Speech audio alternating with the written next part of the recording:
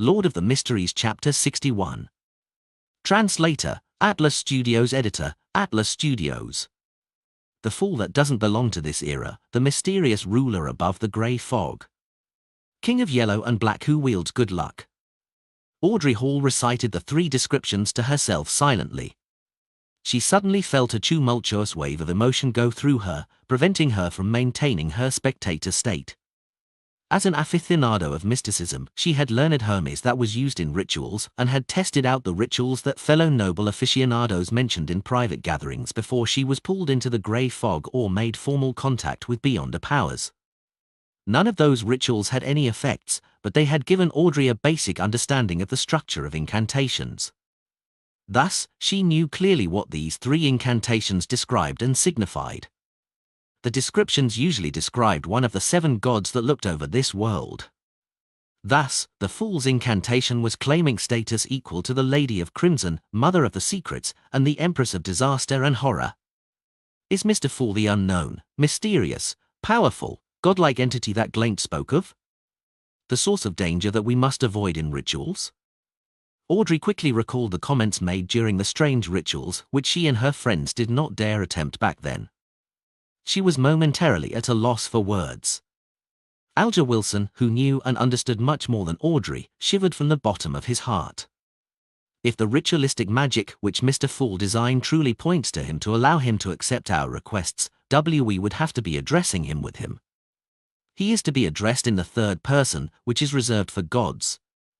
How lucky, how smart I was to act in concert with him and not do anything foolish. Even when I was testing him, I did not step beyond the boundaries of normalcy. Could he perhaps be an ancient, mysterious, horrifying existence, only that he does not appear before us in his true form and name? The primordial Demonas, the hidden sage, or the true creator which many mysterious churches believe in. Alger understood that the fool he was looking at now might not be his true form. He might not even have a gender or be a humanoid creature. Klein propped his forehead up with one hand and tapped on the table with the other hand. He acutely noticed the changes happening to the Hanged Man and Justice. But he acted as though nothing happened, as if everything was within his expectations. He continued without any care. I pray for your help. I pray for your loving grace. I pray for you to give me a good dream.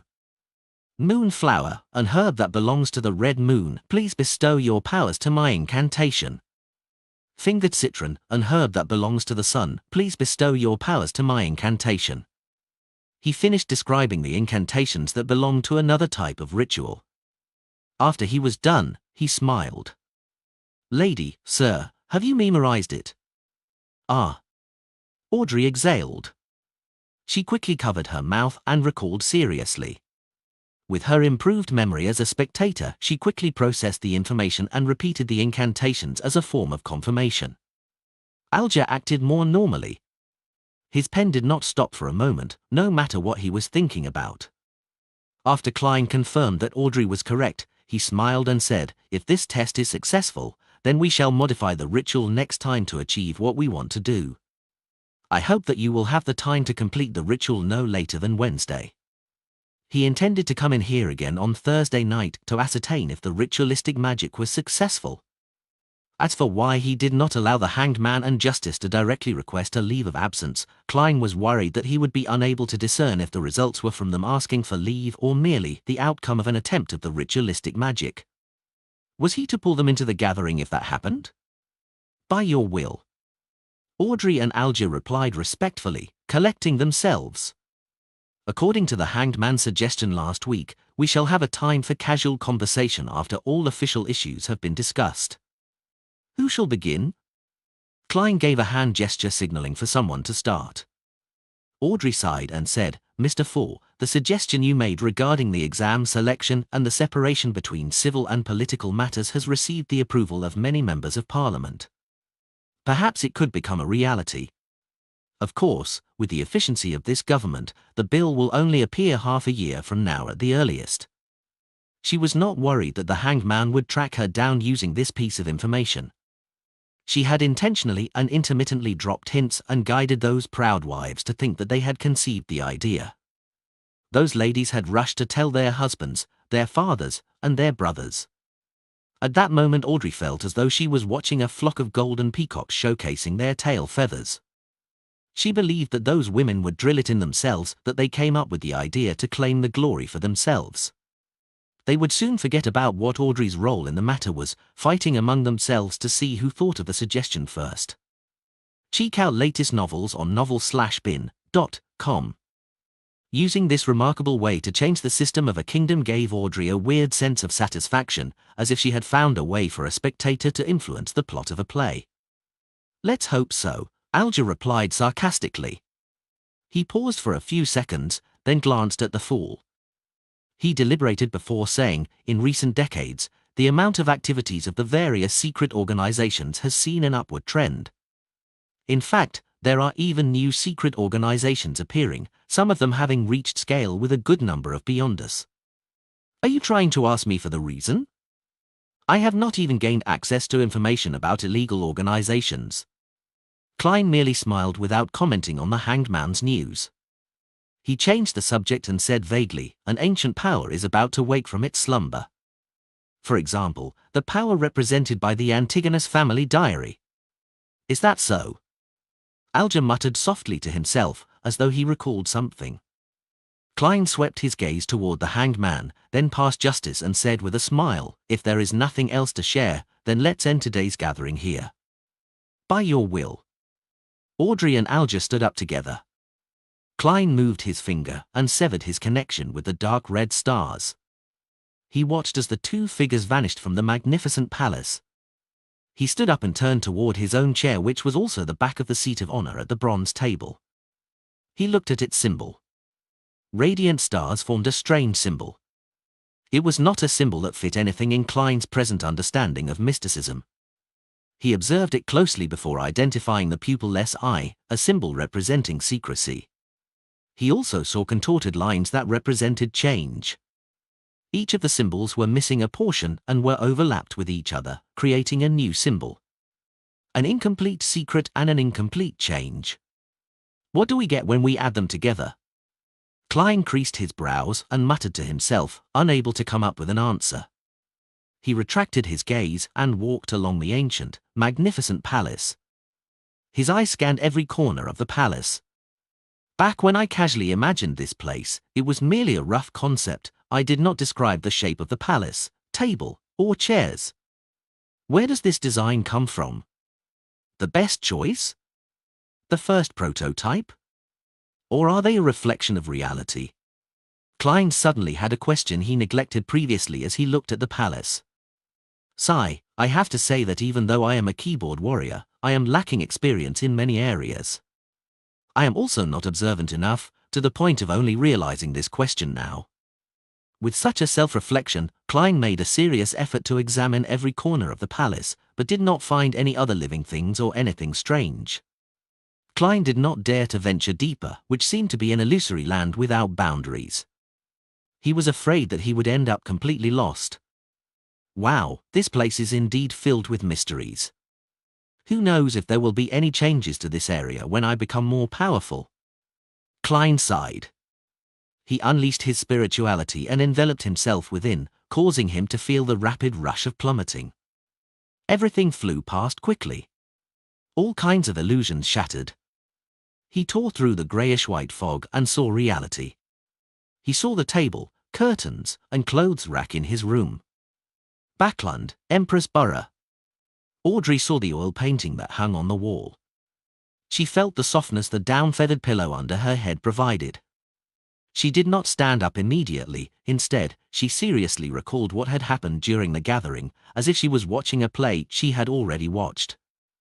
Mr. Fall had a certain confidence in his tone when he told us to try the ritual and gave us the descriptions of the mysterious ruler, the King of Yellow and Black. Confidence. Audrey exhaled as she was analyzing this silently, her body shuddering slightly. Forget it, since I cannot fight it, there's no need to think too much about it. Mr. Fall has always appeared friendly, he should be an entity that has a respect for order. Audrey's mood improved rapidly. She thought about her acting, and the weakening backlash of the potion. She hummed a merry tune and got off her bed. She walked toward the door and adjusted her state of mind, taking on her state as a spectator. As she opened the door of the room, she saw a maid walking past. She saw the old calluses on her hands, the marks on her face, and other similar details. She could deduce many things from these observations. At this point, Audrey had a strange feeling. She quickly turned to look at the shaded corner of the balcony. She saw her golden retriever Susie sitting there, silently observing her, just like how she observed the maid. My goddess! Audrey's lips twitched as she sighed. She wanted so much to hide her face. On the Sonia Sea, in the heavily protected captain's quarters. Alger woke up and noticed that nothing had changed around him. It was as if nothing had happened. He sighed and thought to himself, an ancient existence? Klein, who had exited the ritual, pulled open the curtains. He took out his notebook and began writing once again. He recalled the contents of Emperor Rozel's diary, hoping to reinforce the memory through writing and prevent himself from forgetting it in the future. Klein reread the note several times after he finished writing. Finally, he tore the notes up and incinerated them. I shouldn't forget the most salient points if I do this once a week. But with time and the increasing complexity of my missions. How unfortunate, I do not have better ideas for the time being. I have not learned any cryptography. Klein collected himself and stretched his neck. He planned on heading to the divination club. A seer was defined differently by different people. No one could say that another person's methods were wrong. So, Klein, who did not know which kind of seer fit the requirements of the potion, could only correct it as he experimented to ascertain which one was the best fit. Lord of the Mysteries Chapter 62. Translator, Atlas Studios. Editor, Atlas Studios. Before Klein left home, he took the time to meticulously clean up his suit and top hat with a small brush and a handkerchief. Then, he washed his white shirt, changing into a similar linen shirt along with the only decent cheap coat he had. He then briskly walked out onto the street. First, Melissa's dress. Then, Benson's suit. Only then can I consider a second suit for myself. Money is never enough. Besides, we need to save money to buy porcelain tableware to receive our guests. Plus, I have to save money to buy a variety of materials related to mysticism. Klein sat on the public carriage and took note of the financial status at home. The more he did the math, the more he shook his head. He reckoned he needed at least a year to let himself, his brother, and his sister live as a middle-class family. Of course, that was without taking promotions and pay rises into consideration. The public carriage drove past the streets and stopped opposite to the Divination Club on Howe Street. Klein pressed down on his black top hat and hopped off the carriage. He walked along the familiar street and entered the club located on the second floor. He then saw the beautiful brunette, Angelica. There was a hint of swelled redness to her eyes, but she looked extremely relaxed. Klein raised his hand to tap his glabella lightly and carefully examined her. He found out that the grayness deep in Angelica's emotional colors had greatly dispersed. It had been replaced with sunlight-like whiteness. After taking it in, Klein walked over, took off his hat, and smiled. Madam Angelica, it's a lovely day today, isn't it? Angelica lifted her head and was briefly shocked. She then beamed and said, "You are just like Mr. Vincent's cat. You don't make any sounds while walking, do you? You managed to tell? I forgot that you are a fortune teller skilled in face reading." She paused, then she gently bit her lip before bowing. Thank you. Thank you for your suggestion yesterday. I feel much better.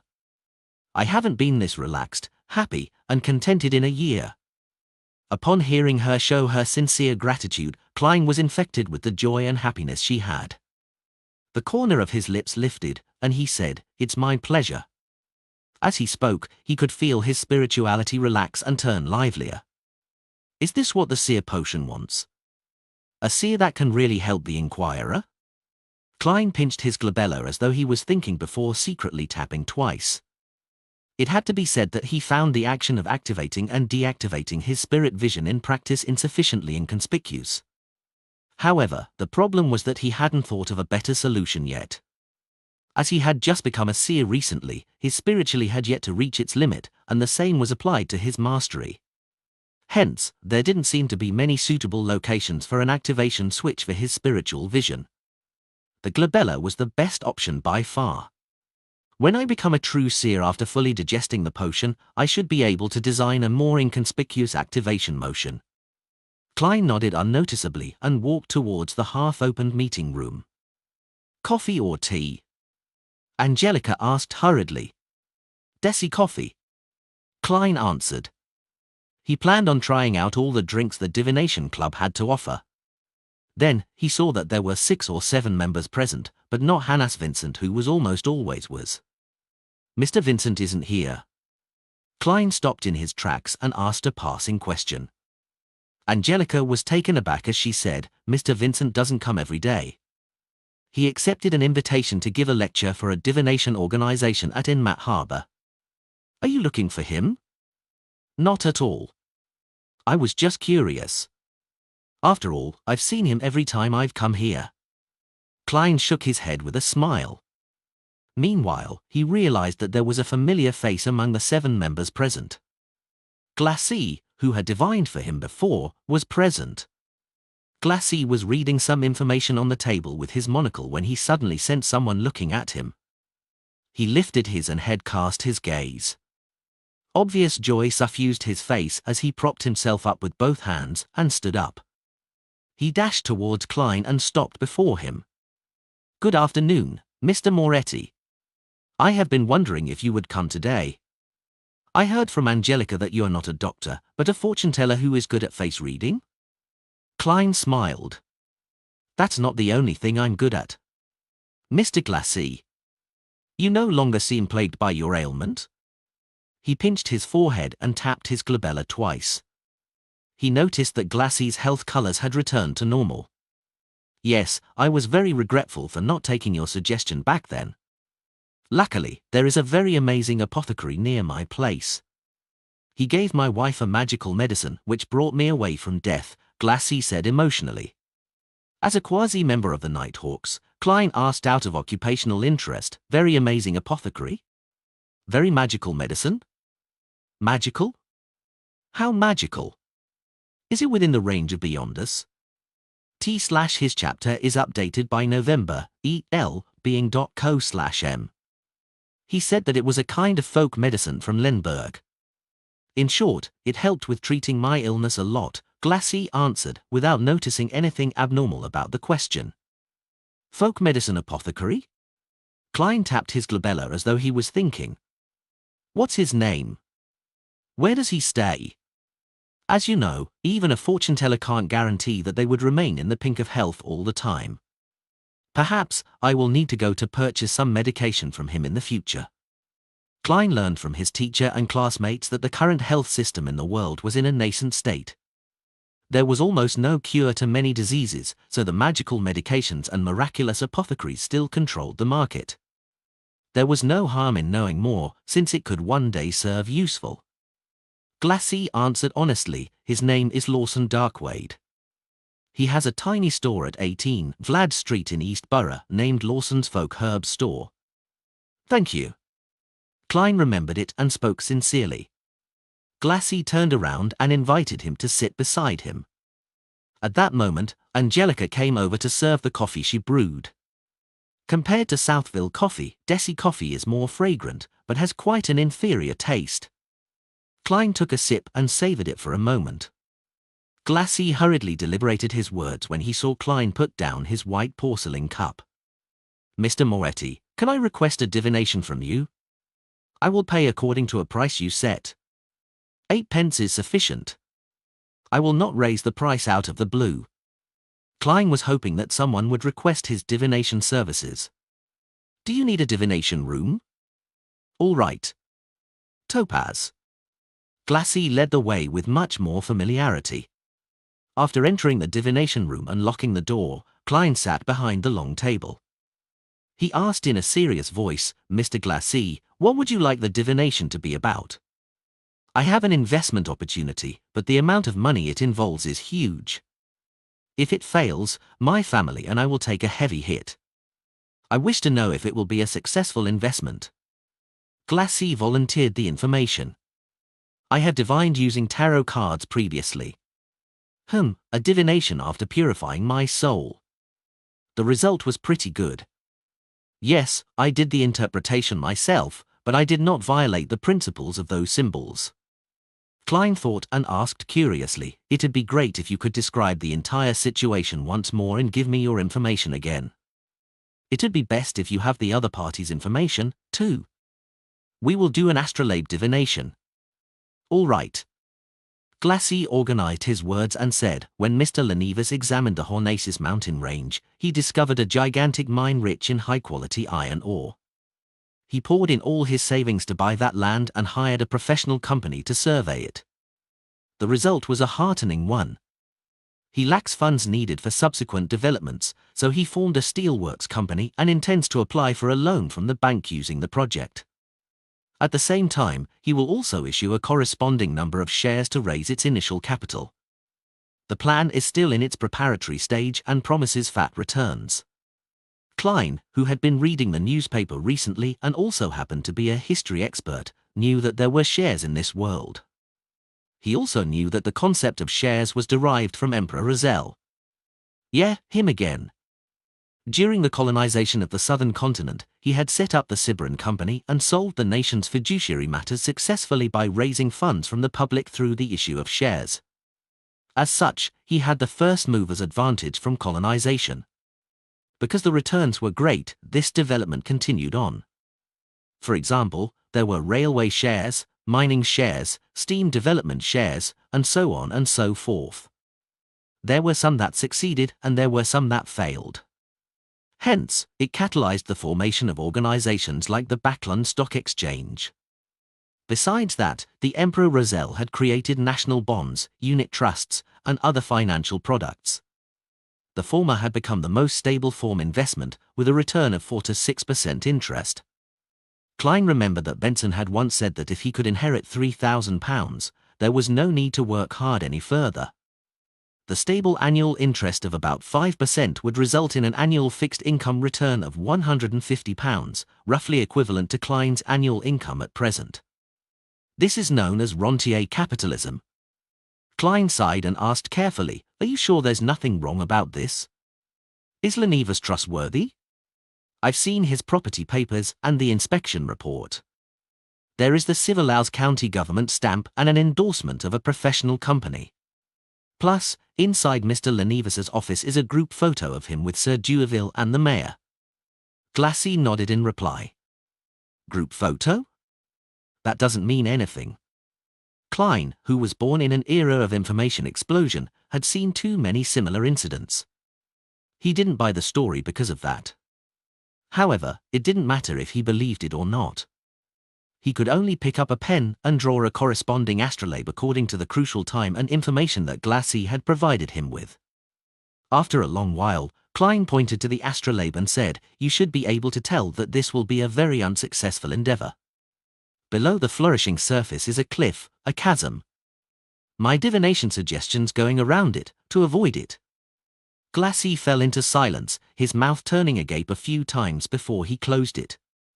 A few minutes later, he said with a rueful smile, "I'll consider it carefully when I'm back." Upon hearing this answer, Klein could only shake his head with a silent sigh. He realized the helplessness of a seer. A seer could only give suggestions and not make the decision for others. Just as the two left the Topaz room, Angelica walked over and said, "Mr. Moretti, someone wishes for your divination." When she said that, she added with a whisper, "He did not ask for my recommendations. Nor did he view the album. Has my reputation spread?" Klein turned towards the reception hall in puzzlement.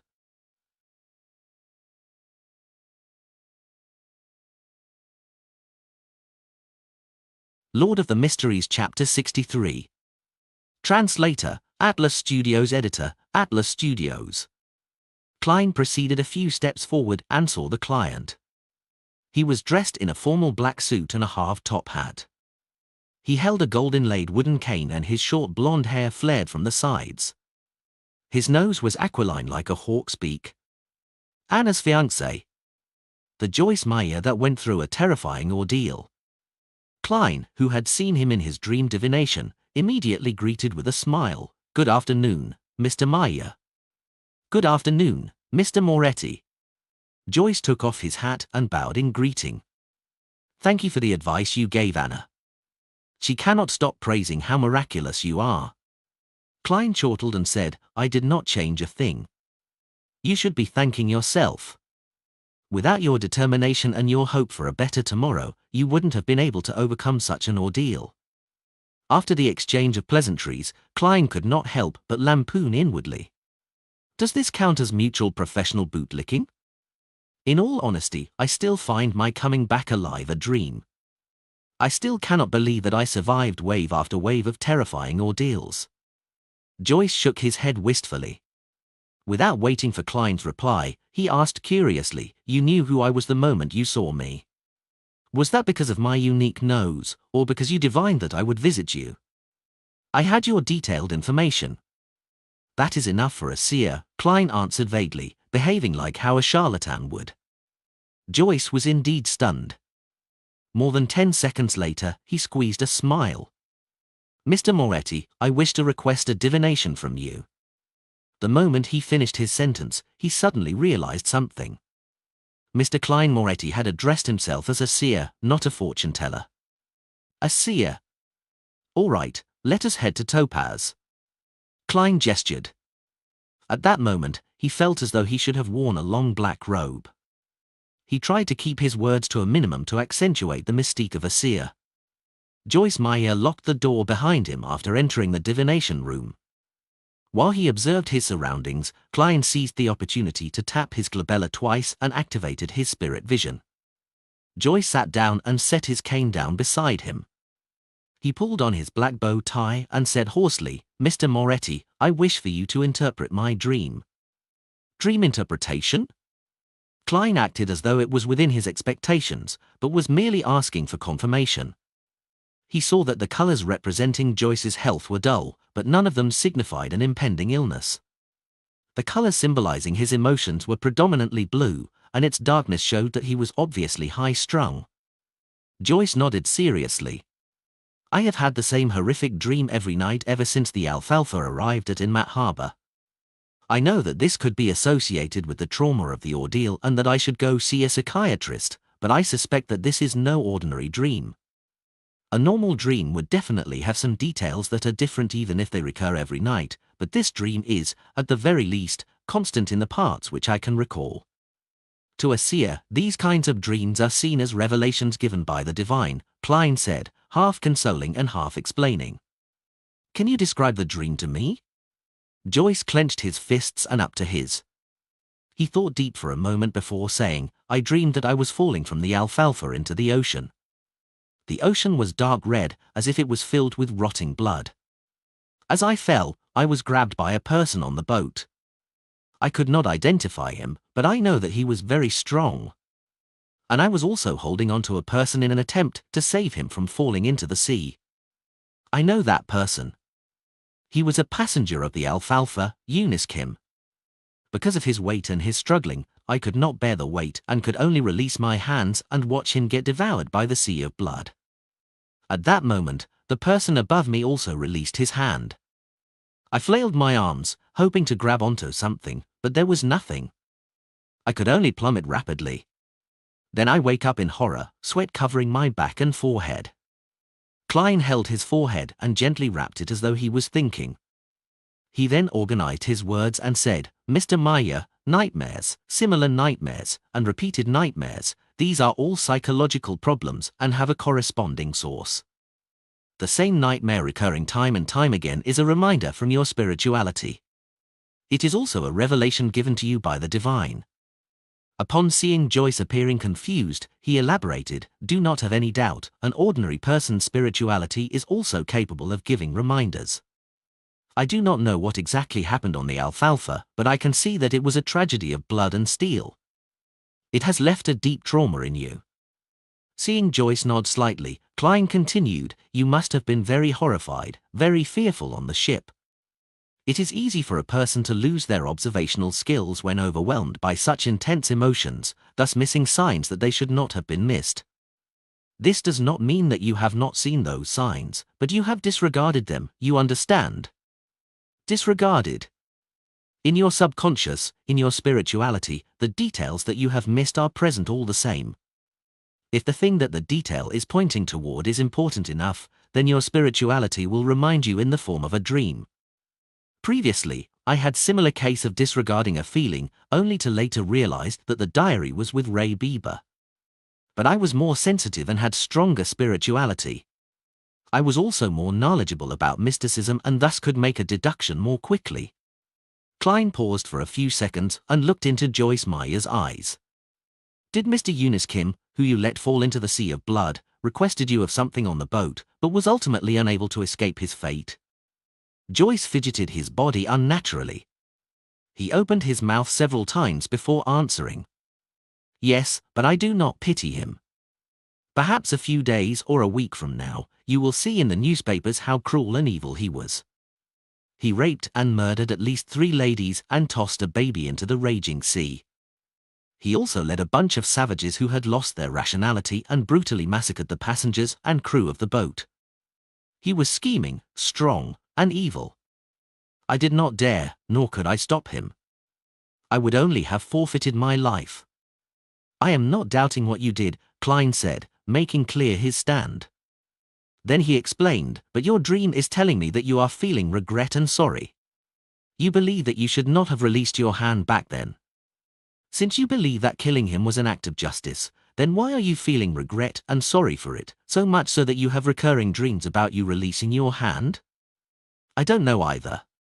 Joyce shook his head, confused. Klein crossed his hands and placed it under his chin. He attempted to analyze the situation. Incorporating what I just described, it seems you have missed certain details. For instance, anything that Eunice Kim mentioned, his contents of his plea, the way he presented himself, etc. I cannot recall the incident for you, so please think about it carefully. There's nothing. All he could say back then was, "Spare me, I surrender." Joyce muttered in puzzlement. Klein did not know exactly what happened, so he could only guide him based on what he understood from the dream. Perhaps you felt that Eunice Kim was more useful alive, that he could prove something or to explain something. Joyce knitted his brows. It was a while before he said, perhaps. I still find the conflict that arose on the Alfalfa happened too suddenly and turned intense too quickly. It was as if the passive evil in everyone's heart just erupted uncontrollably. It was too abnormal, very abnormal. Perhaps I wished to interrogate Eunice Kim why he acted as though he was possessed by the devil in the first place. Klein suddenly had a stroke of inspiration after hearing Joyce's dreamy description. He spoke mysteriously with a tone unique to charlatans. No, that's not the only reason. What? Joyce seemed shocked. Klein crossed his hands and held his chin up. He stared straight into Joyce's eyes and said with a slow, yet forceful tone. Not only did you find the matter abnormal, but you also saw some things that you disregarded. And putting together these things that you disregarded results in a terrifying conclusion. Your spirituality is telling you that there is someone who should be under the highest suspicion. And that person is the one who had grabbed you but ultimately released his hand in the dream. You do not suspect him subconsciously, and thus you are unable to identify him. He is your partner. He once had control over your fate, or maybe even saved you before. Joyce leaned back suddenly, slamming into the back of the chair with a dull thud. His forehead slowly became laced with sweat, his eyes filled with confusion. I see it. Joyce suddenly stood up noisily, causing his chair to wobble and nearly fall. Updated chapters on novelbin.com. Mr. Tries? He used all the energy in him to utter the name. He was a friendly and bashful little boy with a round face. He was the hero that saved the survivors. Klein did not interrupt Joyce's thoughts. He leaned back slightly and waited. Joyce's expression changed several times, finally returning to normal, a normal that had a little paleness. He revealed a rueful smile. I understand now. Thank you for interpreting my dream. Perhaps it is time for me to make a trip to the police station. He took out his leather wallet and fished out a 1 soldi note. I do not think that money can fully represent your worth, and I can only give you the price you asked for. This is for you. Joyce pushed the note toward Klein. I wouldn't have minded if you gave me £10. 1 soldi, you sure are like your fiancé. Klein kept up his mysterious vibe as a charlatan and said nothing, smiling as he pressed on the note. Joyce took a deep breath, wore his hat, and turned to walk toward the door. As he was unlocking the door, he suddenly turned back and said with sincerity, "Thank you, Master Moretti." Master? Klein laughed to himself. He watched as Joyce left the divination room and said silently to himself, "Whatever happened on the Alfalfa seems extraordinary. If only the captain was here. He would be able to understand everything that happened in Joyce Meyer's dreams." Tuesday at dawn. Backlund, Empress Borough. Audrey, who woke up earlier, beckoned her golden retriever Susie over. She said with a serious tone, "Susie, you are also a Beyonder now. We are the same kind, you know. What I mean is that we have to help each other. Guard the door later and don't let anyone disturb me. I have to conduct a ritual." Susie looked at her mistress and shook her tail in exasperation. Lord of the Mysteries Chapter 64. Translator, Atlas Studios. Editor, Atlas Studios. After instructing her golden retriever, Susie, Audrey paced around, seemingly worried. She too was uncertain if the ritualistic magic would result in anything odd. "Let's do this." Her eyes turned calm as she used her state as a bystander to view the imagined process. Soon, she came to a new arrangement. Audrey unlocked the door to her bedroom and said to Susie, "Susie, sit here. If Annie and the rest try to barge their way in, immediately go to the bathroom to inform me." In order to prevent any accidents, her personal maidservant had the key to unlock her door. Susie looked at her enigmatically and wagged her tail thrice. "Very good. I will let you choose anything you want for lunch today." Audrey pumped her fist gently. After exhorting Susie, she entered the bathroom. The square bathtub was 3 to 4 meters on each side. There was clear water rippling gently in it with steam emitting from it. It was quite a dreamy sight. Audrey tidied up a rectangular table with many bottles placed on it. Then, she went back out and moved candles, sacrificial items, and a white robe over. Immediately after that, she closed the bathroom door. With everything done, Audrey heaved a sigh of relief and picked up a translucent light blue bottle beside the 4 candles. The cylindrical bottle shimmered dreamily under the light. In it was the essence oils she had distilled from a mixture yesterday. As an aficionado of mysticism, she had no lack of research regarding such items. She had many different kinds of pure dew, flower essence, perfume, essential oils, and incense that she brewed herself at home. As such, she had already finished the initial preparations according to the fool's instructions. Moon flowers, gold mint, slumber flowers, fingered citron, and rock rose. What an odd concoction. Audrey mumbled softly. Oh, one has to cleanse one's body and calm their mind before engaging in ritualistic magic. This is a form of reverence to the divinu, to the target. As she went through the entire process in her head, she placed the ritual's essential oil beside her bathtub. She reached out and began disrobing what she wore at home. Pieces of her silk clothing fell into the laundry basket one after another. Audrey coiled up her hair into a bun and tested the water's temperature with her hand. Then, she carefully stepped into the bathtub, allowing her body to slowly sink into the water's warm embrace. Phew! She exhaled comfortably, finding herself warm all over. She felt abnormally relaxed. I don't even want to move a single finger. Audrey forcefully pumped herself out as she grabbed the translucent light blue bottle beside her and dripped a few drops into the water. A waft of fragrance dispersed, filling the silence with a refreshing smell. Audrey breathed in a few times and nodded in satisfaction. Not bad. It smells really good. How relaxing. How comfortable. I don't want to move at all. All I wish is to lie here in silence. Silence, in silence, silence. After losing her sense of time, Audrey suddenly heard barking. She opened her eyes in shock, looking to her sides in a daze. She had no idea when Susie had opened the door and entered. She was squatting outside the bathtub, looking at her with an exasperated look. As she rubbed the corners of her eyes, Audrey felt that the water had cooled down quite significantly. I fell asleep? She subconsciously asked herself. Susie looked at her without barking or wagging her tail. Ha ha, the effects of that bottle of Ritual essential oil sure is great. Yeah, really great.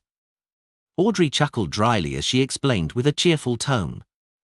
She stood up, retrieved a towel, and as she wrapped and wiped her body, said to the golden retriever beside her, Susie, continue keeping watch.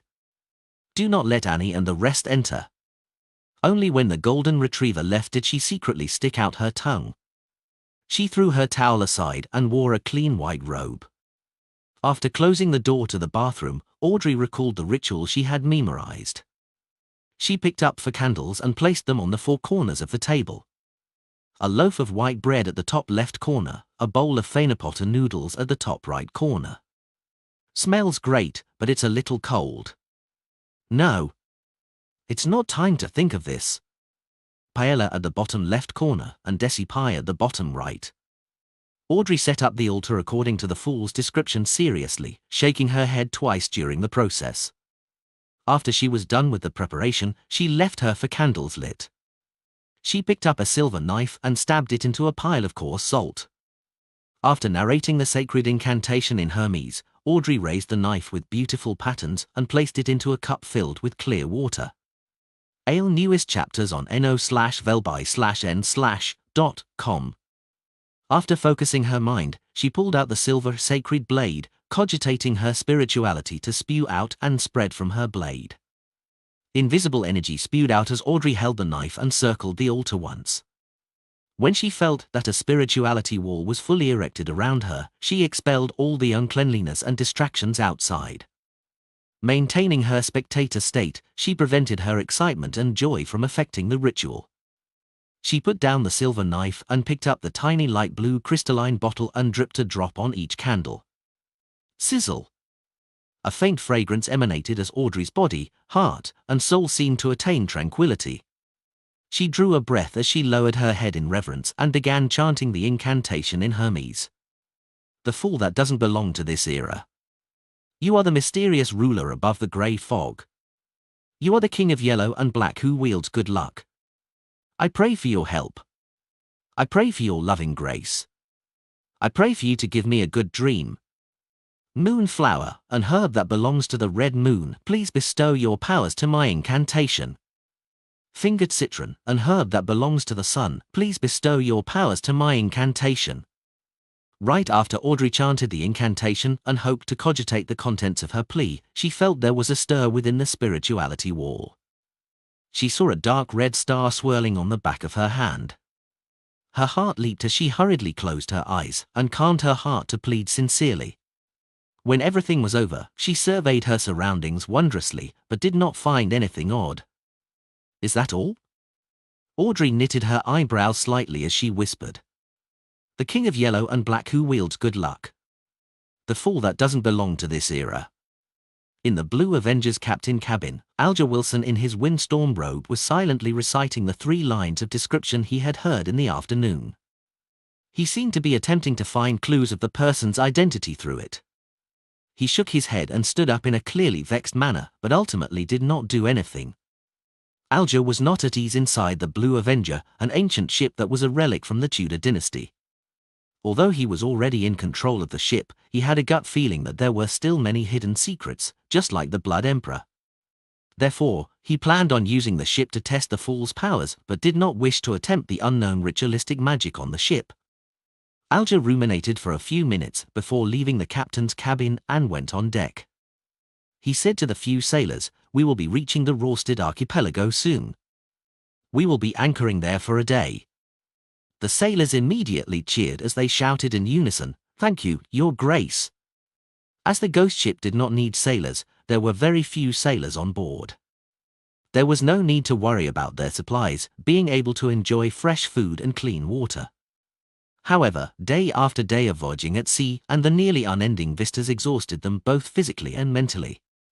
It felt like they were always repressed and tolerating something until they lost control. As for the Rorsted Archipelago, it was a famous colony on the Sonia Sea. Their business was booming, and they had all kinds of industries. I simply can't wait.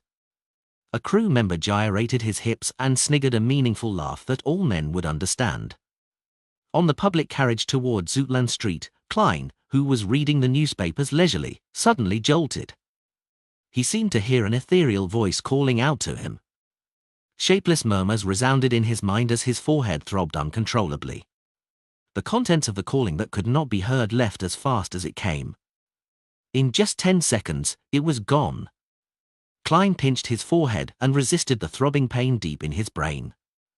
Is this the murmurings of unknown existences that old Neil mentioned? A result of having enhanced spiritual perception? Thoughts flashed through Klein's mind as he suddenly saw 4 black dots appear on the back of his right hand.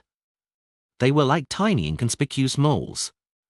The 4 black dots that stemmed from the luck enhancement ritual quickly sank, dimmed, and vanished. Klein looked at it in surprise and had an additional guess about what had just happened. Justice or the hanged man has attempted the ritualistic magic I gave them. Was my train of thought right? Those 3 descriptions have precisely pointed towards me through the mysterious space above the grey fog. But I'm far from powerful enough. I can't hear the contents of their requests. I wonder if the information is stored above the grey fog. Yes, I should confirm it by entering tonight. Klein felt a little perturbed and agitated.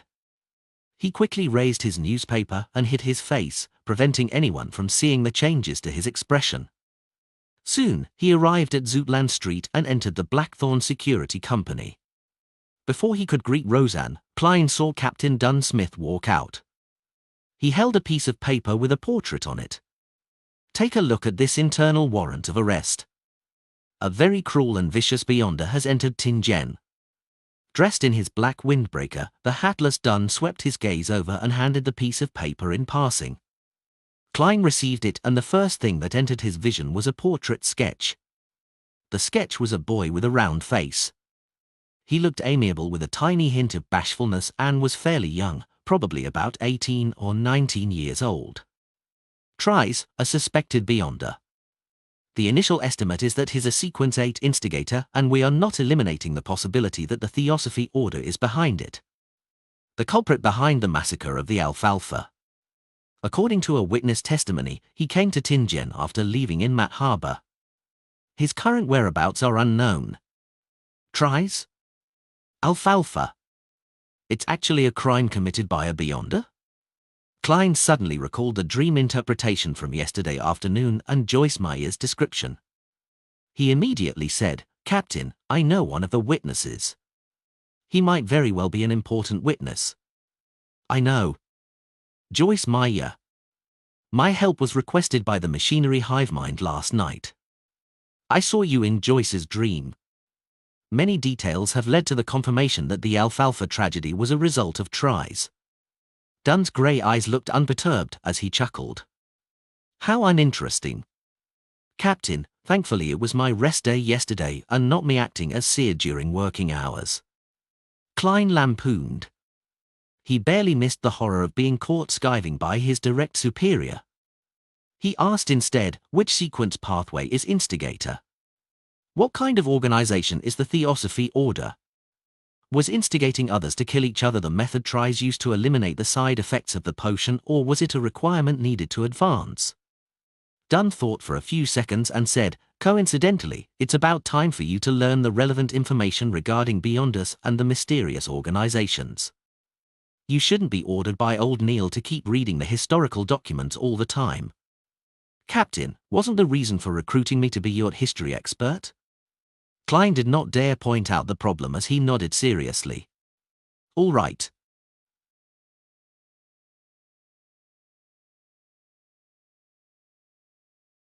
Lord of the Mysteries Chapter 65. Translator, Atlas Studios editor, Atlas Studios. With a document signed by Dunn, Klein went underground and turned into the armory.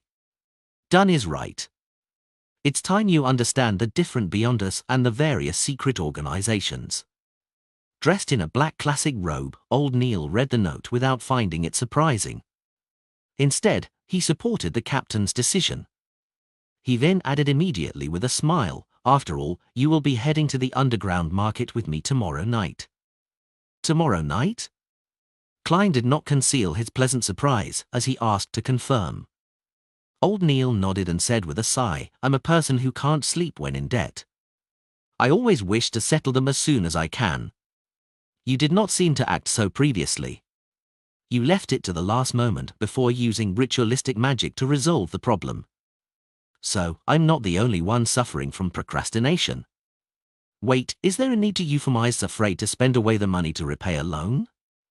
Klein did not expose old Neil and instead urged, "Mr. Neil, I'll be troubling you to retrieve the corresponding information from Channy's Gate." There were mostly archaeological and historical documents in the armory. There were documents involving beyond us and mysterious organizations, but few in number. Furthermore, they were mostly basic knowledge. Old Neil slowly took a sip from his hand-ground coffee and smacked his lips. He then walked out the army with the signed and stamped document. Klein watched the place on his behalf. About 10 minutes later, old Neil returned with a huge stack of documents. "They can only be read in here. They are not to be taken out," he warned as he placed the information on the desk. "All right." Klein gave a firm nod. He extended his hands and quickly flipped through the pages and did a general read-through. His chapter is updated by November, EL being .co/m. Very detailed. As expected of the Nighthawks' internal documents. As expected of a church with 4,000 years history or even more.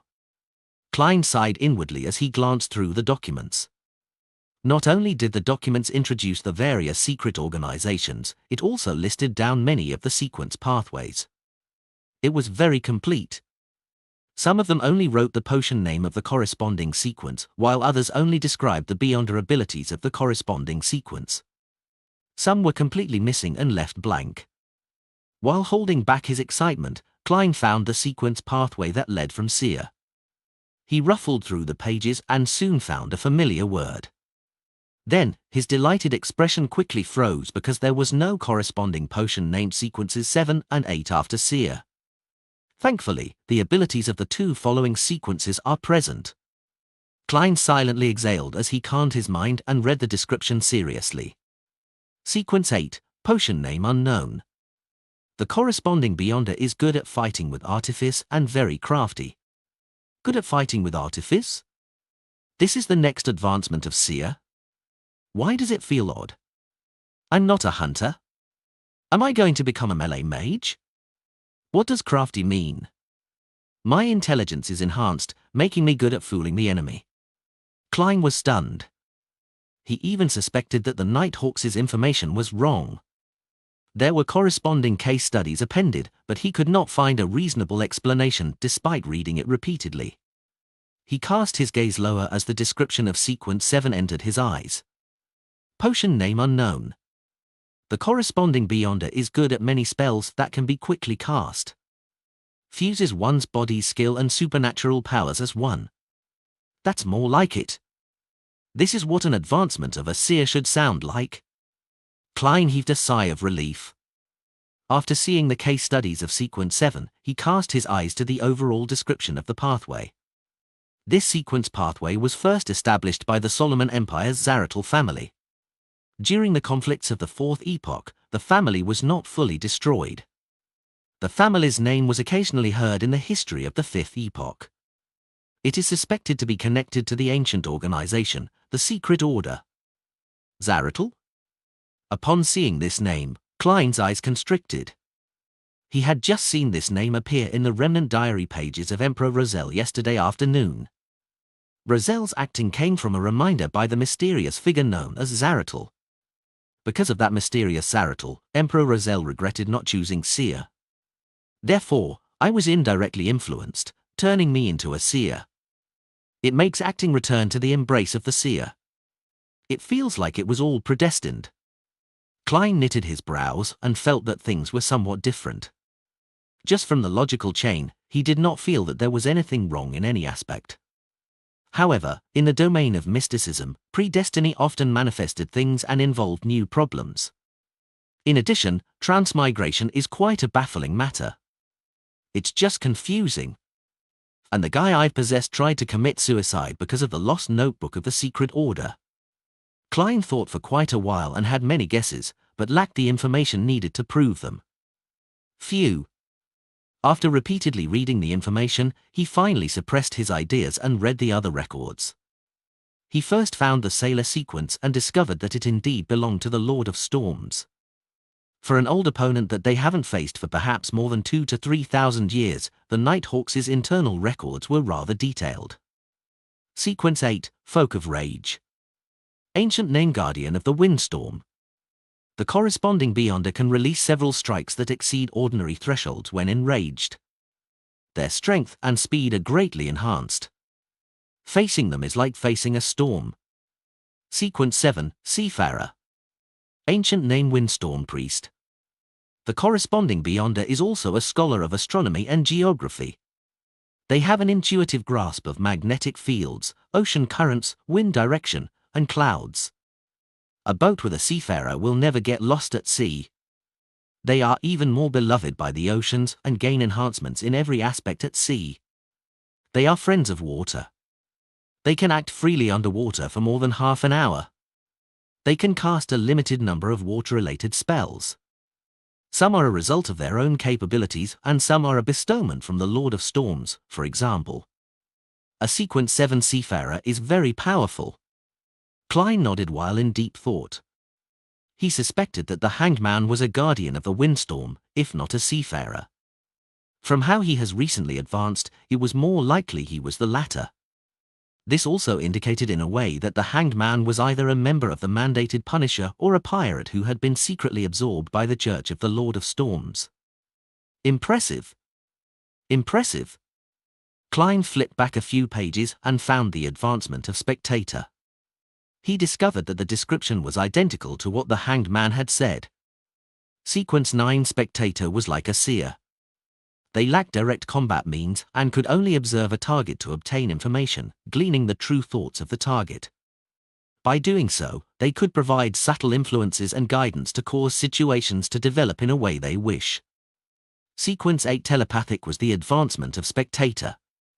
Their observation was not only limited to superficial details, but deeper into one's aura, ether body, or other mysterious domains. The combination of the two allowed a telepathic to precisely understand a person's thoughts as though they could read their minds. In front of them, it was difficult to have any secrets.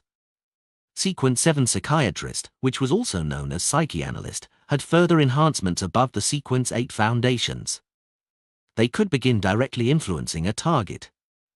For instance, they could treat a target's maniacal problems or alternatively, cause them to turn maniacal and lose their reason.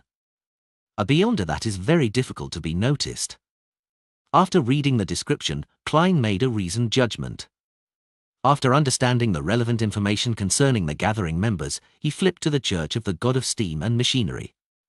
This was because Emperor Roselle had chosen their Savant sequence. Sequence 9, Savant. The corresponding Beyonder believes that knowledge is power. They have a rough understanding of the supernatural, but are more knowledgeable about aqua regia, nitroglycerine, and complicated bolts and gears. They seem to know everything. It is no wonder that the Emperor Roselle said that this potion suited him perfectly, allowing for him to press his advantage to the fullest. Klein understood completely as he shifted his eyes down.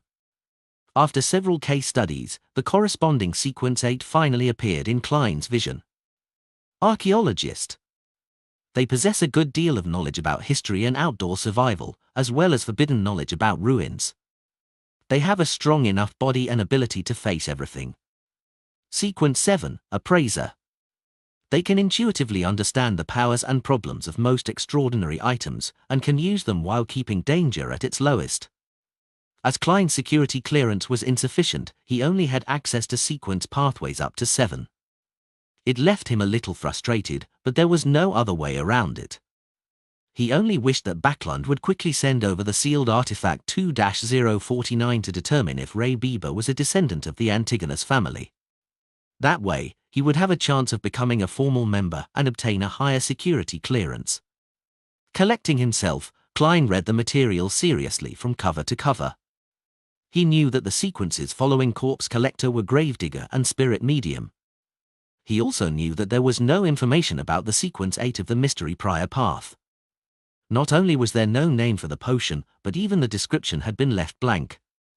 There was a name for sequence 7 at that path, Warlock. Sounds impressive. Klein slowly flipped the page and saw Apprentice and Marauder, which Emperor Rozelle had lingering thoughts for. Their records only reached sequence 8 and nothing more. Sequence 9, Apprentice. Their abilities are rather strange. It can only be confirmed that this is the originating pathway of a mage. They are rarely trapped and very difficult to be stopped. They often are able to escape and pass through obstacles every time. Sequence 8, Trickmaster. They wield all kinds of strange but impotent spells. Sequence 9, Marauder. Difficult to separate these Beyonders from ordinary bandits or thieves. Perhaps the means available to them are more impressive, but their goal of stealing riches is not for enjoyment or survival. It's more like answering a calling. Sequence 8, Sequencers. We have also discovered traces of Beyonders in fraud investigations. They gain enjoyment from swindling. Gain enjoyment from swindling. This is acting in a different form, isn't it? If I had the choice, I might have chosen Apprentice. Klein silently said to himself. Suddenly, he discovered the corresponding sequence potion of the culprit of the Alfalfa tragedy, Tries Instigator.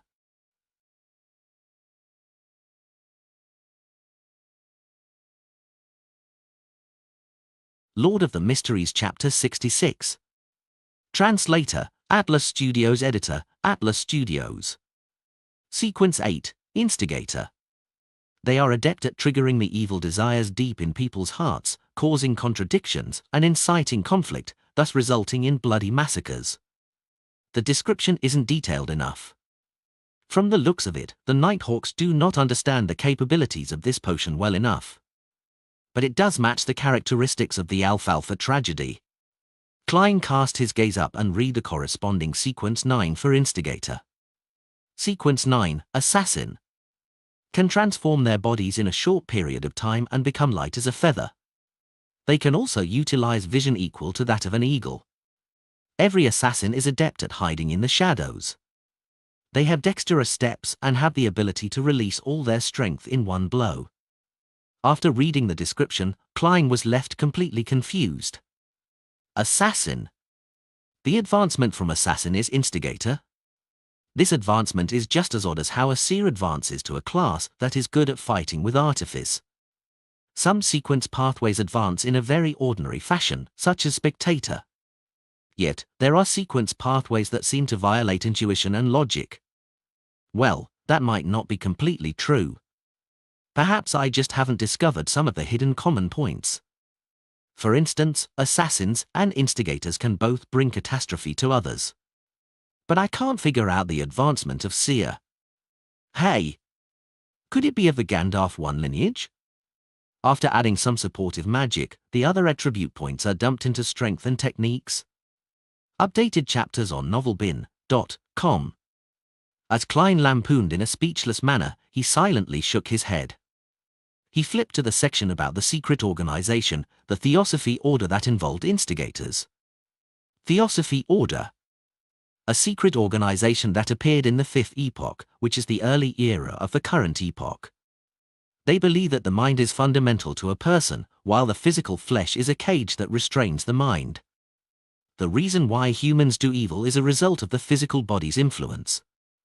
One has to use their spirituality to obtain knowledge, allowing the mind to gradually extricate from the body. Then, through the trials of the stars, they will eventually be separated from the material world, returning to the purest and truest self, obtaining eternal redemption. Therefore, many extremist members of the Theosophy Order will make destroying the bodies of others their goal, which has led to many bloody massacres. It is obvious that they possess two sequence pathways. The first is the more common apprentice and trickmaster potions among their members. The other sequence, comprised of assassin and instigator, rarely appear. There is currently no evidence that indicates that the Theosophy Order possesses sequence 7 or higher potions. It is unknown how the Theosophy Order established itself. Their possible origins can only be analyzed using the two sequence pathways. Firstly, the apprentice and trickmaster sequences easily remind people of the Abraham family of the trickmaster dynasty in the 4th epoch. The Tamara family, tied to the Abraham family through marriage for extended periods of time, cannot be eliminated as well.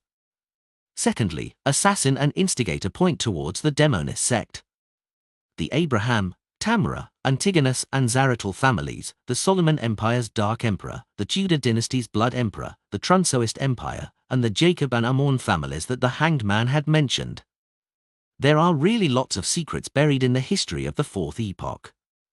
There might be a lot of facts too. Klein was astounded from what he read. He had a deep appreciation for how the history of the 4th epoch was clouded in fog.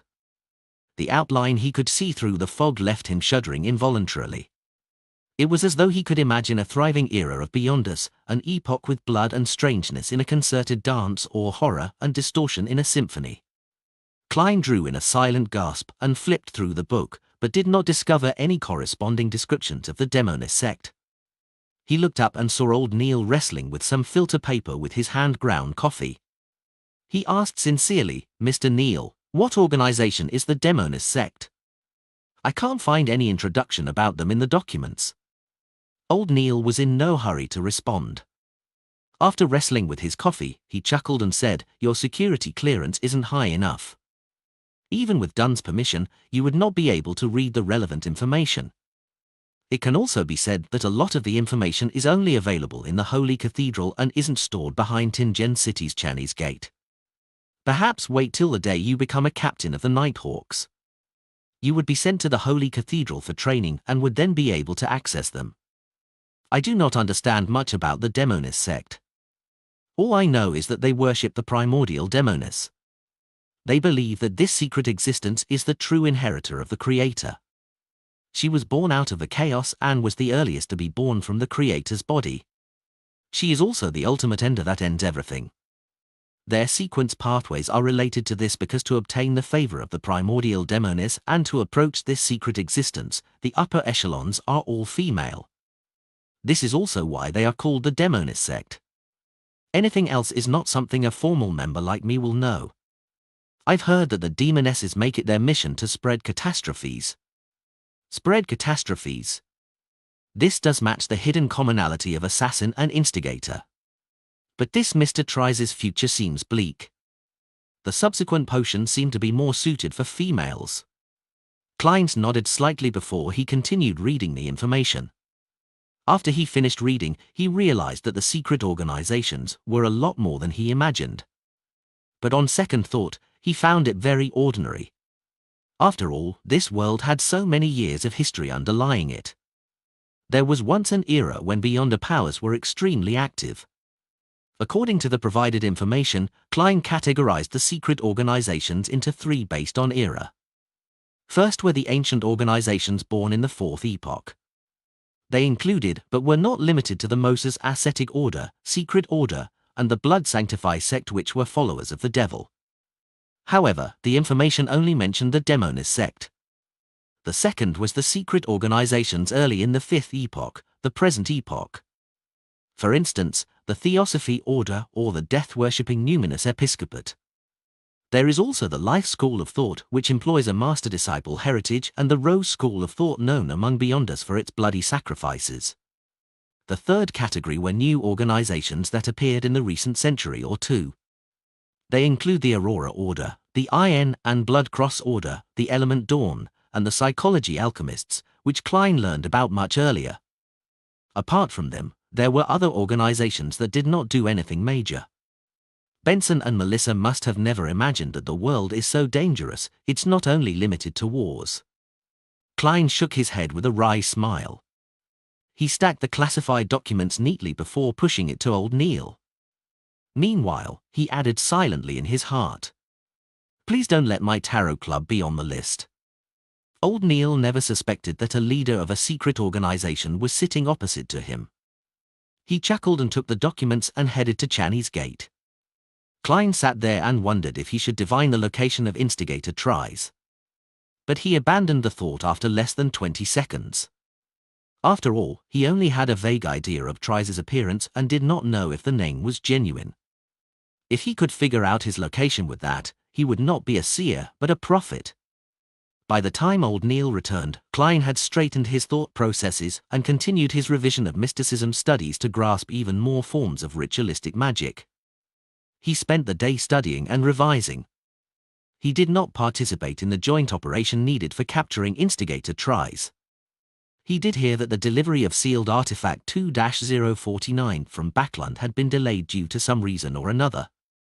The actual time of arrival was still pending. As he had earned nearly 2 soli from yesterday's divination, Klein spent 10 pence to buy a 2-litre barrel of Inmat beer for Benson on the way home. He also bought some lemon cakes fresh out of the oven for Melissa. Klein, I know you care for us deeply, but there's no need. There's no need to keep spending money on such matters, said Benson after he saw the tiny barrel of beer and deliberating over his words. Melissa stood beside him and nodded slightly. This is probably how our consumerist habits differ. Klein sighed in amusement. Benson, Melissa, don't worry. This was bought with my additional reimbursement. Yeah, I earn an additional 2 to 4 soli every week. I can't tell them that these are the earnings I got from doing divinations for others, right? He added inwardly. That job of yours is much better than I imagined. Benson was taken aback as he made an objective assessment. That's right. I even learned divination from it. Klein mused silently before turning toward the kitchen. Under the combined efforts of the trio of siblings, a sumptuous dinner was ready for eating. After having their fill, Klein, Benson, and Melissa lay slumped in the living hall. It took them quite a while before they got up to clean up, chat, and study. When Benson and Melissa fall asleep, I'll head above the grey fog to see the effects of the ritual. As Klein revised his history textbooks, he shot a glance at his siblings. West Borough. Iron Cross Street, Lower Street. A 3-storied apartment was immersed in darkness. There were no street lamps or any additional light. Suddenly, a figure leaped out of a window from the 3rd floor. It landed gently on the ground like a feather without causing so much as a stir. His body crouched and suddenly vanished as though he had blended into the shadows. All that could be seen was the outline of his body. As he traveled quickly, the figure arrived at the harbor. He headed for a corner devoid of anything except for a pile of goods. He seriously observed for a moment, circling the area twice before leaving the darkness and entering the corner. One could see his round and amiable face. He was instigator Tries, who had single-handedly caused the tragedy of the alfalfa. How does it feel? A mysterious figure wearing a black hooded robe walked out of the shadows. The hoarse voice obviously belonged to a woman. Tries revealed a friendly and satisfied smile. Feels great. It was a scene I dreamed and yearned for. I think I have appropriately completed the mission and have taken the necessary preparations for the advancement. The black-robed woman nodded indiscernibly and said, very well. According to the promise, I'll hand you the sequence 7 formula and the 3 main ingredients. You will have to gather the rest by yourself. No problem. Tries answered, seemingly prepared. The mysterious woman raised her hand and handed a book-like object to Tries. The book had an ancient and mottled bronze exterior cover with a strange star-shaped lock on its side. Tries knew that inside the book was the formula and ingredients. He instantly became thrilled. He tried hard to compose himself as he looked curiously at the potion's name on the bronze outer cover. Witch! Tries exclaimed. He found it unbelievable that the word written in ancient Hermes was witch. Witch? I'll advance to become a witch? What a joke! The mysterious woman covered her mouth and let out a chortle. It took her quite some time before she answered, weren't you always curious? Curious about why our upper echelons are all female? That is the answer.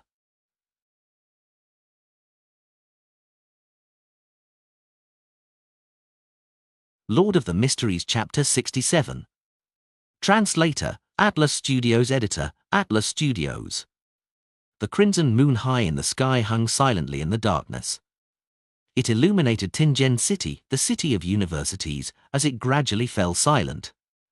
Klein stood in front of his desk and looked through his oriel windows to see the empty Daffodil Street. He heard the sound of carriages quickly galloping far away without causing a din. He picked up his vine-leaf patterned silver pocket watch and snapped it open. He took a glance at it and drew the curtains, making the yellowish lights of the gas lamp reflect back into the bedroom. Klein turned around at an adequate speed, locked his room, and switched off the gas valve. The room was immediately covered in darkness. Only a sliver of red moonlight penetrated the curtains. It gave rise to an atmosphere perfect for many late-night folk tales. Klein took out the silver knife he had applied for. He imagined the spherical light and entered a half-cogitation state. He focused his mind according to his previous practice, allowing his spirituality to spew out from the tip of his blade. Then, he allowed their motion to miraculously fuse with his surroundings, sealing off the room. He was doing it to prevent any abnormal stirrings that could wake Benson and Melissa. Following that, Klein put down the knife and walked for steps in a counterclockwise manner. Every step was accompanied by the incantation from Earth. The unchanging roars and murmurs inundated him. With the same mania and pain inflicted on him, he did his best to control himself and withstood the most grueling and dangerous stage in his half-conscious state. The greyish-white fog was endless. The dark red stars were at varying distances from him. The towering divine palace stood erect like a dead giant. Nothing seemed to have changed. The silence and antiquity that had accumulated over thousands of years swarmed him. No, there is a change, Klein silently muttered to himself. His gaze locked onto a dark red star near him. That was the star symbolizing justice. The star's deep redness began to pulse. It did so with average amplitude, but did not stop. Klein carefully spread out his spirituality towards the deep redness. The moment the two made contact, he felt a hum in his head. He saw a blurry and distorted scene and heard the illusory but stacked voice of prayers. The fool that doesn't belong to this era. You are the mysterious ruler above the grey fog. You are the king of yellow and black who wields good luck. I pray for your help. I pray for your loving grace. I pray for you to give me a good dream. I pray for you to give me a good dream. I pray for you to give me a good dream. The female voice resounded constantly in an intermittent fashion. Klein's psyche turned more irritable and chaotic. It was akin to listening to someone upstairs pounding on the floor when he had just fallen asleep. He repressed his emotions and used cogitation to calm the urge. He carefully discerned the blurry scene that appeared before him. It was a girl dressed in white robes. She had a head of beautiful golden hair. She was standing before flickering flames, her head lowered as she kept chanting. From the distorted image, Klein barely recognized her to be Miss Justice. At this point, he confirmed that the ritual incantation he had created could precisely point towards the grey fog, towards him. This gave him a huge sense of achievement, going from nothing to having something. I won't praise myself for being awesome. Klein's mood turned for the better. He felt that the pleading voice that echoed in his ears like a buzzing fly was now acceptable. With a thought, he attempted to create a response in his mind, transferring it through the intricate connection to the dark red star. I'm aware. The grey layer emanated before him. A distorted and blurry figure stood in the deepest depths. The spot where his eyes ought to be swirled with deep redness as his voice resounded repeatedly in the vast and empty world. I'm aware. I'm aware. I'm aware. Audrey Hall was jolted awake suddenly. She sat up with her blanket wrapped around her as her mind was fully occupied with the scenes she saw in her dream. She knew very well that she had dreamed of the fool, the mysterious being that lived above the fog. Is this a response to my morning prayers? Audrey, who quickly entered her spectator state, calmed down and analyzed. Although she did not understand why the fool did not respond on the spot and only did so at night, she was still shocked that the ritualistic magic was effective with the few lines of incantation. In the past, she had prayed to the Evernight goddess, but had never received any response. Even if Mr. Fool was not a god, he is likely not far from being one. Audrey slowly inhaled before slowly exhaling. Since he was a powerful existence that she had no means of resisting, she quickly threw aside her worries. She began considering what to do next. First, I have to completely digest the spectator potion. My acting is still pretty good. Second, I have to seek out the psychology alchemists. Third, I should try to obtain the telepathist potion formula from Mr. Fool or clues regarding the psychology alchemists elsewhere. However, every godlike existence should have a complete sequence pathway that belongs to them. They might not know the formulas of other sequence pathways. A new Beyonder organization like the psychology alchemists might not be able to garner Mr. Fool's attention. With the connection severed, Klein sat at the bronze table seat of honor in a rather good mood. He was completely covered in grey fog. He leaned back and clenched his fist to cover his mouth. He recalled and analyzed the process. At that moment, he was the only living being in the world of the grey fog. Apart from that, there was absolute silence. It seems I can only pass information over and am unable to use the powers in here. From the looks of it, my idea of manipulation would not work. Klein kept prodding his mouth as he silently made a conclusion. He had originally planned on attempting to bind his body with the world of the grey fog in the same manner if the incantation and ritual proved effective. As such, he could then leverage all the power of this mysterious space. If that happened, he could pray to himself, and through such a manipulative manner, he could go around the limitations, the mysteries, and the danger, allowing him to fully use the grey fog world. For example, he could first conduct a ritual and pray to himself for spells. Following that, he could come above the grey fog and answer his own request and bestow it. From the looks of it, I was being too idealistic. My understanding and control of the grey fog world has not reached that level. Klein shook his head in a self-deprecating manner and planned on leaving. At that moment, he saw the dark red star that represented the Hanged Man begin to pulse. He heard an ethereal and formless voice spread out. I coincidentally chanced upon the Hanged Man's ritual. Klein nodded in thought. He sat at the seat of honor of the long bronze table and extended his hand to tap on the star. His spirituality spread as it touched the pulsing deep redness. He heard the Hanged Man's heavy and repeated prayers along with a blurry scene. The Hanged Man was draped in a pure black robe in the scene. He stood in front of 4 plumes of fire. The surrounding spirituality had formed a wall, isolating him from any external influence. Klein did not immediately respond. All he did was watch and listen silently. You are the king of yellow and black who wields good luck. I pray for your help. After the Hanged Man finished his prayer, he waited for a while. Seeing that there was no response, he began dismantling the spirituality wall, extinguished the candles, and tidied up the altar. Finally, he swiped his extended hand as aqueous light spread out, making the altar table look brand new. Water-based spell. The bestowment of the storm. The Hanged Man is indeed at least a seafarer. Klein nodded slightly. Before the scene vanished, he responded via the method he imagined, transmitting it through the blob of dark redness. Alger Wilson was situated in the Rorsted archipelago city of Generosity. He had not gone with the sailors to the famous Red Cabaret. Instead, he stayed inside the hotel and sealed the door and windows shut to attempt the ritual the Fool had described. After familiarly finishing the prayer, Alger waited patiently for a moment, but did not receive any response. It seems this attempt isn't too successful. Mr. Fool needs to change methods. He was both overjoyed, but also a little disappointed. After everything was done, Alger planned on going downstairs for a bottle of Langsky-proof alcohol that could aid a folk of rage to unleash his powers. Mandated punishers of the Lord of Storms were rather fond of this sort of beverage. Pulling open the door, Alger was about to walk out when his vision blurred. He saw grey fog billow in the corridor and a hazy human figure sitting in the deepest depths of the fog, as if on a high throne. I'm aware. The familiar deep voice reverberated around Alger's ears, causing him to freeze where he stood as his head slightly throbbed in pain.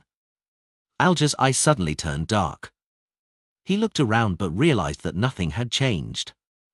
There was still the same squeaky floorboard, the same aged wall candlestands, and the same unclean corridor.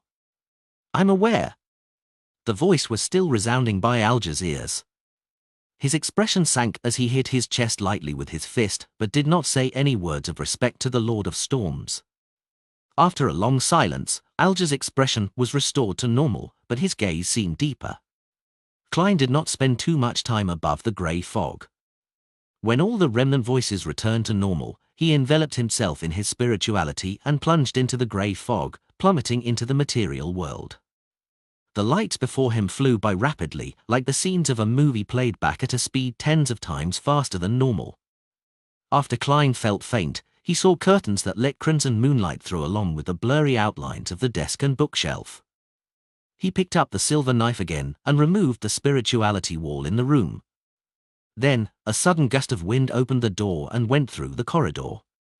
He was completely relieved when he saw that there were no stirrings from Benson's or Melissa's room.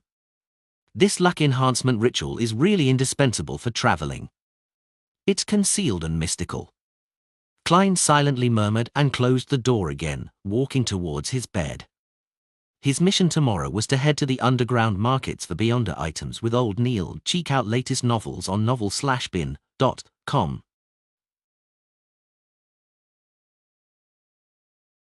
Lord of the Mysteries Chapter 68. Translator, Atlas Studios. Editor, Atlas Studios. At dusk, the setting sun cast long shadows of the carriages and horses. Having informed Benson and Melissa that he was having dinner at the Blackthorn Security Company, Klein headed to the harbour with old Neil on a public carriage. He was dressed in cheap formal attire, afraid that conflict might break out in such a complicated location if he damaged his tuxedo, which he took painstaking care of. He would probably cry his heart out.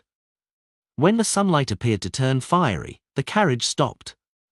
Old Neil, in his usual classic black robe and felt black hat with a rounded edge, ignored the gazes of others and walked diagonally to the Evil Dragon bar in ahead of them. Even though the bar was slightly far away and the heavy doors were tightly shut, Klein still heard wave after wave of rapturous shouts. They appeared to be cheering on a hero. When he came close, he suddenly sensed something. He turned his head towards the warehouse opposite to the bar. He saw a stocky man dressed in a uniform standing at a hidden corner on the rooftop. The man carried a huge greyish-white mechanical box and held a thick rifle in his hand. The greyish-white mechanical box was obviously connected to the same coloured rifle via piping. Steam-pressured rifle? Klein muttered in shock. He looked at old Neil and said, "This bar can actually obtain such weapons?" That was a military-controlled item. Although it used extracted phlogiston 1, the size and weight of the steam backpack were still shocking, something only a true warrior of blood and iron could withstand. The rifle had an extremely high muzzle velocity and shocking destructive power too. Matched with a suitable scope, it was nearly equivalent to an inferior sniper rifle. What? Old Neil squinted his eyes as he looked over, having a confused look too. Did something happen here? Something happened? Klein surveyed his surroundings and discovered a few more men holding repeating rifles who were searching for something. What happened? Old Neil approached the bar and asked the brawny man guarding its door outside. The brawny man obviously knew old Neil and smiled wryly. The bar was nearly destroyed earlier. Apparently a wanted man was here trying to buy materials and was recognized. And this was what resulted from it. Oh Lord, what did he do, and how dangerous was he to receive such treatment? My legs went limp seeing all those firearms, limper than after spending an entire night with Ginger Sonny. He did not know the identity of the wanted man, much less know that the people who came to buy materials had Beyonders mixed in. Wanted man? Do you know his name? Old Neil asked in interest. I think it was Tries or something. The brawny man answered uncertainly. Instigator Tries? Klein nodded in enlightenment, having understood what was happening. Tries did not know that Joyce Meyer had cast his suspicion on him, therefore, he had sauntered right into the market to purchase materials without heed. He was likely recognized by an informant of either the machinery hive mind or the Nighthawks, resulting in an intense clash. Was he caught? Klein tapped his silver-inlaid black cane. Based on the surrounding situation, likely not. The brawny man shook his head slightly and gestured with his chin to the rooftop of the warehouse opposite him. He rushed out before those terrifying guys arrived. Bloody hell, I've never seen a man run faster than he did. You haven't seen the true skills of an assassin, or you might be taken away to some indescribable place for further re-education. Klein thought. Is the market still open? Old Neil changed subjects and asked. It just restored operations, replied the brawny man affirmatively. That's great. Old Neil quickened his pace and extended his right hand, pushing open the heavy door. Klein followed closely in tow and walked in. He nearly fainted at the stuffiness and smell of alcohol that inundated him. In the middle of Evil Dragon Bar was a boxing ring. Two half-naked men were in an intense brawl, and surrounding them were dozens of customers shouting and cheering on the side they supported with no lack of vulgarities. Old Neil ignored them and led Klein around the boxing ring and walked into a billiard room at the back. In the billiard room, there were two people holding cue sticks, having a casual conversation. When they saw Old Neil enter, they instantly fell silent for a few seconds. After confirming the visitor's identity, they moved aside and let Old Neil and Klein pass through the secret door behind them. After passing through a few rooms, the sight before Klein's eyes opened up. He saw a place that was about the size of a lecture hall from his previous life. Some vendors had set up roadside stalls with bottles and cans all over. Passers-by strolled through them, either scrutinizing their goods, chatting, or comparing prices. They have to give 5% of their profits to Swain. Ah, he is the boss of Evil Dragon Bar, former captain of a mandated Punisher squad and older than I am. He's someone who wishes to drink himself to his death, Old Neil explained in a garrulous manner. Klein thought and gave an honest evaluation. A rather profitable business. After all, his only expense was providing the venue and protection. If any item catches your fancy but you lack the money, you can borrow from Swain.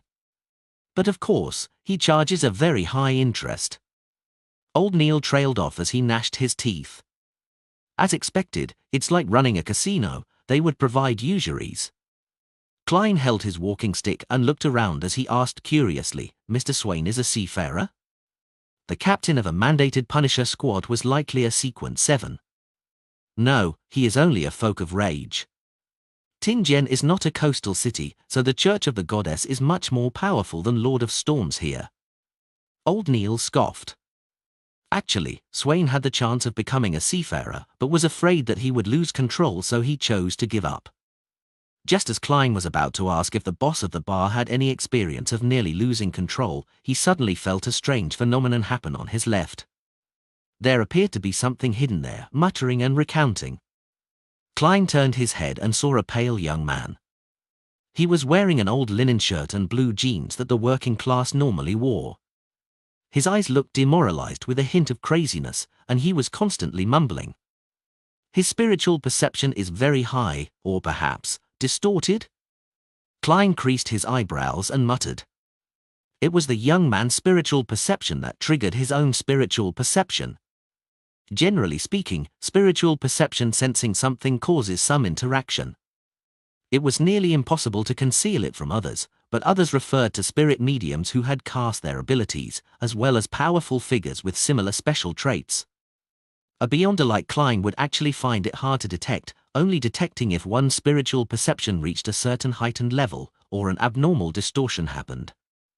They made eye contact, and the pale young man with messy black hair walked towards him with an expression looking as though he was half sleepwalking and half insane. He stopped before Klein and stared at him. Suddenly, he guffawed. Ha ha, it's the smell of death, death. Ah. Before he was done talking, he suddenly screamed tragically. His eyes shut tightly as liquid with the color of blood flowed out. Ah. Darn it. The young man covered his eyes and hugged his head. He struggled on the ground and only calmed down after a while. He then lay there panting. During the entire process, not a single customer or stall vendor looked over. Klein pressed down his halved top hat and looked at old Neil. Klein's mouth was hanging open in shock, using his actions to demonstrate his shock and to request for advice. Check out latest novels on novel-bin.com. Don't mind him.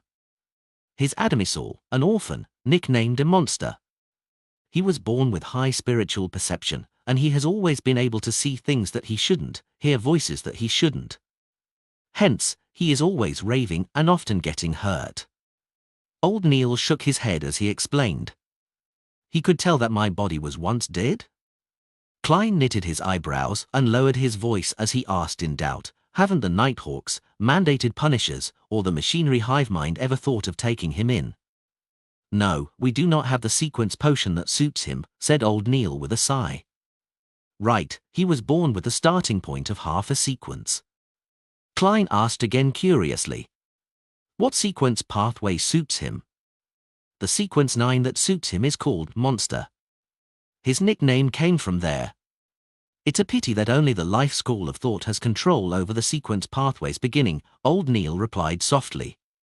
He tried to keep the conversation between him and Klein from the people around them to avoid leaking information to mysticism aficionados. Life school of thought? Klein recalled the information he had previously read.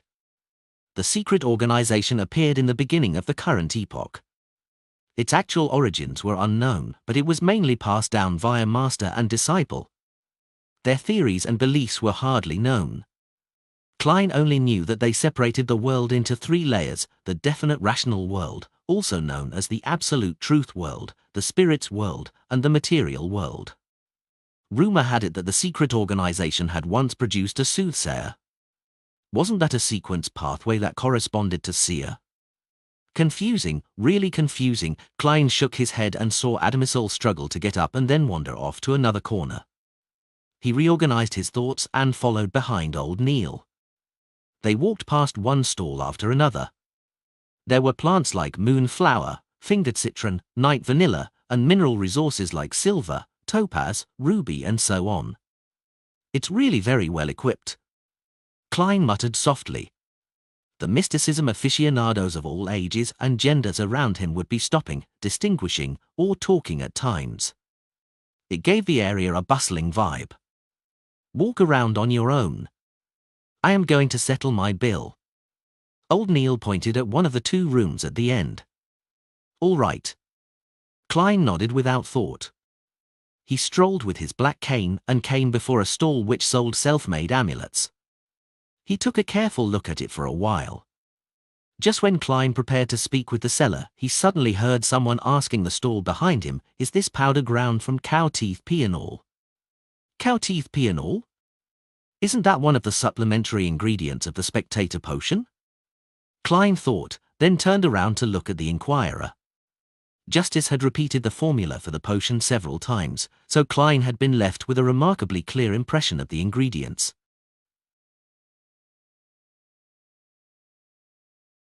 Lord of the Mysteries Chapter 69. Translator, Atlas Studios. Editor, Atlas Studios. Klein looked over and saw the person inquiring about the cow teeth peonal. The man was less than a meter away from him. He was wearing a black suit and a halved top hat of the same color. He had a cane adorned with silver in his hand and a pair of gold-framed spectacles on his face. He had a refined bearing. Yes, do you need it? This can here costs 3 soli. The owner of the stall was wearing a long black robe, one filled mysticism traits. The inquirer, whose sideburns were pale yellow, thought for a moment before saying, can it be cheaper? I still need to buy other ingredients too. For example, this bottle of white-edged sunflower petals. The stall owner considered for a few seconds before grudgingly replying, 2 soli and 6 pence. I don't think you can find a price cheaper than that. Klein immediately felt that he was overthinking things after seeing how the bespectacled man was buying ingredients other than the cow teeth peonal. However, he still tapped his glabella twice as an act of caution. He swept the man with his spirit vision. No problems. He looks very healthy. His emotions are all right too.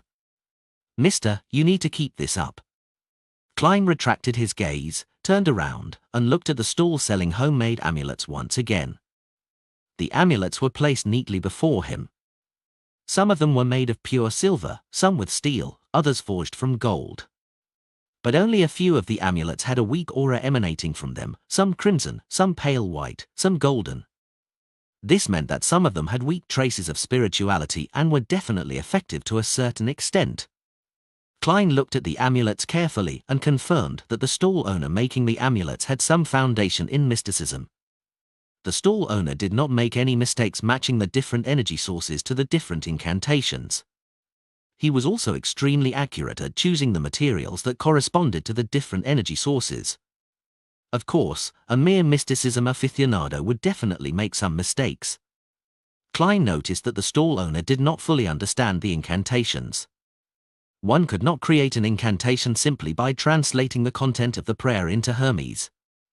The incantations had to follow a certain format that followed unique rules. The other problem was that the stall owner had made mistakes of varying degrees when he was choosing a suitable symbol for the energy sources. That explained why there were only 2 or 3 amulets releasing the faint light out of the dozens that were laid before him. As for how much of an effect the 2 to 3 amulets would have, Klein could only say that it was better than nothing. An amulet that was truly equipped with obvious effects needed the craftsman to release his spirituality from a blade while carving the incantations and symbols. If one wanted even better results, they would have to supplement it with ritualistic magic. And these 2 things were not something an ordinary person could achieve. Klein tapped his glabella twice, then pointed at the upper left corner of the stall with his black cane. How much for these 2? He did not ask about the amulets that had a rudimentary colored aura, but half-completed items. Other than external shape, they had not been carved with incantations or symbols. To Klein, there was no reason to purchase the amulets that had weak effects. What he wanted to do was to transform the half-completed amulets into true amulets. I'll make amulets that can protect a person from danger, 1 each for Benson and Melissa. As for my own, I can ask the Nighthawks to supply me with the ingredients. Man, I must have been influenced by old Neil. I don't feel any guilt when doing something like that. Klein's mind wandered as he watched the stall owner pick up the half-completed silver amulets. The first silver amulet was elongated and had a cavity in the middle. Around it were patterns of angel-like feathers. The craftsmanship was intricate and was very beautiful. The other was simple, almost completely devoid of any additional decorations or carvings. It had a vertical line representing the night, and a circle representing the crimson moon.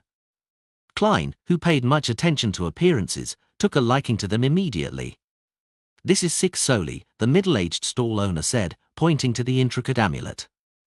He was a man of few words. After pausing for a while, he rubbed the simpler piece and said, "This is 5 soli 3 pence. That's too expensive." They are still far from being an amulet.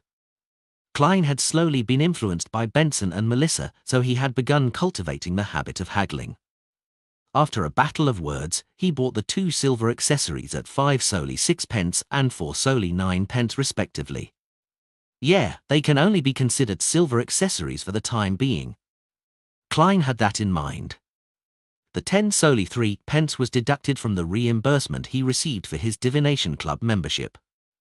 Klein received the 2 silver accessories and placed them into his pocket.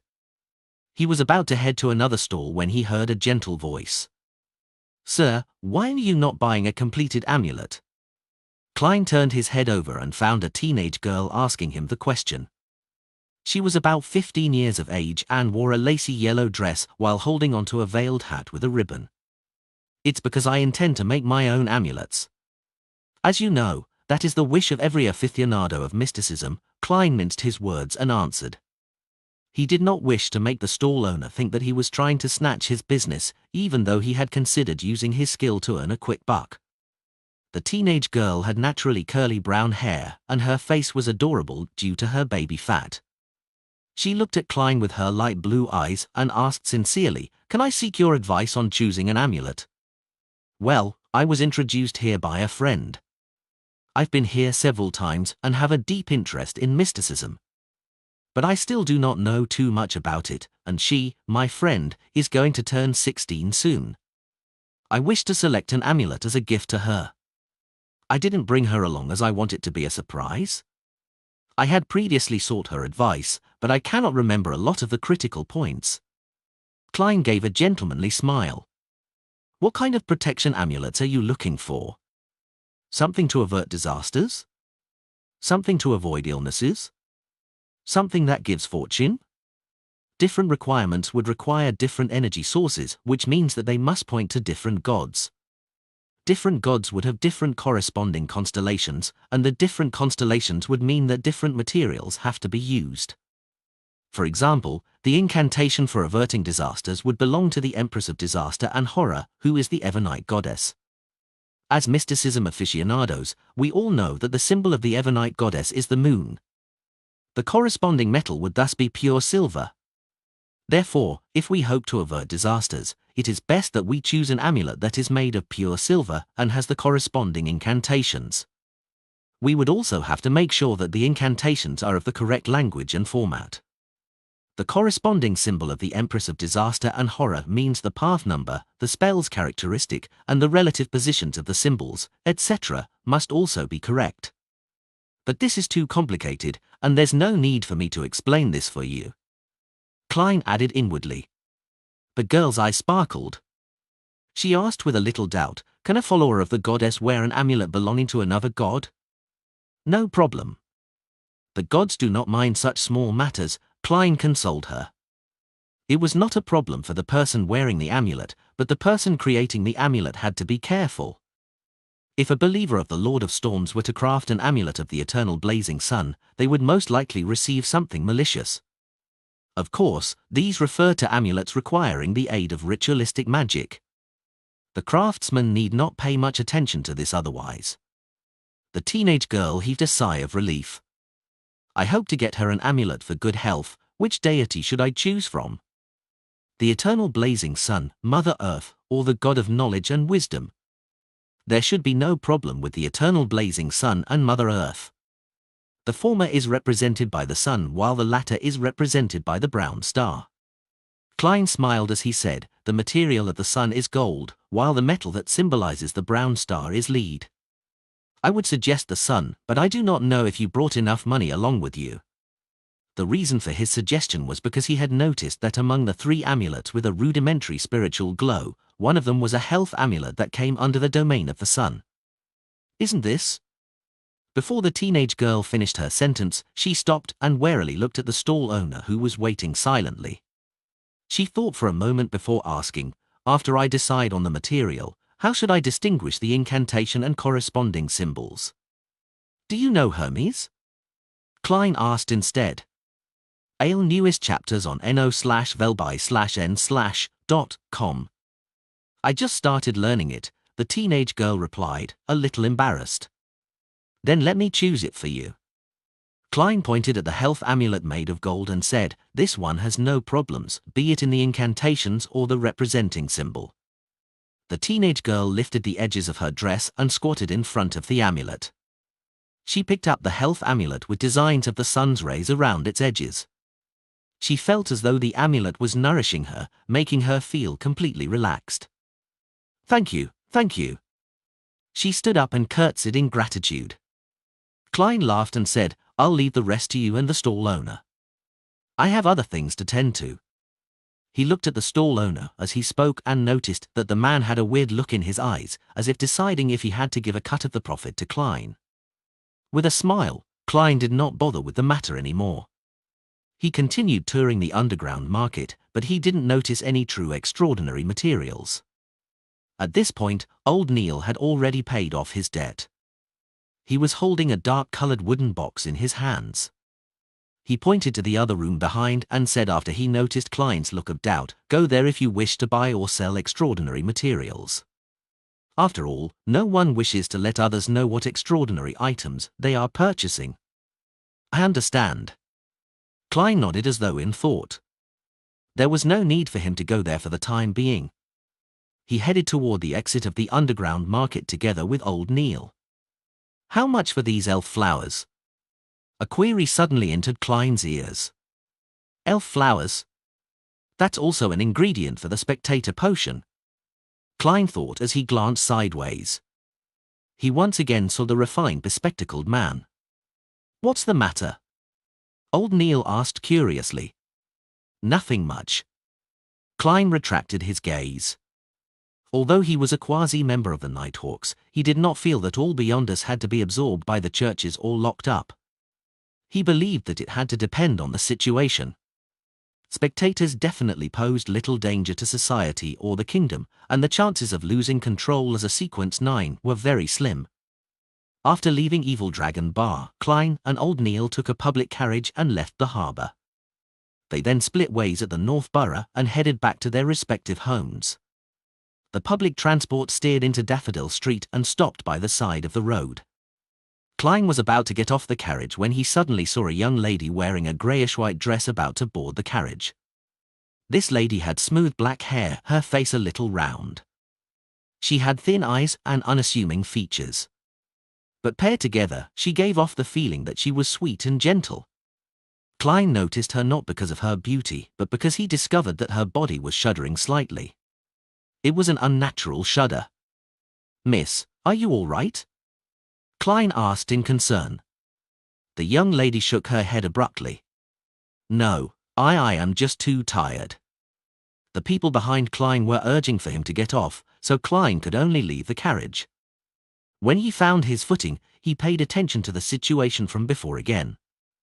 He pinched his glabella twice, planning to determine if the lady was indeed all right.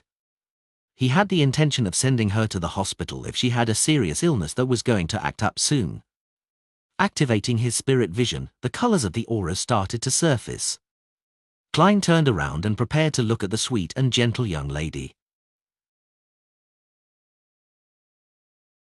Lord of the Mysteries Chapter 70. Translator, Atlas Studios. Editor, Atlas Studios. Clip-clop, clip-clop. The horses widened their paces as the wheels began rolling in tow. Despite activating his spirit vision and turning around, hoping to observe the refined and sweet lady, Klein did not have his wishes fulfilled. All his eyes reflected were brown figures moving past him. Meanwhile, the passengers from the stop had already boarded the carriage.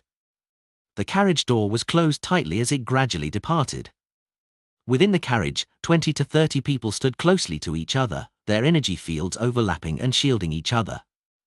Hence, it was an explosion of colors in Klein's vision, making it difficult for him to differentiate. He shook his head quietly and raised his finger to tap his glabella to deactivate his spirit vision. To him, it was simply help he could provide if he happened to chance upon it.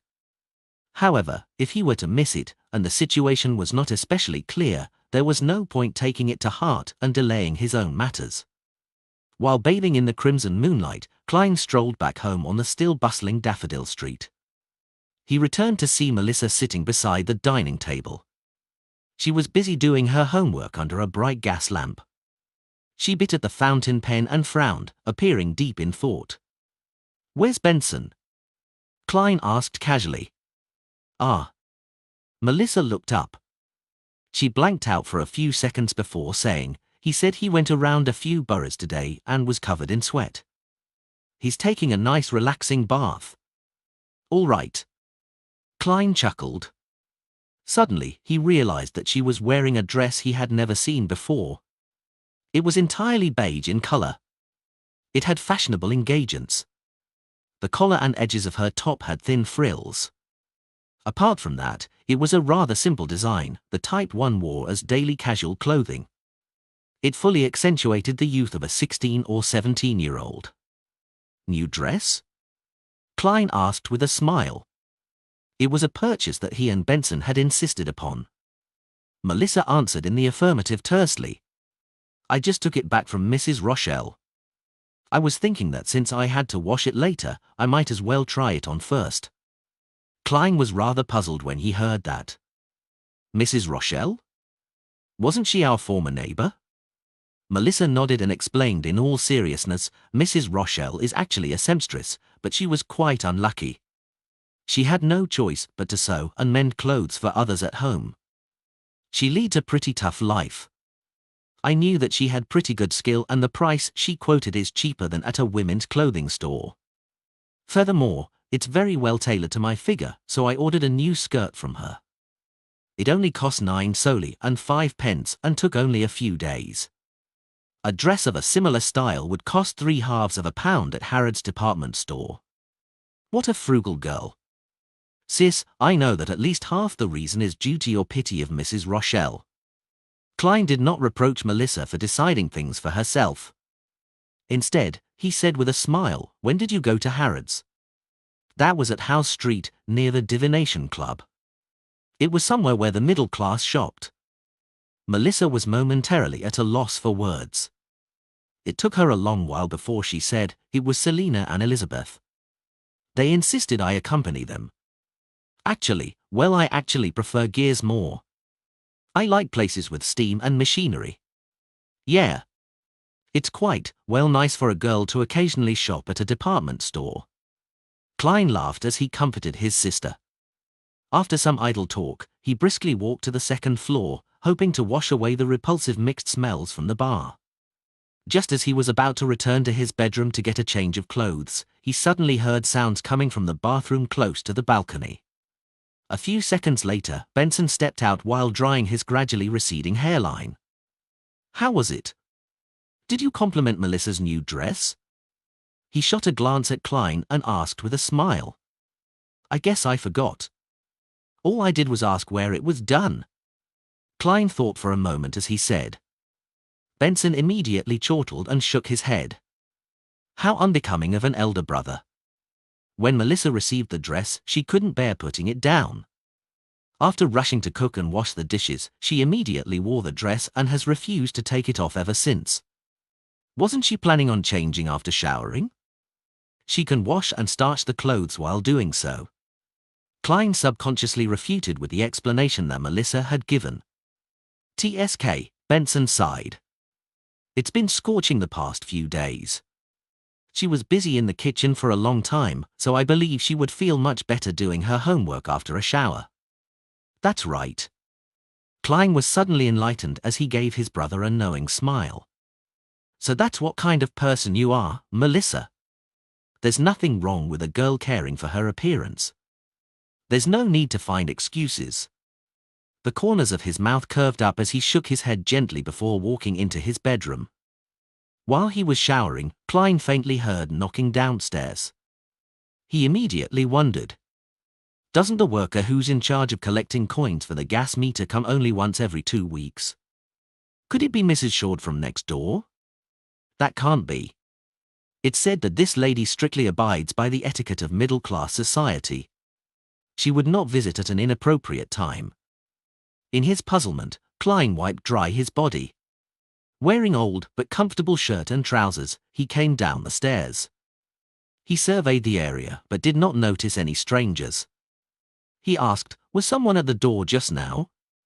Benson, who was reading the newspapers casually, said with a smile, "It was Bitch Mountbatten, one of the policemen in charge of Iron Cross Street. He asked if we met an 18 or 19-year-old boy who has a rotund face. He even gave us a sketch to identify. Unfortunately, neither one of us have seen him, or we would have received a reward. What about you?" "Nope." Klein had a general idea what was happening. Instigator Tries had successfully escaped the Evil Dragon Bar at the harbour.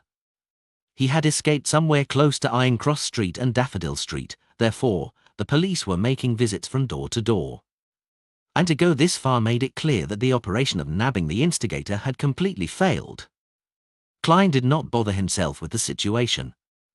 He had yet to begin combat training. He only had basic mastery of shooting, so to consider dealing with a natural assassin who was simply using his life as a joke. He did not sleep well that night. He kept worrying that the instigator would infiltrate their house to hide, causing another massacre. Thankfully, Daffodil Street was quiet the entire night, with the morning sun rays dispersing all the fog. The relaxed Klein changed into formal attire, wore his top hat, held his cane, and went all the way to Zoutland Street. He greeted Roseanne at the reception hall. "Good morning, Klein," replied Roseanne happily. She suppressed her voice and said, "I heard the huge operation last night failed." "The operation to nab Instigator Tries?" Klein asked in curiosity. Yeah.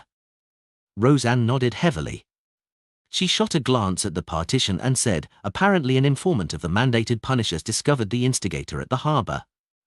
They were planning on waiting for additional Beyonders and another special operations squad from the police to arrive before beginning the operation to do the deed instantly without alarming the commoners.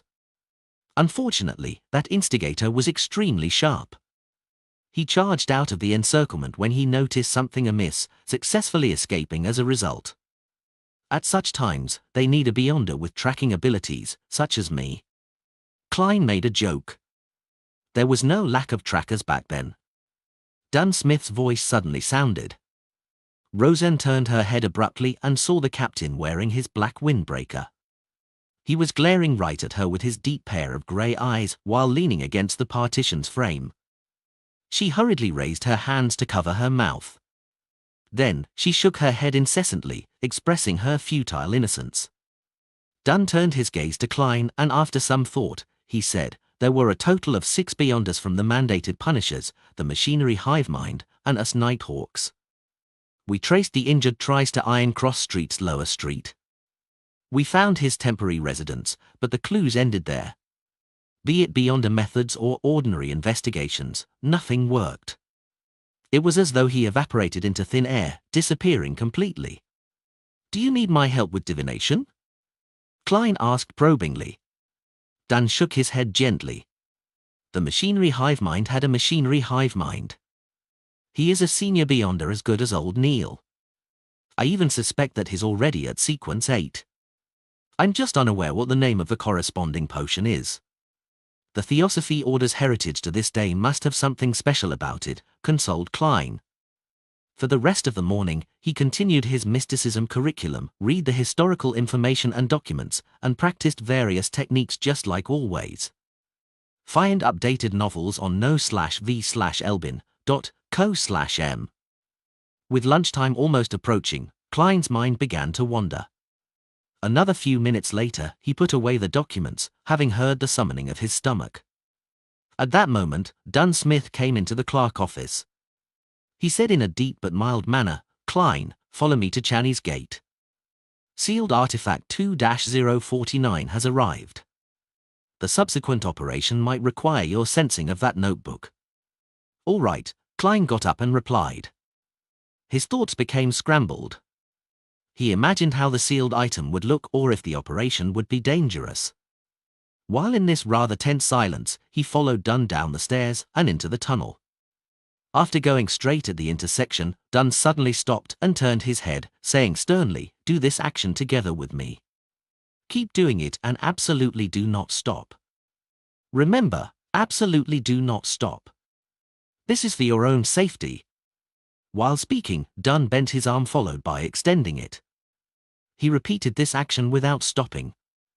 Klein looked at the captain demonstrate in a befuddled manner. Suddenly enlightened, he asked, has this got to do with the uniqueness of the sealed artifact? Yes. Dunn nodded with abnormal seriousness. Repeating such an action will allow us to discover if anything happens to you immediately. Saving you in time will not result in any life-threatening dangers. Okay. Klein did not hesitate further as he began the repeated action of bending and extending his arm. If your arm is sore, use the other one, added Dunn. Sealed artifact 2-049 sure is odd. What meaning does this action have? It seems very dangerous. These thoughts flashed past Klein's mind as he looked solemnly at the captain. All right. He had too many questions on his mind, but since Channy's Gate was in sight, he had no choice but to bear with it. Besides, with my security clearance, I'll probably not learn of the details. I can only do as I'm ordered.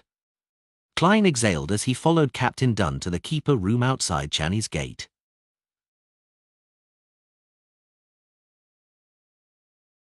Lord of the Mysteries Chapter 71. Translator, Atlas Studios. Editor, Atlas Studios. Klein repeatedly bent and extended his arm as he watched Dunn push open the keeper's room with his body sideways. The captain's carefulness and high alertness, as well as the ridiculous and laughable protective actions, left him feeling abnormally tensed. The feeling was identical to what he felt when taking tests of courage that required him to walk through spooky cemeteries at night in his youth. A Grade 2 sealed artifact. Dangerous. To be used with care and moderation. It is something even a formal Nighthawk member does not know the details to. It is unknown how dangerous it is. Amid his tense nerves, Klein found it impossible to curb himself from overthinking. At that moment, his brain suddenly turned numb as though a power switch had been flicked off. Everything in Klein's vision turned slow. Even his arm actions shared the same fate. He saw Captain Dunn stop in his tracks. He came close to him as though in slow motion, extending his palm out slowly before pushing him in the shoulder. Suddenly, Klein's thought processes and vision were restored to normal at the same time. It was as though everything from before was just an illusion. What happened? He whispered amid his fright and confusion. Dunn shook his head and said in a deep voice, "Observe carefully." The moment he finished his sentence, he turned around and walked into the keeper's room. Klein followed closely behind and saw for other people in the room, they were either seated or standing. One of them was the midnight poet, Leonard. The other three were people Klein had never met before. However, all of them shared a common trait. They were all doing the extending and bending arm exercise with utmost seriousness. Klein Moretti has a miraculous connection with the Antigonus family's notebook. Dunn gave a brief introduction. Then he pointed to the other three strangers and said, "These lady and gentlemen are colleagues from the Backlund diocese. They escorted sealed artifact 2-049 here. This is Madame Larotta, Sequence 8 Gravedigger. She is a master sharpshooter." At that moment, the black-haired woman who looked about 30 nodded at Klein in a friendly manner. She looked pretty good. She did not wear a hat and was dressed in what appeared like male interior black coat with a white shirt, tight black trousers and black leather boots. The corners of her mouth were slightly curved up. After Klein exchanged greetings, Dunn pointed to a man seated behind the desk. "Earharson, someone just like me." Before he finished his sentence, Klein saw Mr. Earharson in his grey windbreaker turn sluggish with his arm motion. It was as though a gear had lost its lubricant or a joint covered in rust. What's wrong? Amid Klein's daze, he saw Larotta push Earharson. Only then did the gentleman's actions return to normal. Was I like that previously? Klein was first taken aback before he came to the realization. This indicated the dangers that sealed artifact 02-49 held. What would happen if one was not awoken in time? Would one become a zombie? Filled with questions, Klein greeted the charming middle-aged Earharson. "Borgia," Dunn said as he pointed to the last Nighthawk. Borgia was a cold man with a knife scar on the side of his face. His sharp brown eyes were like an eagle's. He was constantly observing everyone in the room. "Let's set off. The faster we end this, the faster we can seal 2-049, the handsome Earharson said as he stood, his eyes revealing some wrinkles. "So, where is 2-049? Klein surveyed his surroundings curiously but did not notice any traces of the sealed artifact. Of course, he could not see the areas obscured by the table without activating his spirit vision. "All right," Dunn turned and looked at Leonard Mitchell. "You'll be in charge of driving. It is best not to involve Césaire with matters like this." Césaire was the clerk in charge of procuring and collecting supplies for the Tingen Nighthawks while standing in as a carriage driver. He was the one who drove Klein to Wells' home to meet the spirit medium daily. "No problem." Leonard stopped acting frivolous and nodded seriously. At that moment, Klein saw Earharson bending over. He picked up a black metal chest which had been obscured by the table. The chest was carved with resplendent stars and the crimson full moon. It was as though there was a formless barrier around the chest. The sealed artifact should be inside there.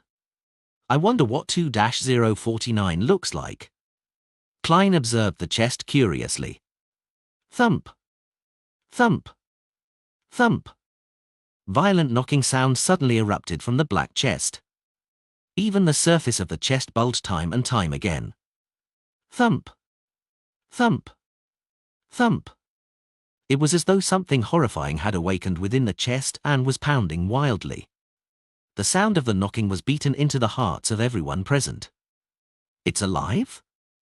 Just as Klein had a thought, he saw Captain Dunn's arm exercises turning sluggish, as if his joints were layered with glue. Borjo, the Nighthawk from Backland, pushed Dunn's shoulder, allowing him to recover. It's like doing the robot dance when one is affected by 2-049. If all of us are under its influence, wouldn't we be some awkward dance squad? Luckily, 2-049 seems capable of only influencing one person at a time. Klein lampooned to relax his tense nerves.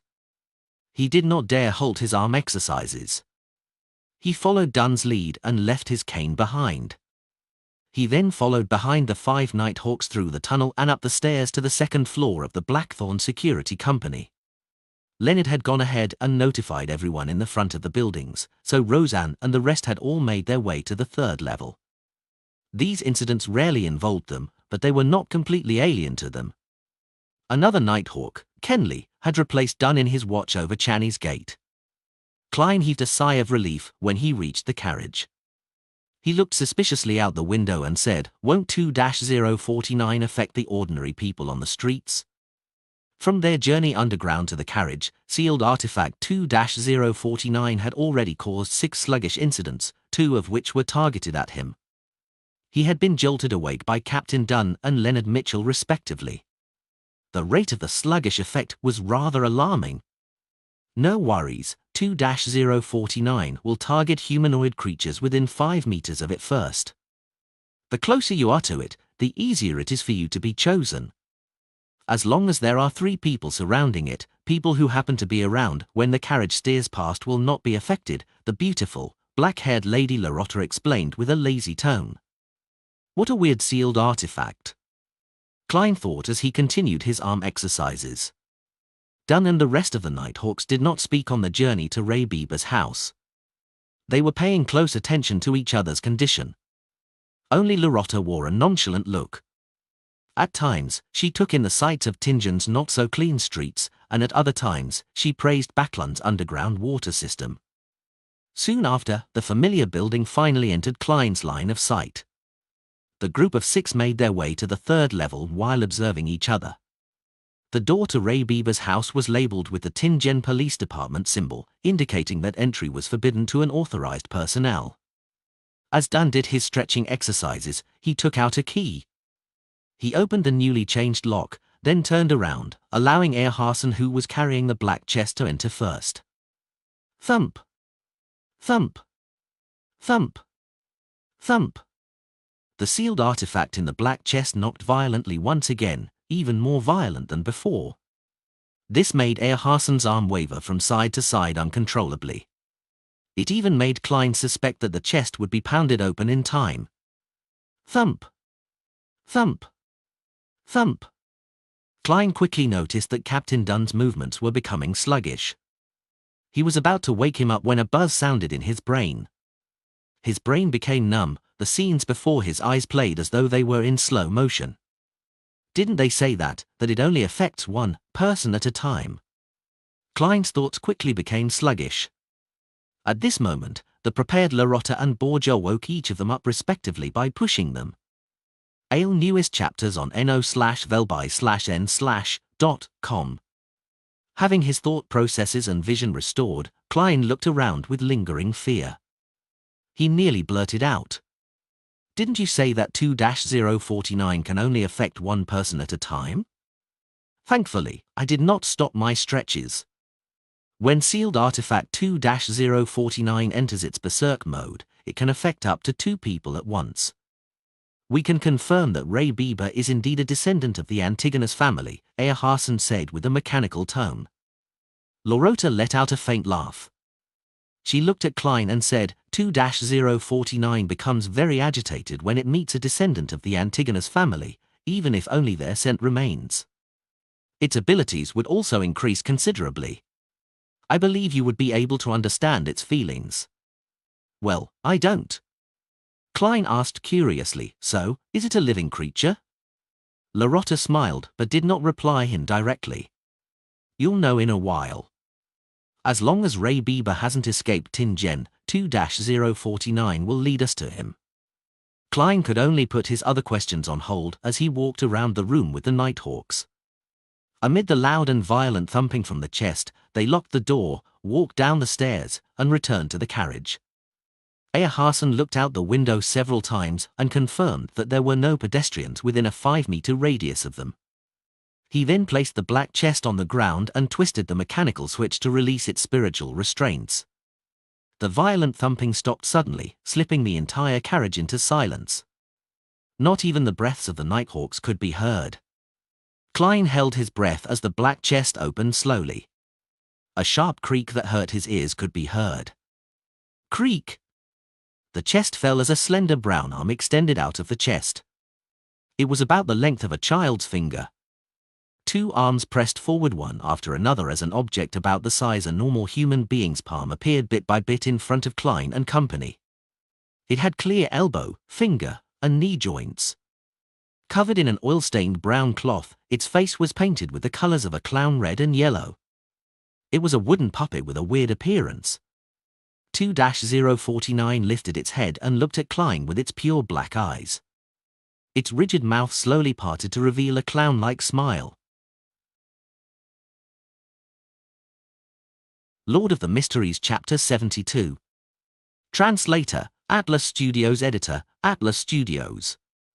The wooden puppet's face was painted in red and yellow like the common clown. The corners of its mouth were upturned high, revealing an abnormally comical smile. Its lips parted to reveal a dark and deep mouth.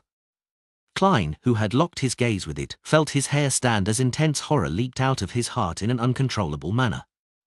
Everything before his eyes grew dull, as though he was looking at the world through a piece of thick brown glass.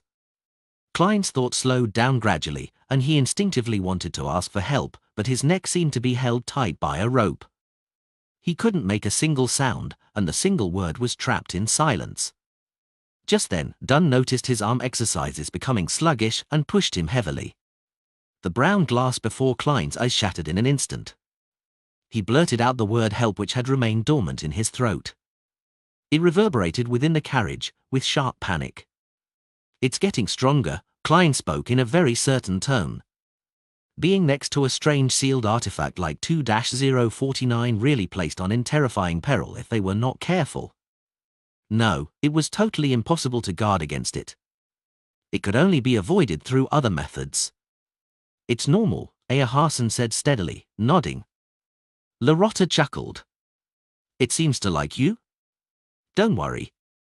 It is a relatively less dangerous Grade 2 sealed artifact."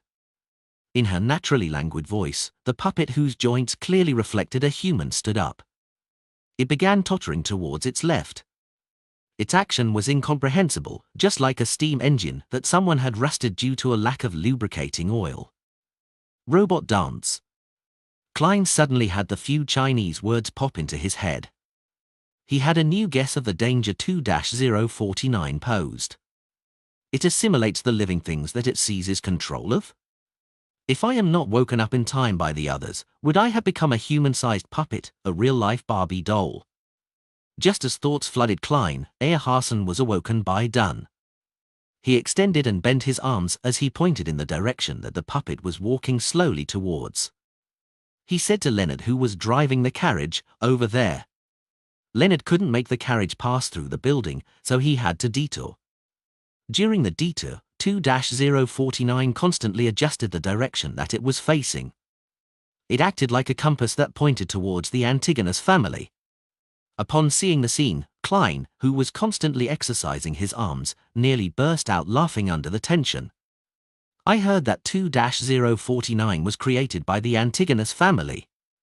Is this an act of loyalty or the perfect example of screwing things up?" Leonard drove the carriage according to Earharson's occasional instructions. Whenever the strange puppet 2-049 walked to the edge of the carriage, Earharson would pull it back and start it all over again. Every time that happened, its mouth would open and 2 people would be under its influence simultaneously. Klein's taut feelings gradually began to relax. He realized that sealed artifact 2-049 was not as scary anymore. as long as there were more than 3 people present and they constantly maintained their arm motions, if they made sure to wake their partners in time. 2-049 was merely a puppet with slightly unique characteristics. The carriage traveled at high speed and quickly arrived at the harbor where warehouses were clustered. After circling a few times, they confirmed that 2-049 intended to enter the innermost grayish-white warehouse. Hasen's expression turned solemn. He grabbed the puppet carefully and stuffed it back into the black chest. Thump! Thump! Thump! Under constant ferocious knocking, Aya woke up again and again with the help of Borgia and Larotta as he activated the mechanism with great effort. He then injected his spirituality and activated the star and crimson symbols on the chest. At the reappearance of the formless seal, Hasen let out a long heavy breath. "Let's get down," Dunsmith said with a low and mild voice. "Leonard, tying the horse here will do." Dressed in windbreakers, suits, or shirts, the 6 left the carriage and walked into the innermost warehouse. As they walked, they uniformly stretched and bent their arms. This added a comical and ridiculous vibe to the rather tense situation. The Nighthawk Awkward Dance Squad. Klein could only complain inwardly to ease such a feeling. However, there was no other way around it. According to his observations, 2-049 first affected the upper body. Therefore, to detect it in time to prevent a more dangerous situation from developing, they only had the choice of extending and bending their arms, shake their necks or bodies. However, the latter only made one look like a hooligan. As for actions like blinking eyes and striking one's eyebrows, they were either too easily ignored or the action was too big. Neither was a good option. This awkward dance squad is better than Causeway Bay 1 triad members. Klein sighed in resignation and followed Captain Dunsmith and company. As they approached the warehouse's door, the deeper his anxiety and worry became. No one knew what kind of effect the notebook had on Ray Bieber. If something dire happened, Klein did not dare pin his hopes on transmigrating again. Furthermore, he discovered that he could still be injured and bleed while chopping ingredients for dinner. The speed at which he recovered it was normal too. He wasn't some kind of monster that was impervious to combat or death. As they walked, Dunn suddenly lowered his non-moving hand and made a pressing gesture to beckon everyone to stop 10 meters away from the warehouse's door. "Klein, divine if there is any danger in the warehouse." "It'd be better if you could tell the level of danger," Dunn said as he turned his head to Klein. His grey eyes looked deep as usual, there was no fear. Klein gave an unnoticeable nod and stopped the hand exercise. He extended his right hand to his left cuff and removed the silver chain that had a hanging piece of topaz. As he was still moving his arms, Dunn realized his sluggish actions in time and woke him up with a nudge. Klein held the silver chain with his left hand and allowed the topaz to hang down naturally. Simultaneously, he moved his right arm, but with a much smaller range of motion. When the topaz stabilized, he half closed his eyes, outlined the spherical light, and entered cogitation. He then mumbled, "There's danger in the warehouse. There's danger in the warehouse." After 7 times, he opened his eyes and saw the hanging topaz slowly going in clockwise circles. It turned faster and faster, and in the end, Klein felt like it was pulling his left hand. "There's danger, great danger," Klein replied honestly. Clockwise meant affirmation to the chanted statement, while counterclockwise meant denial. To other Beyonders, even a mystery prior, using spirit dowsing could only determine if there was danger, but it was unable to obtain information regarding the level of danger. However, Klein discovered that when he used spirit dowsing, the pendulum would spin at different speeds, revealing the degree of the answer. Although it was not very accurate and extremely vague, it allowed one to have a rough assessment of the actual situation. As expected of a seer potion, Klein was rather happy with the outcome. Just as he was about to put away the topaz pendulum, Leonard Mitchell, who had maintained his silence, suddenly spoke. "Divine if there is danger around us also." Dunn nodded in agreement. "Yes, I am worried that the secret order will not give up and that it has placed Ray Bieber's house under constant surveillance. They could have followed us here and could cause trouble at a critical moment." Klein took a deep breath and entered a calm, ethereal state once again. When the silver chain turned stable once again, he recited in his heart, "There is danger surrounding us. There is danger surrounding us." After repeating the statement, Klein opened his eyes and looked at the silver chain. In his dark brown eyes, the topaz pendulum first moved counterclockwise with difficulty. Then, it suddenly paused and started moving clockwise. "There is danger surrounding us." Klein felt a tug on his heartstrings as he spoke carefully. Furthermore, someone had tried to intercept his divination, but had lost to him in the invisible fight. Just as he spoke, an orange-yellow fireball the size of a fist flew towards them. It came crashing towards the middle of the group with its blazing speed.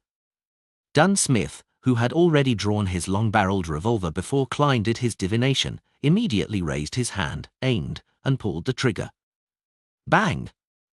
The fireball didn't seem to be affected by the gunshot but continued its original trajectory, as though it was forcing everyone to scatter from dodging. Klein originally thought nothing of the troublemaker who was following them. After all, there were 6 Beyonders present. They were not even short of Sequence 8 and Sequence 7 experts. It was a lineup that was practically unstoppable in a small city like Tingen. But when the fireball smashed down, he came to a sudden realization. To them, the most dangerous enemy was not the tracker nor the troublemaker, it wasn't even Ray Bieber who was in the warehouse in an unknown state, but the sealed artifact 2-049. Once they dispersed and the battle began, they wouldn't be able to wake each other in time. Then, they would turn into real-life puppets one after another. As these chaotic thoughts bombarded him, Klein was pulled by Leonard aside to dodge the fireball. Without the time to feel anguish for his clothing, he saw the Nighthawk split off into 2 groups while dodging. It was done very orderly. Puff! Check out latest novels on novel-bin.com. The orange-yellow fireball landed on the ground, but didn't stir one bit of dust. It disappeared as though nothing had happened. An illusion? Just as this thought came to him, Klein saw Earharson lift the black chest and threw at least 10 meters away. "Stay away from it. Watch it." Air shouted. Before he finished his shout, Leonard and Borgia had separately approached it. They stood at least 7 meters from the chest to prevent anyone from approaching. As for Dunn and Larotta, they each held guns. They stood beside Earharson, who had drawn a thin silver sword. They took up a formation resembling a crescent as they rushed towards the origins of the fireball, while taking note of the peripheral regions. Upon seeing this scene, Klein, who needed to do the arm exercises without his cane, immediately heaved a sigh of relief.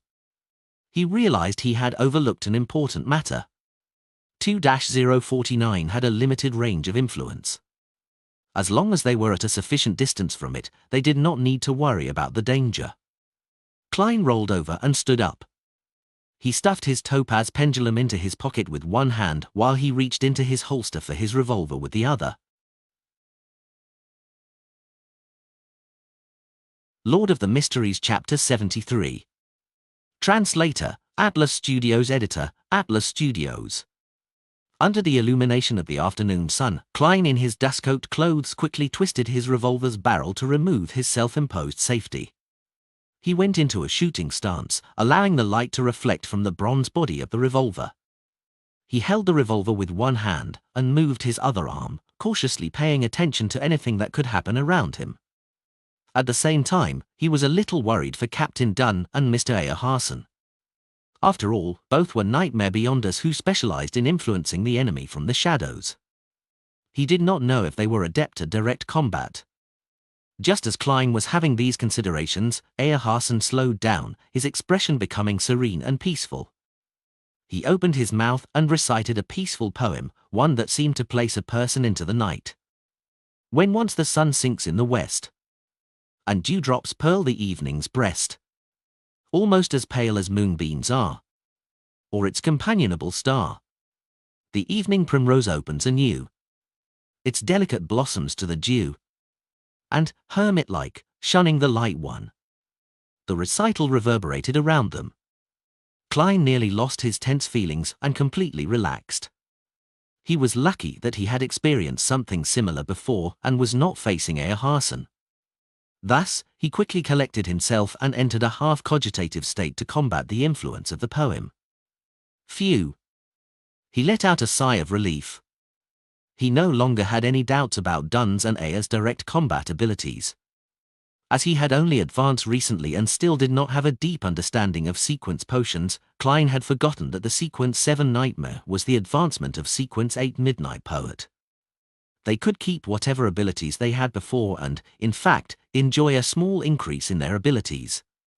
The impression Klein had of Midnight Poets all came from Leonard Mitchell. He knew that this job inherited the unique traits of a Sleepless. They were good at combat, shooting, climbing, and sensing. They were also adept in influencing the living creatures around them through the use of various poems. In simpler terms, they were violent poets. While Aya was reciting his poem, the large wooden crate stacked up around them seemed to suddenly ripple like water. A man wearing a black tuxedo and halved top hat appeared. But this man's face was painted in 3 pastel colors: red, yellow, and white. The sides of his lips were arsed high like a clown, forming a ridiculous contrast with his formal wear that was suitable for joining an evening banquet. Thud! Thud! Thud! The black-haired Larotta, who had been introduced as a sharpshooter, charged forward quickly. She had a gun in one hand and had clenched the other into a fist. She made it within inches of the suited clown in a few steps. The suited clown seemed to be affected by Aya Harson's poem. His body was swaying, and he had a peaceful expression in his eyes. He did not have any desire to retaliate. Larotta tilted her body with a boxing maneuver as she pulled back her fist, then punched toward the suited clown's face. Bang! The air crackled as the suited clown shattered suddenly like a mirror, pieces quickly evaporating and vanishing into thin air. At this moment, the suited clown quickly appeared once again in the shadows of the wooden crates a few steps away. The suited clown's figure outline quickly appeared again. The person under the influence of the poem was only an illusion. It was a performance. The suited clown grinned again. It had a comical look as he pressed down on his halved top hat with one hand and pointed a finger gun with the other. Bang! The sound of a shot rang from the finger gun. Larotta fell to the left and rolled on the floor, dodging the attack. But nothing had happened except for the fake gunshot. Bang! Bang! Bang! Dunn and Aya each lifted their guns and fired steadily. The suited clown dodged adept, sometimes to the right and left, sometimes rolling on the ground. It was as if he was an acrobat act in a circus. Suddenly, Larotta surprisingly charged forward again. Despite being called a sharpshooter, she was still using her fists. Bam! The suited clown could not dodge the attack in time and could only lift his left arm to block the fist. Seeing the clown stop, Dunn and Aya did not hesitate to each take aim and pulled the trigger. At this moment, the arm that the suited clown used to block Larotta's fist ignited with an orange-yellow flame. In an instant, the flame enveloped the suited clown and spread towards Larotta. Bang! Bang! Dunn and Aya fired their revolvers, hitting the ball of flame. The flames burned rapidly and soon, all that was left were black ashes floating in the sky. But the suited clown once again appeared behind the stack of wooden crates close by. He lifted his right hand and pointed a finger gun once again. Bang! Amid the illusory gunshot, Larotta suddenly stopped in her tracks. She did not charge forward. Mud was splattering in front of her as a bullet appeared. The suited clown was no longer delivering an illusion with this strike. It was hard to discern real from fake, reality from illusion. Bang! Bang! Bang! The suited clown shot at Dunn and Aya repeatedly while hiding away and appearing at random times.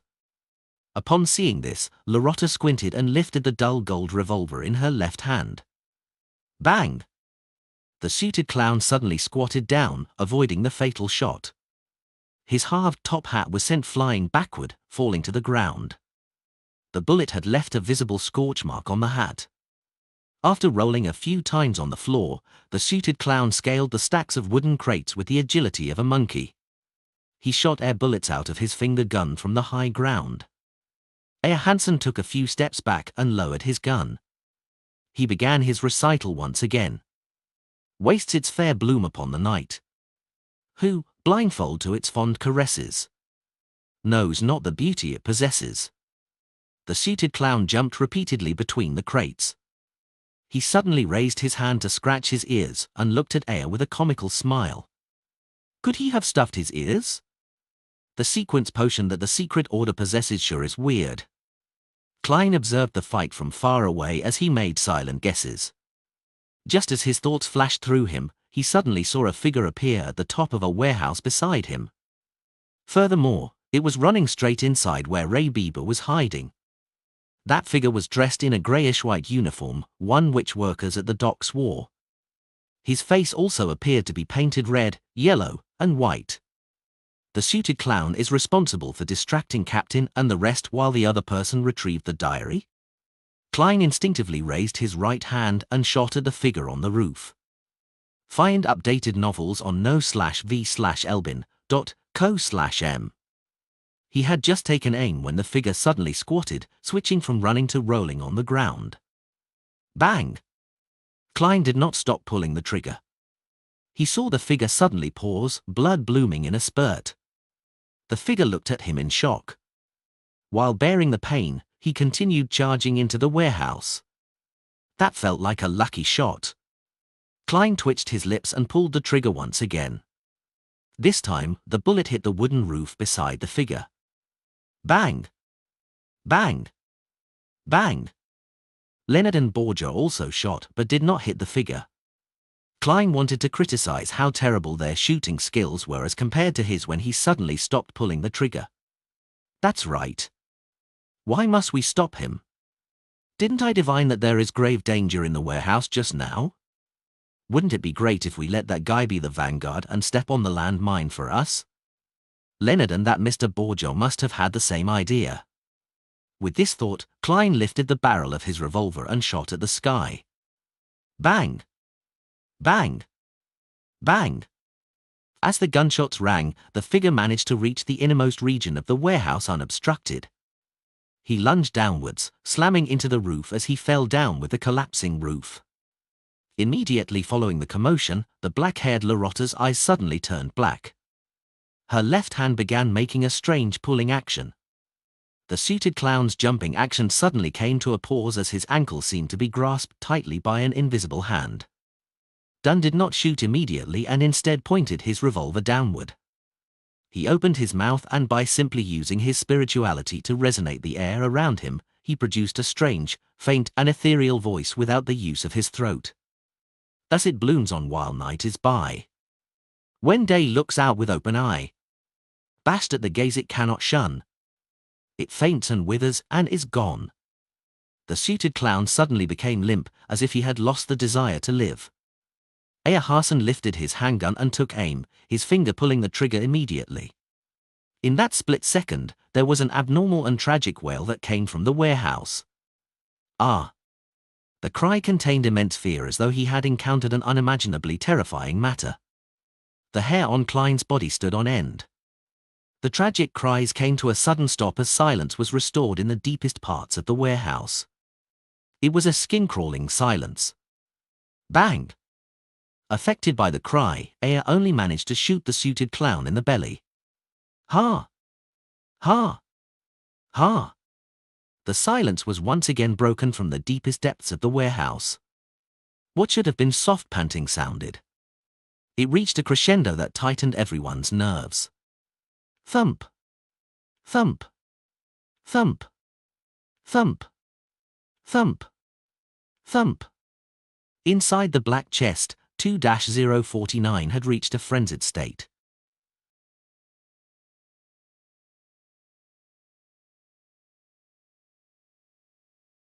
Lord of the Mysteries Chapter 74.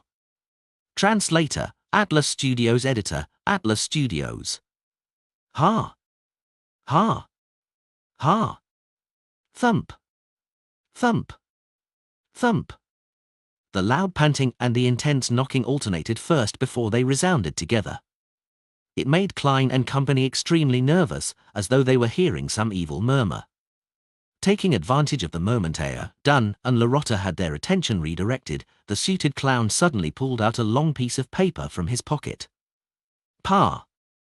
He threw it with his right hand as the slip of paper ignited into a black fiery whip. Then, he lashed it towards the side of his ankle. A fleeting but tragic scream sounded as the suited clown escaped the invisible shackles and did a backflip. Bang! Bang! Bang! Dunn, and Lorotta shot, but their bullets only ended up hitting the wooden crates. The suited clown did not stay any longer as he pressed down on his wound with his right hand while escaping in a direction opposite the warehouse. He was so fast that in the blink of an eye, all that was left was a hint of his back. And before he vanished, his right hand, which pressed down on his abdomen, moved towards his left arm. The wound on his stomach had already vanished, looking completely fine. The location on his left arm, which he touched with his right hand, suddenly became badly mangled, and a silver bullet appeared in the torn flesh. Dunn and the rest didn't chase after him because the panting from the innermost warehouse was so loud that it was making them nervous and insecure. Bang! The door of the innermost warehouse suddenly exploded and flew in all directions. Then, something wrapped with a torn cloth flew out and landed not far from Klein. When Klein cast his gaze over, he realized that it was an arm. Its bloody flesh had been chewed on and its white bones were cracked in an irregular fashion as they jutted out. Pa! Pa! Pa! One item after another flew out. First, it was a spray of blood, followed by a dilated eye and an ear which had been ripped out brutally. Finally, half a beating heart and intestines filled with yellowish-brown objects came out. If Klein had not seen the more gruesome giant cadaver at Ray Bieber's place, he would have probably vomited there and then. His nerves were on the brink of a breakdown. After a great deal of effort to hold back his urge to shoot into the pitch-black entrance, he ejected the empty shells from his revolver and reloaded with new demon-hunting bullets. Bang! Dunn drew close as he stably shot into the warehouse. However, his bullet was like a shot into the sea. There was no audible response. Ha! Ha! Ha! The loud panting sped up as greyish-white colors filled the open door. With another two loud shots, Hassan's and Borgia's bullets tore through the whiteness, but failed to prevent the color from spilling outwards. It did not leave any wounds or cause liquid to seep out. Klein held his breath and kept himself from shooting blindly. He watched as the whiteness slowly revealed a complete outline. It was a humanoid creature more than 2 meters tall. Its limb joints were all unnaturally twisted. It was as though they had been snapped by someone forcefully. White bones poked out from under its skin as the entire greyish-white surface was filled with gullies, like a human brain that had been stripped from its shell. The monster had greyish-white, rotting, sticky liquid flowing all over it. Its head looked relatively normal, with deep wrinkles and pale skin. As it opened and closed its mouth, Klein could see a porcelain false tooth that looked close to falling out, a few strands of bloody saliva, and bone and flesh that had been minced. Was Ray Bieber still even fking human? Klein drew a silent gasp as he felt his heart pound rapidly. Bang! Leonard's demon-hunting bullet hit Ray Bieber's forehead and tore right through it, leaving behind a deep hole. Greyish-white liquid flowed out and dripped onto the ground. The liquid wriggled and turned into fat cream-colored maggots. But the monster appeared completely unaffected. It was neither fast nor slow when it pounced at Borgia, who was closest to it. Its actual target appeared to be the black chest that contained sealed artifact 2-049. Loss of control of beyond the powers. Dunn shouted in a deep voice. Lorotta, it looks like a dead soul, so quickly look for its weakness. All right. Lorotta did not speak further as she raised her hands to press down on her eyes. Her pupils turned grey, then colorless, as though she had entered the world of spirits and a kingdom of dead souls. She looked down at the enemy from a higher vantage point as she searched for a node. Klein saw that a normal gunshot was ineffective, so he did not bother wasting more of his bullets. He lifted his hand to tap at his glabella to activate his spirit vision. He planned on helping gravedigger Lorotta. From his vision, Monster Bieber only had one kind of spiritual glow left. It was purely greyish-white, a whiteness filled with craziness. Apart from that, Klein saw nothing else. At that moment, Aya Harson and Leonard Mitchell sang simultaneously. Oh, the threat of horror, the hope of crimson cries. One thing at least is certain, that this life flies. One thing is certain, and the rest is lies. The flower that once has bloomed forever dies. The power that allowed one to enter a peaceful slumber emanated. The twisted greyish-white monster gradually slowed down as though it could not fight against the charm of the poem. Then it opened its mouth and let out a shrill cry that ordinary people were deaf to. Ah! Bang! Klein felt a sharp pain in his head as he automatically exited his spirit vision state. He felt warm liquid flowing out of his nose, and when he subconsciously wiped it with his hand, he discovered the back of his hand covered in blood. Aya and Leonard fell back to the ground at the same time. They had blood stains lining the corners of their lips, noses, and eyes. Borgia, Dunn, and Larotta each took a step or two back, the color in their face draining. That monster only screamed once, but it appeared to exceed what the six beyonders could withstand. They instantly turned extremely weak. Bam! It closed in on Borgia and suddenly swung its twisted joint. Discover new chapters at novelbin.com. Bang! Bang! Bang! Bang! Borgia and Dunn shot twice each, but they didn't cause any damage to Monster Bieber. Bang! A blow sent Borgia flying out as his long-barreled revolver fell to the ground. He tried to stand up a few times, but failed to do so. The corner of Monster Bieber's mouth had stringy liquid oozing out as it leaped towards the black chest. Bang! At that crucial moment, Aya Harson shot a bullet at the box to knock it some distance away, preventing Monster Bieber from grabbing it. Its momentum brought it forward by more than 10 meters.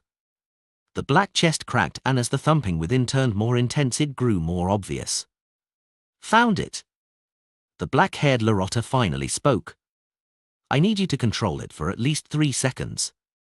All right. Dunn didn't delay any further. He extended his hand to tap his glabella and closed his eyes. He seemed to fall asleep as shapeless waves slowly rippled out one after another. In that instant, Monster Bieber paused, and the craziness in its eyes quickly receded. Its thin transparent eyelids began to close uncontrollably as well. Dunn's body started quivering, and something popped up under his clothing and wriggled on the spot. It was as though he hid slippery scaleless snakes within. Larotta rushed over and with a roll, arrived under Monster Bieber.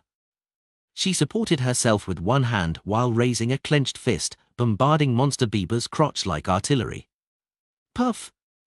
She ignored the corrosive pain but supported herself against the ground and directed more strength once again. She went higher a little as her fist drilled deeper in. Rip!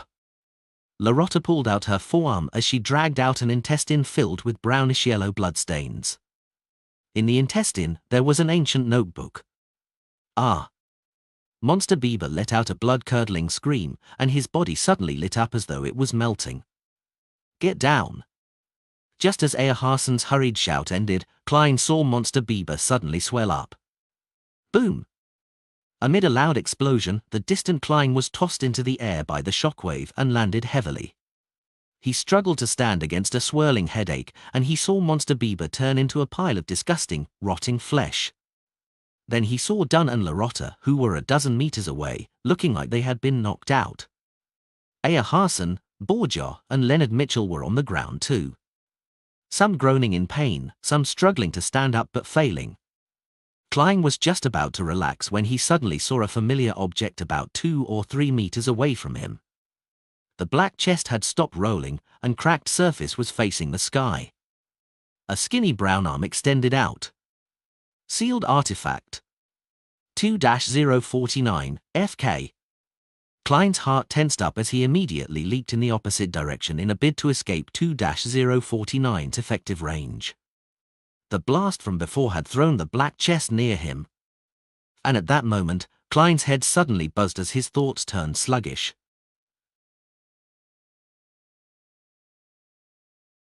Lord of the Mysteries Chapter 75. Translator, Atlas Studios editor, Atlas Studios. Oh no. I've been controlled by the puppet. Captain and company are either unconscious or have yet to recover. They can't even get up. They will not be able to wake me up in time. No.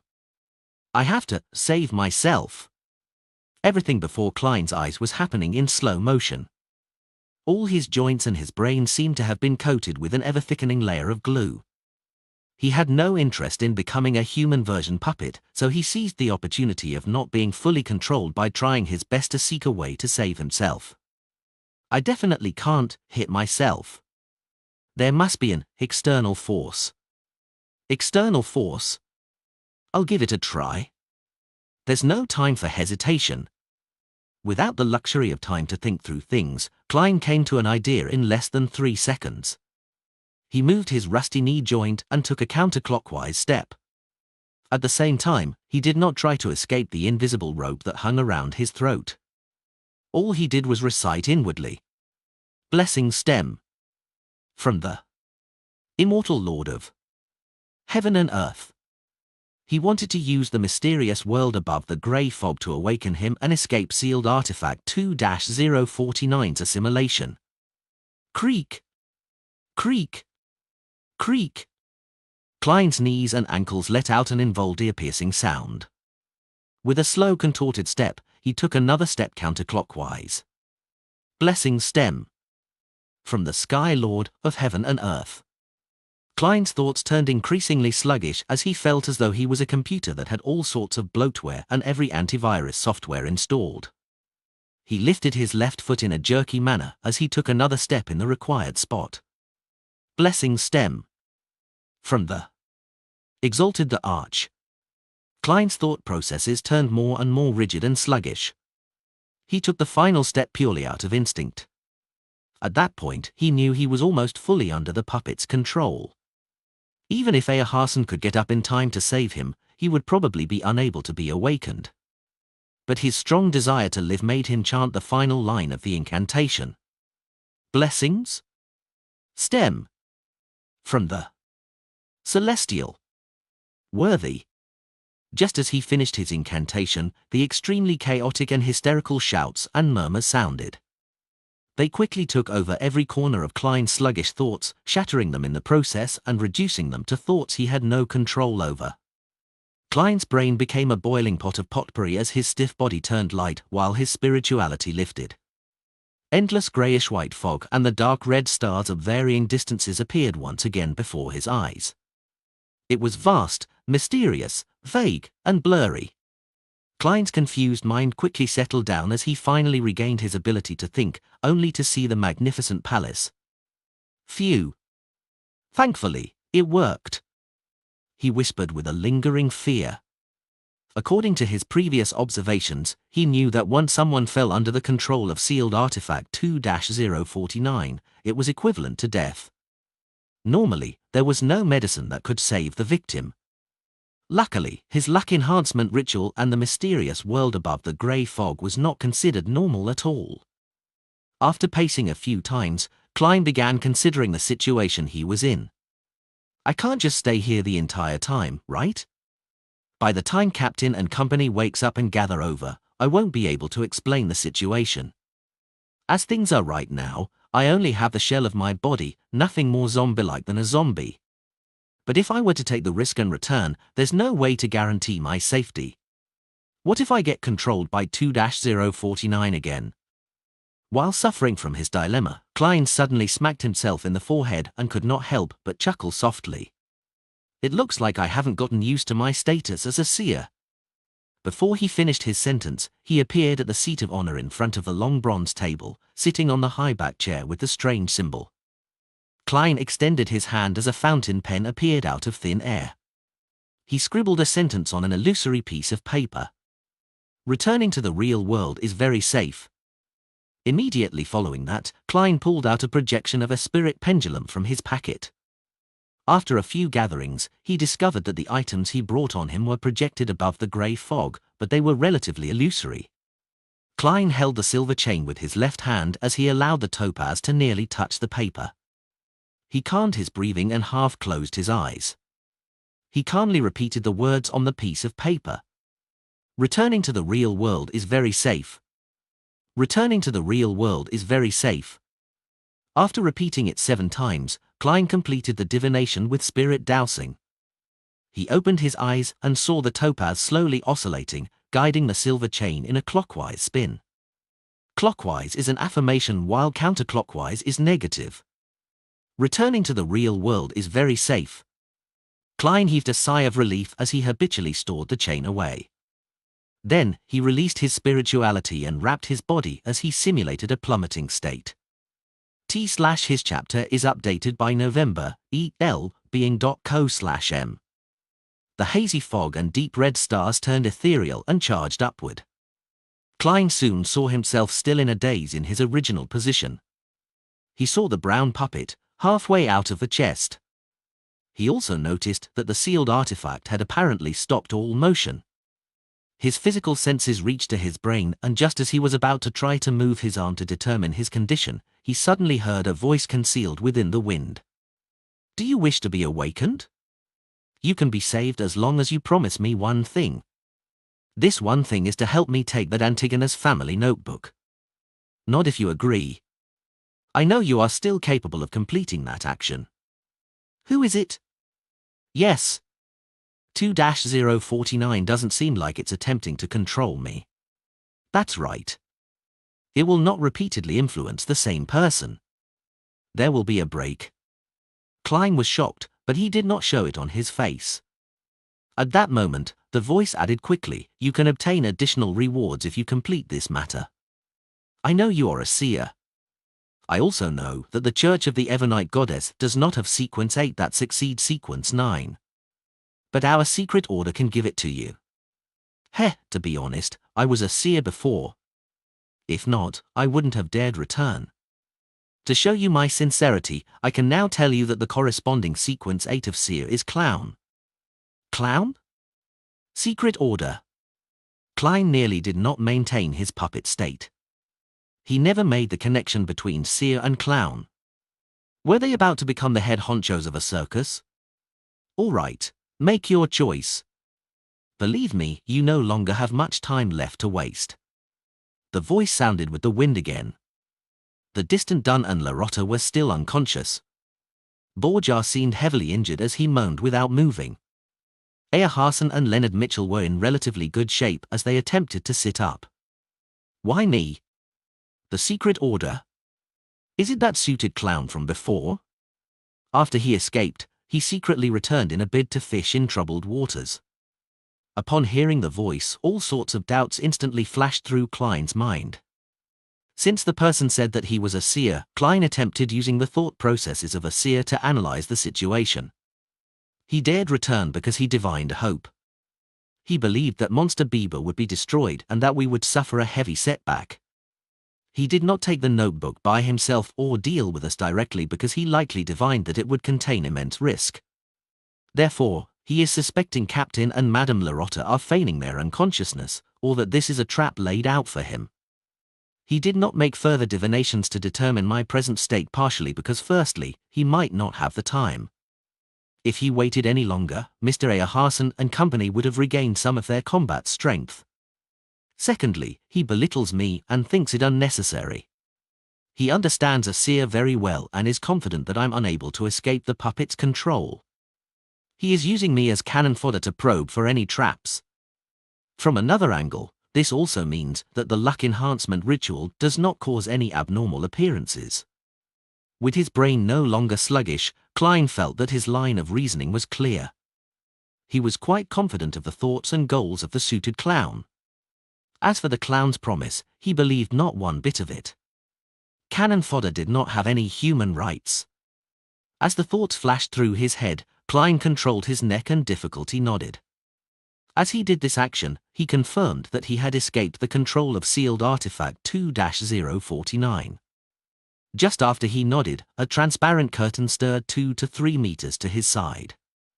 It revealed the suited clown who had his face painted with a clown's pastel colors. It was none other than the secret order member who had fled previously. At that moment, as Klein had previously turned around in an attempt to leap out of 2-049's effective range, his back was facing the black chest and the puppet. The suited clown was in front of him to his side. First, it was to stay away from the sealed artifact, and second, to avoid his revolver's barrel. It was clear that he was very careful. The suited clown pulled out a long paper slip from his pocket and shook it vigorously until it turned straight like a wooden pole. He held the wooden pole, and at a distance of 2 to 3 meters, he gave Klein's shoulder a prod in an attempt to wake him. This fellow knows 2-049 very well. He knows that if the scent of an Antigonus family descendant is present, the puppet would go ballistic and control 2 at a time. He also knows that throwing a rock doesn't seem effective. At the very least, I've seen Captain and company attempt similar means. Although Klein did not know why 2-049 had stopped assimilating him again, he did not dare stay within 5 meters of it any longer. Therefore, he waited as he held his breath. Just as the wooden pole was about to touch his shoulder, Klein suddenly raised his left hand and grabbed the edge of the pole and yanked it backwards. The suited clown was caught by surprise as his body was pulled forward. He staggered a few steps forward as the gap between him and Klein contracted once again. He was now less than 2 meters away. At the same time, the prepared Klein squeezed his right finger on the revolver's trigger. Bang! Bang! He shot twice but did not aim at the suited clown. Instead, he had aimed behind him, shooting to the side of sealed artifact 2-049. Before the gunshot rang, the suited clown had taken the initiative to roll from his staggering state. He had instinctively backed off. Klein released his hand which had grabbed the wooden pole as he took several steps away rapidly and rushed out the danger zone. Just as the suited clown rolled twice and was about to jump backwards, his head went abuzz as his thoughts rapidly turned sluggish. No good. He forced me to dodge in the direction of the Antigonus puppet. I'm within 5 meters. How could he not be controlled by the Antigonus puppet? The suited clown stopped from his rolling as he attempted to crawl out with his seemingly rusty joints. At that moment, Klein had already turned around. He held his revolver with both hands as he aimed at the slowly moving target. To him, that was equivalent to shooting a fixed target. Having seen the suited clown's battle with Dunn, Ayer, and Larotta, Klein knew that he was agile and good at rolling. Therefore, even when they were just a meter or 2 apart, he had carefully given up on shooting directly. Instead, he forced the clown to dodge to the kill zone he imagined where sealed artifact 2-049 was. If the puppet had been ineffective, the suited clown would have determined that he had fallen into a trap. He would then escape by leaping backwards and not pose any significant threat. Bang! Reflected into the indescribable eyes of the suited clown, the black-suited Klein pulled the trigger calmly. Lord of the Mysteries Chapter 76. Translator, Atlas Studios. Editor, Atlas Studios. Bang! The silver bullet traversed the short distance of a few meters and accurately bore into the suited clown's neck.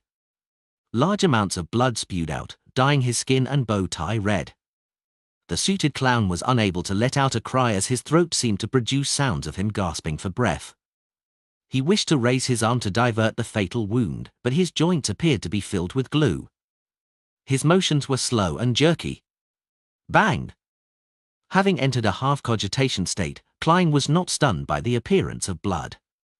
He pulled the trigger once again calmly, as though it was his usual daily practice.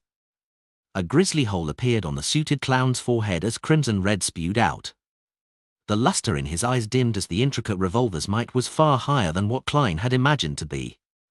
As his knees buckled and his arms hung down, the suited clown gradually fell to the ground. His eyes were frozen with a dazed look. His body convulsed a few times before it slowly relaxed and stopped moving. Having delivered a headshot, Klein turned around in a cool manner. He spun his revolver and allowed the empty shells to fall down. Then, dressed in his black formal suit and half-top hat, he walked towards Earharson. He pulled out the final silver demon-hunting bullet in his pocket and inserted it into the revolver's chamber. The reason why he did not turn back to look at the suited clown's tragic fate was solely because of his discomfort with his first kill.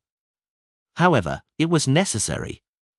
He did not know what would happen if the suited clown was under the full control of the puppet. Furthermore, he did not dare risk entering sealed artifact 2-049's effective range. After all, no one knew if something odd would happen that prevented his self-rescuing luck enhancement ritual to fail. As for the items on the suited clown, Klein only cared if there was the so-called clown potion formula or the relevant clues. However, this was not something he was in a hurry to carry out. In a while, he could do it together with Dunn, Ayer, and company. If the Nighthawks had it, it also practically meant that he had it. There was no way that they would be unwilling to share the potion formula of Sequence 8. At most, he would be required to accumulate his contributions over time. After all, he had only become a seer recently. It would still be a long time until he fully digested it. As his thoughts churned, Klein quickly walked next to Ayer Harson. The gentleman in his grey windbreaker struggled to sit up but failed at every try. He was covered in dust and mud from the fall. "Mr. Harson, what do you need me to do?" he asked, squatting down.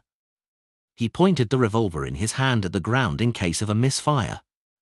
Ayer gasped for air and sighed. The monster was too strong, if not for its weakness.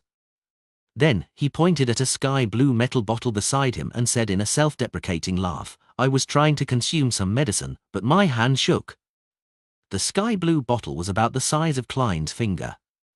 It was not longer than 5 centimeters long, and a cap that hid spiral patterns had fallen to the side. The liquid had completely spilled. Klein reached out to pick up the bottle. As he looked at it with narrowed eyes, he answered helplessly, "Mr. Harson, there are only a few drops left in the bottle." "Go to Borgia and search his body. In his inner pockets," Ayer said as he gasped for breath. "All right." Klein stood up and casually asked, "Is this restorative medicine? An item from mysticism?" "No, it only has certain restorative effects. The main goal is to stimulate our minds and squeeze out the potential of our bodies.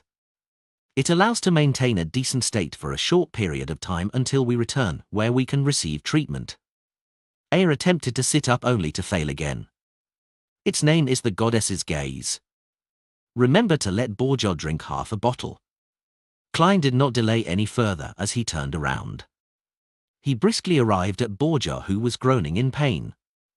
He found the uniform sky-blue metal bottle from the Nighthawk's pocket. After removing the cap, he carefully held the bottle to Borgia's mouth. Having sensed it, Borgia tried hard to open his lips. The bottle was held up as dark red liquid flowed in Borgia's mouth. Klein estimated the quantity and stopped just in time. He then screwed the cap back on. The medicine was rather effective. It only took Borgia a few seconds after drinking to regain the spirit in his eyes. Furthermore, he whispered, "Thank you." With that said, he pressed down on the ground as he slowly sat up. He first dealt with his wounds before walking to the unconscious Lorotta and Dunn.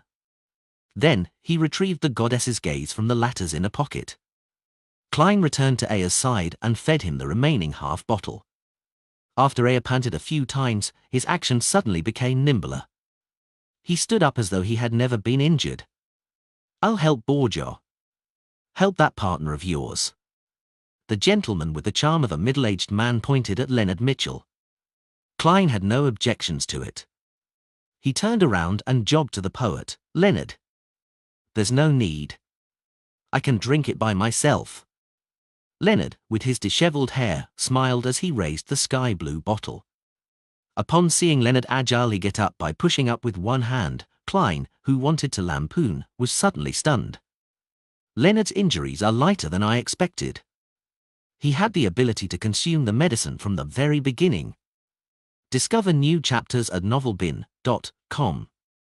That also means that he could see me walk counterclockwise as I did the luck enhancement ritual. No, that's still all right. I had chanted inwardly, and the luck enhancement ritual does not appear odd in any way, or the suited clown would not have fallen for it. But even so, Leonard, who had long recovered but chose to watch by the sidelines, had seen quite a lot. Things like me not being affected by 2-049 and my sneak attack on the suited clown. Just as Klein's eyes narrowed slightly, Leonard, who was walking in his direction, stopped beside him and chuckled softly. I actually wanted to save you, but discovered that you didn't need it. Don't mind it. There are many special people in this world that can always do things others can't, such as you. And me. Leonard smiled as he went past Klein and walked to the awakening Dunn and Loretta. Narcissist. Klein thought silently as he felt a lot more relaxed. From the looks of it, Leonard Mitchell hid quite a bit of secrets. As he regrouped with the rest while deep in thought, he saw Captain Dunn wear a cloth and pick up the Antigonus family notebook that was covered in yellowish-brown bloodstains. The notebook's cover was completely made of thick black paper. It suffused an aura from an ancient and distant time without any signs of softening or rotting. It was nearly identical to the one he saw in his dream. He even suspected that flipping it open would only make him see the fool wearing splendid headgear. However, he soon realized that he was overthinking things since Dunn had flipped open the notebook to make a final confirmation. Klein was unable to discern the words on it due to his poor angle, but he was certain that there was no drawing of the fool with his gorgeous clothes and splendid headdress. Ahoom! There's nothing wrong with it. Dunn closed the notebook and held it securely. Then, he looked at Ayer and Company. Let's store this notebook and sealed artifact 2-049 behind Tingens Channy's gate. We can wait until all of you are recovered or Backlund sends someone over. Upon hearing that, Klein felt a little disappointed once again, but also felt happy. He wished to see the Antigonus family's notebook once more and figure out the reason for the death of the original Klein, Welsh, and Nair. However, he also felt that the ancient item was filled with misfortune. It often brought catastrophe, so he did not dare touch it. Handing it to the church's headquarters and sealing it is considered the best choice, he secretly heaved a sigh of relief. All right. Ayer Harson, Borja, and Loretta nodded in unison. They then turned around and arrived beside sealed artifact 2-049. They woke each other up and stuffed the puppet, which had resumed moving, into the black chest with an opening as they monitored it strictly. Everything is back to normal. Ayer sounded a little more relaxed. Inside the dimly lit black chest, the puppet wrapped in oil-stained cloth flipped over with its body creaking as it aligned its clown-painted face with the light source. On the creepy face, under the black pupilless eyes, two hardly noticeable crimson cracks appeared. Meanwhile, Dunn, Leonard, and Klein, who had mustered his courage, began searching the suited clown's corpse. They found paper flowers, handkerchiefs, poker cards, glass pieces, and all sorts of strange items. However, apart from that, he did not seem to carry anything of worth or potential clues. Other than the wallet with 70 to 80 pounds and 10 plus solely. Klein secretly sighed. With money in mind, he immediately looked down and inspected himself. His face nearly fell literally. His formal suit that cost several pounds had torn in 5 to 6 spots, which required mending due to his rolling on the ground. Furthermore, it was covered in dust and dirt stains. Dunn shot him a glance as the corner of his lips curved up. Losses during a mission can be reimbursed. Reimbursed? Upon hearing the term invented by Emperor Rozelle, Klein instantly felt wonderful. Yeah. This suit just needs some proper cleaning and mending before it can be worn again. It will still be presentable. When the reimbursement comes, I can buy another set and I can take turns wearing them. I am not the kind of person that uses a reimbursement for something other than what it was intended for. However, I should consider getting a set of clothes for combat in the future, such as a black windbreaker like Captain. Clothes with slightly poorer material would be much cheaper than a tuxedo. TSK has the reason why the bastard, Leonard, doesn't like wearing formal suits been due to him having such considerations. Let Fry take care of the dead body. We'll see if he can find what the man originally looked like or find any relevant clues. Dunn touched the suited clown's face paint with his gloves. Then, they searched the innermost warehouse and saw that there were splotches of bloody flesh that looked like they had been smashed by boulders. They also saw one white bone after another that had been strewn everywhere. Ray Bieber was absorbing the power in the notebook via an ancient ritual, just like how we would consume a higher-level sequence potion. A ritual like that is full of danger. It must be performed in an environment isolated from all disturbances, and the ritual would have required him to enter a deep sleep for a certain amount of time. That was probably why he had yet to leave Tingen. Dunn guessed at the possibilities after inspecting the warehouse. Upon hearing such a description, Loretta laughed. Her black hair contrasted sharply with her pale face. Such a pity, we awakened him ahead of time. His anger at being woken up truly left a deep impression on us. This is a kind of losing control. Dunn looked towards Klein and told him, as both an explanation and a lecture. Why didn't he just leave Tingen and try to absorb it elsewhere? Asked a perplexed Klein. Aya laughed and pointed to his head. People influenced by ancient or sinister powers often are lacking in this department. At that moment, Dunn inhaled and said while hiding his pain, "Leonard, you are still in good condition. Stay here and do not allow ordinary people to come close. The rest of us will immediately search for items among Ray Bieber's remains. We will return with them and the sealed artifact, as well as the Antigonus family's notebook. We will then get Fry, Royal, and the police to come here."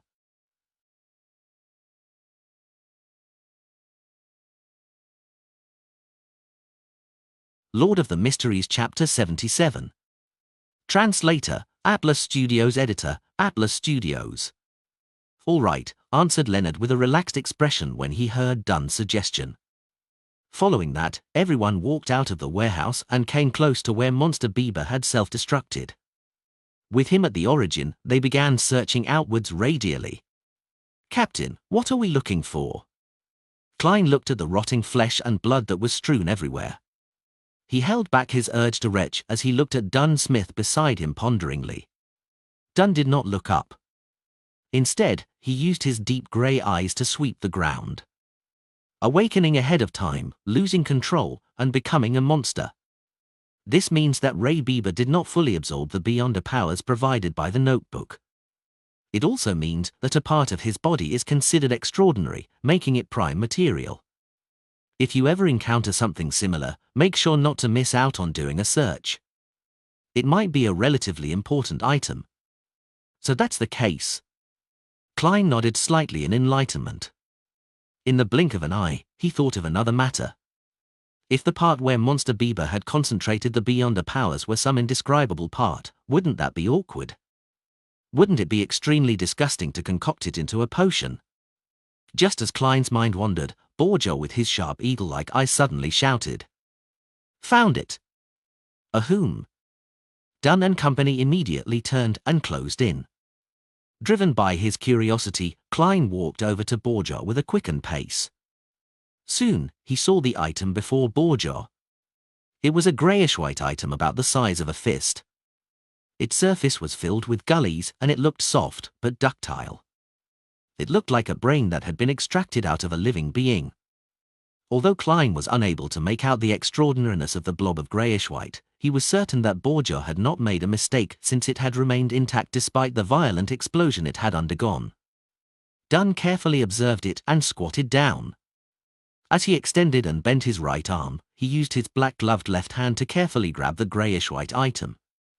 The moment it was touched, the blob of greyish-white immediately spread out into an extremely sticky liquid. At that moment, Earharson took out a tin-coloured square case, removed the cigarettes from them and placed them into his pocket. Then, he handed the square case to Dunn and smiled. "I know, you only like pipes." Dunn chuckled and took the square case. Then, he poured the greyish-white sticky liquid into the case for temporary storage. After storing it away, everyone did a cursory sweep of the area.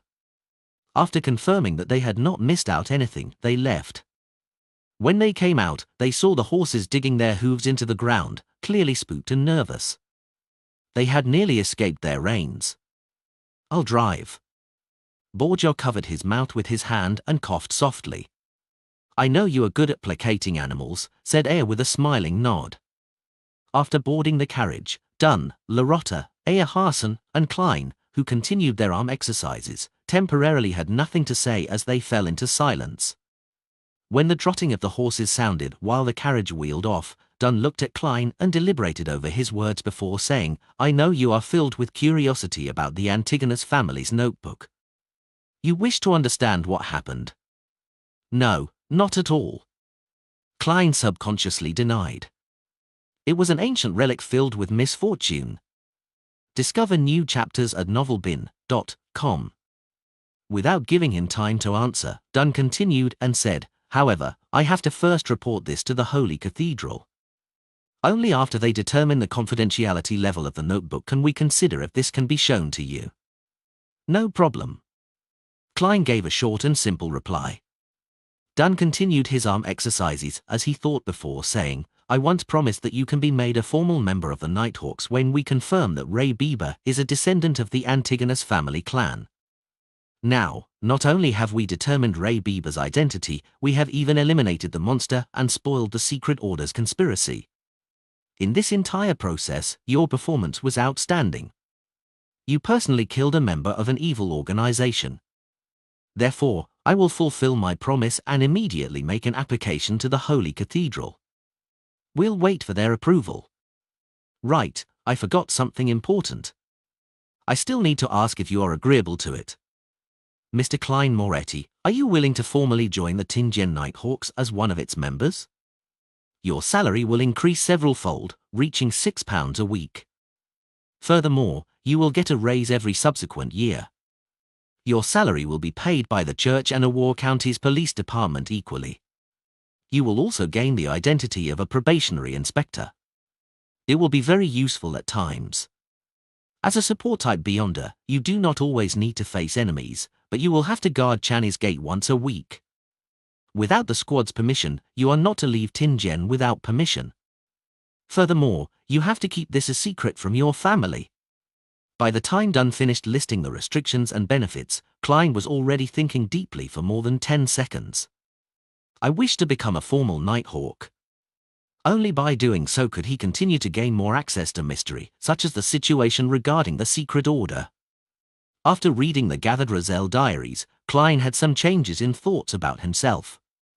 Being skilled in mysticism knowledge to seek a way home was an immutable goal of his. Raising his strength further to more safely make the mysterious space above the grey fog do his bidding before using it to return home was a new addition to his goals. Just as Emperor Rozelle said, simply relying on external powers was very dangerous. Furthermore, after becoming a seer and obtaining Beyonder powers, Klein sensed that he had a better grasp of the mysterious space. For example, he could pull another person into the gathering. This forced him to consider what possibly beneficial changes would happen to the mysterious space above the grey fog when he reached Sequence 8, Sequence 7, or an even higher sequence. Of course, Klein knew very well that this was built on the premise that he completely resolved the side effects of the seer potion. He could not rush or be rash. "Very well. Once the Holy Cathedral approves of it, you will become one of us." Dunn's grey eyes were tinted with a hint of joy. At that moment, Aya Harson, who was listening in, interrupted. "Klein, don't mind me calling you Klein. Your performance today was really excellent. You managed to kill a Beyonder from the Secret Order. I even suspect that he has reached Sequence 7. How did you do it? I really find it incredulous. The question has finally been raised." Having long prepared for it, Klein acted as though he was organizing his thoughts. He knew that it was indeed incredible and enigmatic that he had killed a Beyonder that ran rings around Dunn, Aya, and Larotta. Aya and company were not blind or dumb, so it was a matter of time before they inquired about the process. However, he never expected them to wait till this moment. That's right. Captain and Mr. Harson were previously injured and their situations could have worsened at any time. At that moment, any matter that could result in conflict had to be put on hold. It was to prevent me from acting desperately because of my exposed secret. Only after I expressed my attitude and showed that I was willing to be a Nighthawk were they at ease enough to ask. How crafty. They did not have any obvious communication between themselves, but they had made the same tacit decision. Klein answered as though in thought, "It's an extremely lucky event." The clown in the tuxedo had made a fatal misjudgment. Back then, sealed artifact 2-049 was thrown near me as a result of the explosion's blast. It looked about 5 to 6 meters from me, but it was only a crude observation. It was very easy to come to the conclusion that I was within the sealed artifact's area of influence. And back then, I was feeling faint because of the explosion. My actions turned sluggish and looked as though I was being controlled. It was unknown when that suited clown came close to me in an invisible state. He tried to entice me by offering to save me and the corresponding Sequence 8 clown of the Seer Potion. He wanted me to help him retrieve the Antigonus family's notebook. Right, he said that the secret order is in control of the Seer Potion's corresponding sequence pathway and that he was once a seer. Klein recounted the situation back then in detail. He even described the theories he had back then, including how he believed that the suited clown had divined that taking the notebook would be an extremely risky endeavor, thus, he had changed his plans. Of course, all the truths were used to conceal the lie made in the beginning that he had been controlled by sealed artifact 2-049. Divined that it was extremely risky to retrieve the notebook? Yes, it's indeed highly risky. However, the risk was actually because of you, said Lorota with a chuckle as she covered her mouth. His divination was right, but it caused him to end up in a fatal situation. This sure is an interesting account. Klein was taken aback before he nodded seriously. Indeed. Divination is never crystal clear. And that vagueness only means that an interpretation can be wrong. Yes, I have to take note of that. How did you finish him off after that? Asked Dunn while he did his arm exercises and leaned back. Klein smiled. I pretended to agree to him and made him awaken me. However, he did not dare enter the effective range of the sealed artifact. He stayed 2 to 3 meters away and used a strange paper slip in an attempt to push me. I seized the opportunity and pulled at his paper slip, causing him to be thrown into 2-049's effective range. I then complemented it with repeated shots and completed my goal. It's quite an embarrassing matter for me. I didn't even have the confidence of hitting him despite being only 2 to 3 meters away from him. Aya nodded slightly.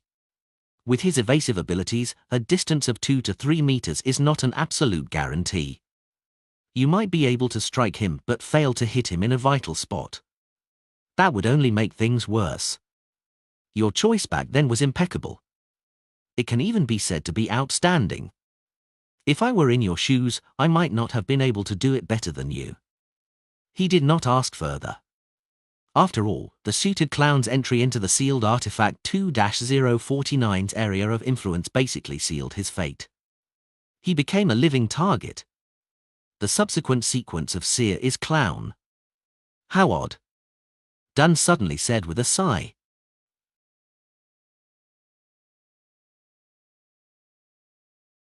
Lord of the Mysteries Chapter 78. Translator, Atlas Studios. Editor, Atlas Studios. Aya Hassan added, exactly, it is hard to imagine that the subsequent sequence of seer would be clown. According to normal logic, no one would link them together. Is that strange? I remember that quite a number of sequence potions also seem to lack similarities between their different levels. Lorota covered her mouth as she yawned. It was obvious that her injuries were more severe. Not even Goddess's gaze could help her to maintain her vibrant energy. No, Lorota. This is completely different. Even if the other sequence potions are lacking a connection, we can also find common points if viewed from a different angle. However, I cannot comprehend it for seer and clown at all, said Aya Hassan as he shook his head and sighed. Klein listened to their discussion and laughed. No, there's still a common point. What? Aya asked curiously. Even Dunn's arm exercises clearly slowed down. Klein replied without hesitation, be it a seer or a clown, both of them can be found at the circus. Aya, Dunn, and Lorota were stunned. Phut. Quite a good answer. I like young man like you. Lorota was the first to return to her senses as she burst out laughing. Aya also smiled as he shook his head. In this era, the number of gentlemen who are equipped with the spirit of self-deprecation is decreasing. Thankfully, we have met one today. Do you think I like to engage in self-deprecation? It's not like I figured out any commonality between the two. Klein complained internally as he replied with a wry smile, I only wish that the potions of the sequence pathway would not have names like beast tamer, acrobat, or magician. That would really form a circus. Furthermore, it's a one-man circus. Harvar. Dunn and company were immediately amused. It filled the carriage with a joyous atmosphere. The carriage proceeded straight for Zoutland Street. Klein, who was not injured, was the first to enter Blackthorn Security Company. Goddess. What happened to you? Why are you like that? Roseanne exclaimed when she caught sight of him. Klein looked down at his dirty and tattered suit. He replied with his heart aching, there are always all kinds of accidents during a mission. Thankfully, the goddess blessed us and it ended beautifully. Praise the lady.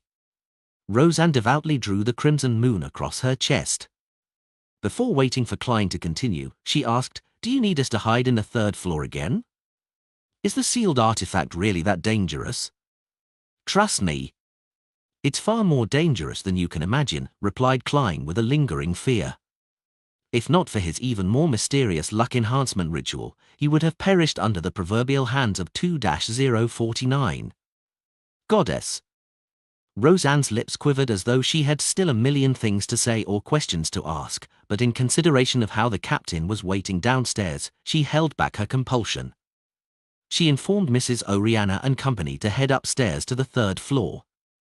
The neighbors of Blackthorn Security Company were either estates of the church or devout clergymen who vaguely knew of the situation. When all the civilian staff dispersed, Klein did not rush to the entertainment room to inform the other Nighthawks. He immediately returned and helped the captain and the rest escort sealed artifact 2-049, Monster Bieber's remnants, and the Antigonus family's notebook to the second floor. Through the partition, Dunn pushed open the entertainment room's door and said to the two Nighthawks who were playing Gwent cards, Fry, Royal, both of you are to immediately head to the harbor's Tyrell warehouse and aid Leonard in dealing with the aftermath. All right. Royal, with her raven-black hair and cold expression, was the first to stand up. Corpse Collector Fry, with his black hair, blue eyes, and pale skin, stood up next. They put down their Gwent cards and walked out the entertainment room, and when they passed through the partition, they clearly paused. Wait, Dunn shouted, not letting down their expectations. What else is there? Sleepless Royal turned her head back and asked without an expression. Remember to inform the police. Let them seal off the road. Prevent anyone from coming close until you are done with the scene and move the corpse back, Dunn said, smacking his forehead. All right. Royal turned around and took 2 steps before pausing once again. She turned her head, blinked, and confirmed coldly, Captain, is there nothing else? No, Dunn answered categorically. Royal nodded unnoticeably and walked towards the entrance. As for Corpse Collector Fry, who exuded coldness and darkness, he maintained his adequate pace. At that moment, Dunn added, remember to tell Rosanna, Mrs. Oriana, and company that they can come down. No problem. Fry calmly replied as though no emotion stirred in him. Klein watched as the 2 Nighthawks walked out the door and went upstairs before heaving a secret sigh of relief. He followed the captain and the rest underground. They proceeded straight to Channy's gate. As Dunn gestured for Sleepless Kenley to open Channy's gate, he instructed Klein, go to the armory and get old Neil here. We need his ritualistic magic to heal ourselves. As the effects of the medicine began to wear off, his mental state gradually waned. All right. Klein did not wait for the captain to continue, as he added, I will watch the armory in old Neil's place. I will also request for at least 20 demon-hunting bullets and also wait for the Holy Cathedral's approval, curbing my curiosity about the Antigonus family's notebook. Dunn was instantly at a loss for words. Captain, is there anything else? Asked Klein with a smile after beating Dunn to it. Dunn shook his head and remained speechless. He pulled out his cane and turned around. After walking a certain distance, Klein turned into the army and recounted the happenings generally to old Neil, who was drinking plain water. He became a monster that lost control. You even killed a Beyonder? Old Neil quickly tidied up his desk. It's like I'm listening to the script of a play. He mumbled as he circled around the desk and walked straight towards the corridor without waiting for Klein's answer. Klein asked out of curiosity, Mr. Neil, doesn't the church have real restorative medicine? Why would ritualistic magic be needed? No medicine made with ordinary ingredients can provide the permanent restorative effects of a ritual. Extraordinary ingredients are very rare, and most of them are not suitable for restorative medicine, Old Neil explained casually. You should know about Goddess's gaze, right? When the medicine is first made via a ritual, it would be a standard, real restorative medicine. But every minute after its completion, its effect evaporates until little of its efficacy is left. I see. Klein nodded disappointedly. As a former keyboard warrior and avid gamer, it was a habit to yearn for a medicine with magical healing properties. He watched Old Neil leave and sat down, taking in the tranquility that he had not had in a very long time. In the midst of his piece, he recalled the tragic death of the suited clown. He recalled himself shooting coldly, the gruesome wound and the spewing of fresh blood. Klein's body shivered as he felt discomfort. He first stood up, then sat down, then slowly repeated the process. He also did some pacing back and forth in between. Phew. He let out a breath and decided to occupy himself with something so that he could stop thinking of those negative images. Klein took off his silk hat and formal suit. He then took out a handkerchief and a brush to clean off the dirt and mud. After an uncertain amount of time, he heard Old Neil's familiar footsteps. Old Neil's gait involved him walking on his heels, and it made a distinctive noise as he ambled down the hall. How tiring! Old Neil complained as he walked into the room. Tell the rest that no one is to come here within the next hour. I need to rest, he instructed casually, glancing towards Klein. Why don't you rest upstairs, and I keep watch here? Klein suggested out of kindness. Old Neil shook his head. It's too noisy upstairs. Roseanne is a lady who just can't stop talking. All right. Klein did not insist. He put on his coat and hat, picked up his cane, and returned to the corridor. Then, he pulled the armorer's door ajar. Tap. Tap. Tap. He slowly walked on the empty path when he suddenly saw many rooms he had never seen previously by the side. There is a secret door here. Klein stopped at a spot around a bend as he looked at the room. He discovered that corpse collector Fry had already returned. He was carefully examining a completely dissected corpse. Corpse? Klein's heart stirred as he mustered his courage and approached the room.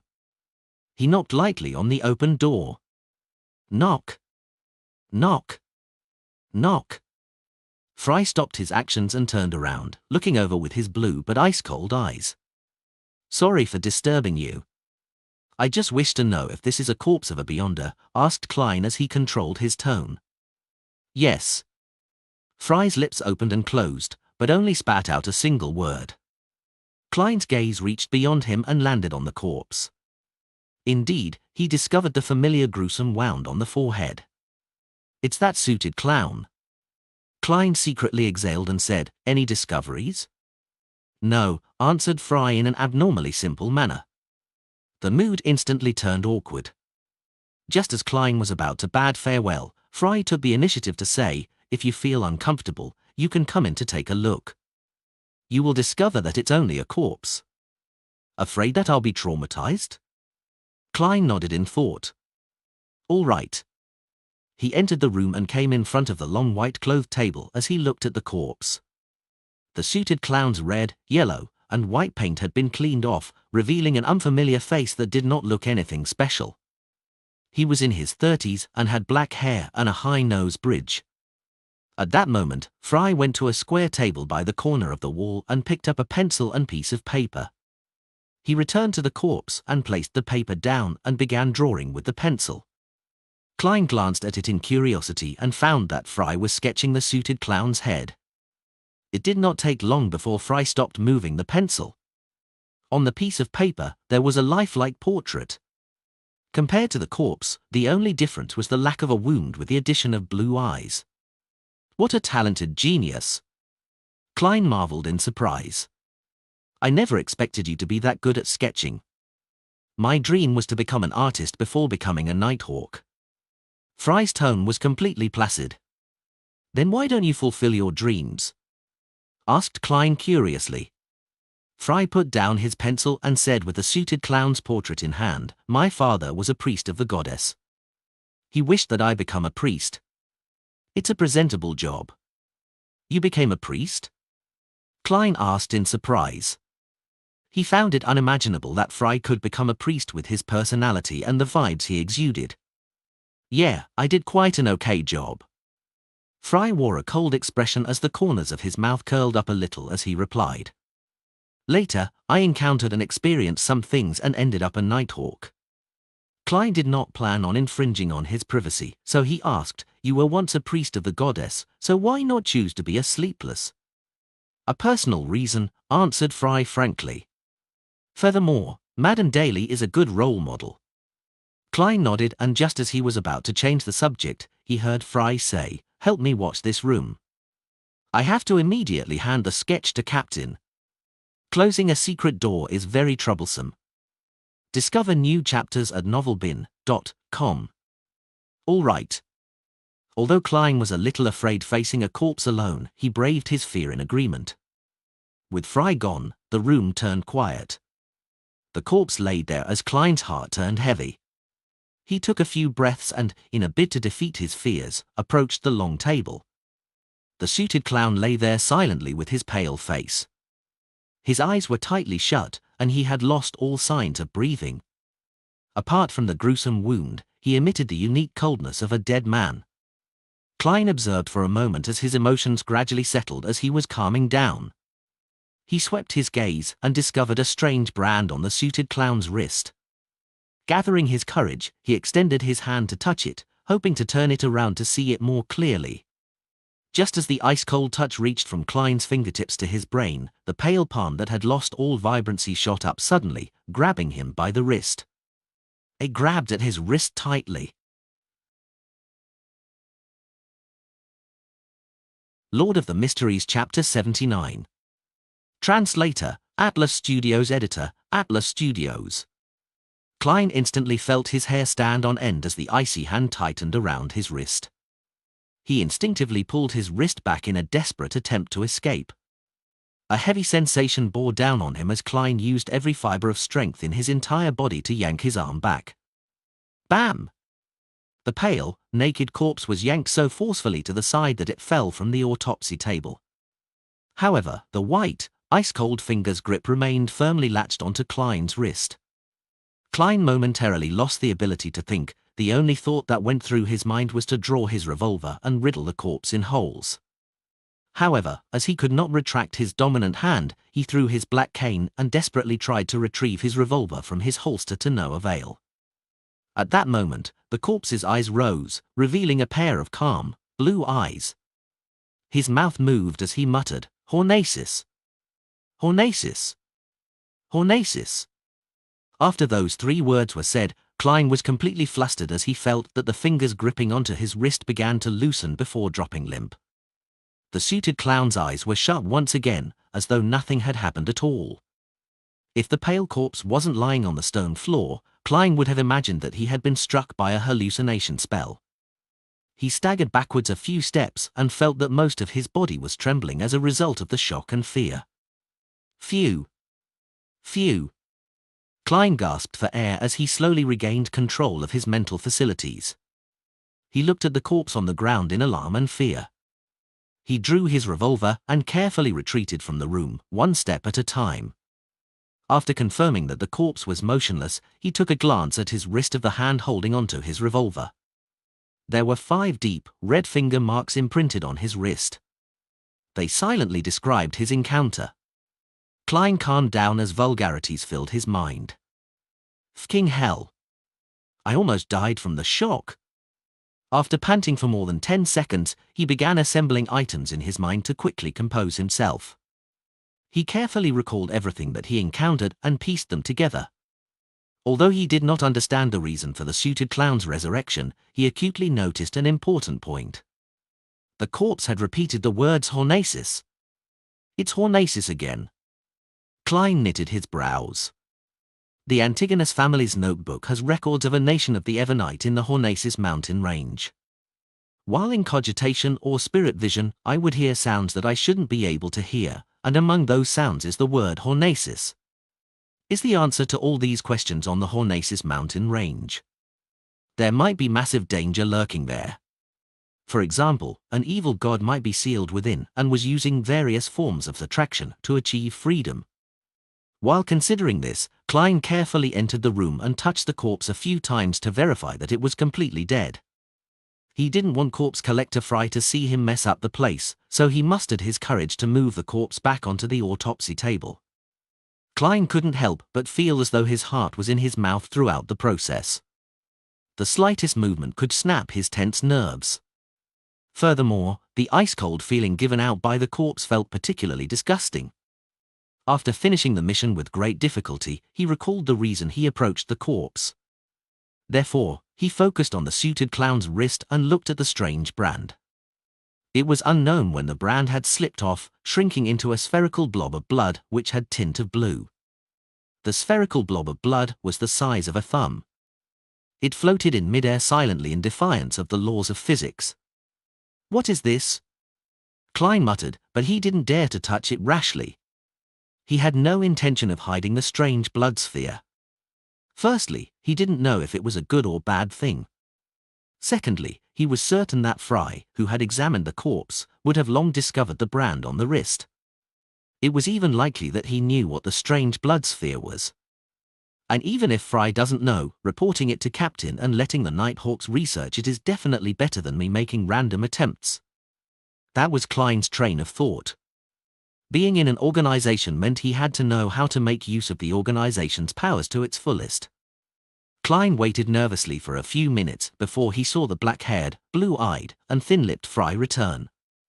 He instantly noticed the strange blood sphere and asked Klein a question he had previously asked himself. What is this? No idea. Klein shook his head honestly. He recounted what had happened without hiding anything. The brand slipped off into a blood sphere. Fry nodded, seemingly deep in thought. The corpse of a beyonder always tends to have some strange transformations. He looked up and said to Klein, "Bring the captain here. Inform him about the contents that the corpse murmured as well." "All right." Klein was already itching to leave. "You don't have to return with the captain," Fry added. "I believe you won't like to see what happens next." As he spoke, he picked up a silver surgical knife beside him. Klein nodded with some lingering fear. "I was hoping you'd say that." He picked up his cane, wore his hat, and hobbled over to the Channy's gate. At the keeper's room, he saw the no longer frail Captain Dunn. After Dunn heard his recollection of what happened, he nodded indiscernibly. "I'll report the matter to the higher-ups and let the Holy Cathedral deal with it. Maybe they'll send people to the main peak of the Hornacis mountain range to take a look." Klein answered briefly in confirmation. Seeing that only Sleepless Kenley and the captain were in the keeper's room, he casually asked, "Are Mr. Ayer and the others resting?" Dunn nodded and said, "Ayer and Borgia are at St. Selina Cathedral. Larotta is probably looking for a coffee shop." "Coffee shop? Madame Larotta hasn't recovered from her injuries, right?" Klein asked in surprise. Dunn massaged his nose bridge and said with a laugh, "Larotta has 3 hobbies: coffee, dessert, and maidservants.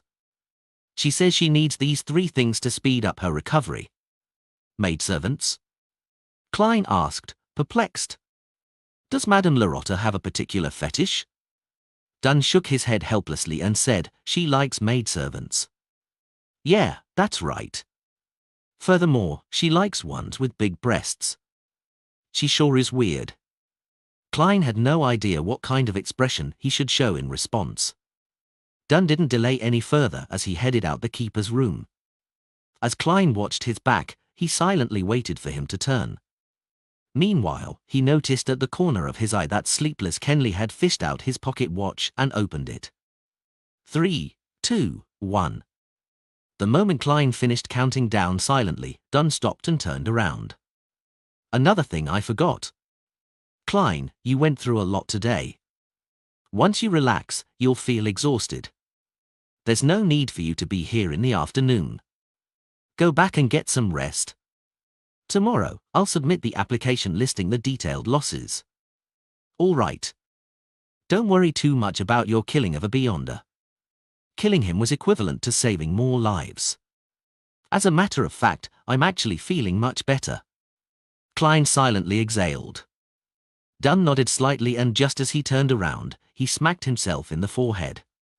Find updated novels on no/v/elbin.co/m. I've also handed the Beyonder sketch to Leonard. He and the police department are in charge of the follow-up investigations. I believe that the Beyonder must have rode on carriages, eaten food, and had somewhere to stay. Wherever he goes, whatever he touches, whatever he leaves behind, even unconsciously, will serve as a silent witness against him. Emperor Rozel's words are truly sensible. Yes. Klein answered, stupefied. After the captain walked far away, he left the keeper's room and slowly walked to the second floor. Along the way, he suddenly recalled something as he experienced an additional bout of fear. That suited clown claimed that the secret order controlled the corresponding sequence pathway of seers. Even if he was exaggerating and they didn't have the higher sequence potion formulas, they definitely have the lower sequence ones. It also means that they have a number of seers. Then, wouldn't they divine that I killed the suited clown and secretly exact revenge against me? If they can't deal with the Nighthawks, can't they deal with me, a seer without any direct measures against enemies? Klein stopped in the stairwell and began thinking about the problem seriously. Soon, he discovered that he was worrying over nothing. Firstly, the secret order doesn't know who are members of the Nighthawks. Secondly, even if they know one or two, they definitely wouldn't include a civilian staff member like me. Thirdly, under the present circumstances, unless they have a prophet, there's no way they can divine who the murderer is. He heaved a sigh of relief and left the Blackthorn Security Company. He took a public carriage back to Daffodil Street. Even though he hadn't eaten lunch yet, he still lacked the appetite. After entering his bedroom, Klein removed his damaged suit first. Then, he took off his half-top hat, got into bed and tried to go to sleep. His mind remained active as though his entire existence couldn't relax. His mind wasn't repeating the scene of him shooting the suited clown to death, but of the scene of him moving the corpse, and that hair-raising experience. He no longer felt uncomfortable about killing for the first time, but more of a disgust when he thought about it. This was probably Fry's goal. He hoped that I would approach the corpse and face it directly to overcome my trauma. But even though the trauma from before is gone, I've been traumatized by something new. Klein gave a self-deprecating laugh as he gradually felt his nerves calm down. He had no idea when he dozed off, but when he woke up, his stomach was groaning in protest. I feel like I can eat an entire horse. Klein muttered as he looked at the sun setting in the west as though the sky was alit. Changing into old but comfortable casual clothes, he briskly walked to the first floor. Before he could consider what to make for dinner, he heard the door open. Melissa? The corners of his mouth curled up at the thought. Ever since she began taking the public carriage, his sister no longer returned home late. The key twisted as the door opened. Melissa walked in with her bag that contained her books and stationery. She looked at the kitchen and said, "Klein, there's a letter for you. It's from your mentor." A letter from mentor? Right. I wrote to him asking about the relevant historical situation of the Hornacis main peak. Klein was taken aback at first before he recalled the matter. Lord of the Mysteries Chapter 80. Translator, Atlas Studios. Editor, Atlas Studios. After having dinner, a satiated Klein casually lounged on the living room sofa. He used a small letter opener to open the letter he received from his mentor.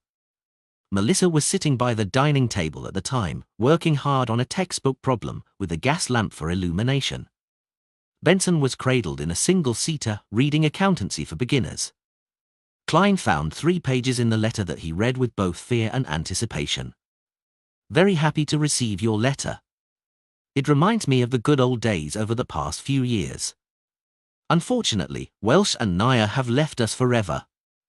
I attended their burials separately and could feel their parents' anguish. The 2 of them were young adults who were supposed to have beautiful, bright futures ahead of them. Fate is always so unpredictable. No one can know what will happen to you next. I've experienced more as I've grown older, and I can increasingly sense the weakness and helplessness of humanity. Regarding the historical information revolving around the Hornacis main peak, I recall that the archaeologist, Mr. John Joseph, once published a monograph detailing it. It includes his accounts of his time at the Hornacis main peak. He discovered a few ancient buildings that are more than 1,000 years old. What shames every historian and archaeologist is our inability to precisely date the era. We can only make a crude estimate based on the architecture style, the characteristics of the murals, and a few of the texts that we can decipher. It's quite unbelievable that such a tall mountain peak would have humans living there. Mr. Joseph has ample evidence to prove that those humans developed a civilization that they can call their own. As for the details, it is hard to fully describe them in this letter. I suggest you try borrowing this monograph from the Dewaville Library. Trust me, Sir Dewaville's donation to this library makes it have more books in its collection than the one built by the city government. The monograph's title is Research of the Hornacis Main Peak's Relics. It is published by the Lund publishing firm. In addition, there are some papers that discuss something of relevance. They are published in the journal's New Archaeology Summary. The exact issue and journal volume is. Klein read every word, and repeated the names of the monograph and paper names silently. Immediately afterwards, he found some paper and an envelope, as well as a fountain pen before penning his gratitude. Melissa, help me send this letter out. This is the money for the stamps. Klein placed the sealed envelope and more than enough money for the stamps on his sister's desk. Melissa took a glance and curled her lips. Klein, stamps don't cost that much. Yes, stamps don't, but a girl should have some allowance. Klein replied with a smile. I believe Selina has mentioned this to you before. Noticing that Melissa was about to protest, he quickly added, it can be used to buy the materials and tools you need. Tools? Melissa repeated softly again and again before casting her gaze back onto her books. All right, she said as she nodded imperceptibly. The corners of Klein's mouth immediately curved upwards as he briskly walked back to the sofa. Excellent persuasion skills. You precisely pinpointed Melissa's weakness.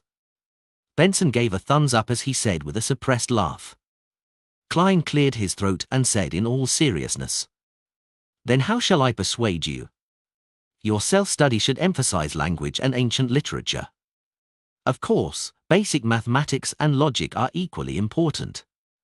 According to the curriculum of the public schools and grammar schools, as well as the material tested for in college admissions, Klein was very confident about the general direction in which the upcoming civil servant examinations would focus on. Benson touched his hairline and said with a self-deprecating smile, I feel like a curly-haired baboon in front of those books. But they're really useful, Klein said with a determined smile. At that moment, Melissa put down her fountain pen, stood up, and walked to the sofa. Benson, Klein. This Sunday is Selina's birthday. She and her parents wish to invite all of us to their place for a banquet. Are both of you free? Should be fine for me, Klein said after some thought. He could take the opportunity to be acquainted with his sister's friends. It could prevent him from being utterly clueless whenever something happened to her. Me too, Benson said as he combed his hairs with his fingers. It looks like we'll have to think of a birthday present for Miss Selina. Klein smiled. This should be left to Melissa. She knows Miss Selina better than us.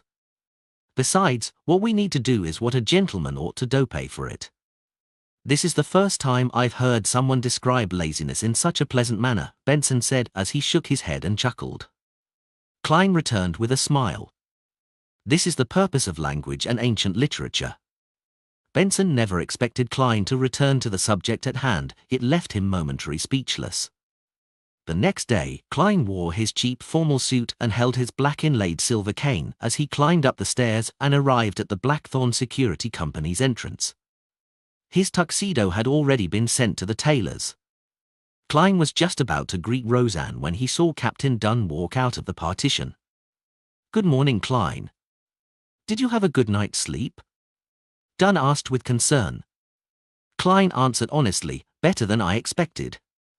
I didn't even have nightmares. But I still feel heavy and a little disgusted when I recall it." "Very good.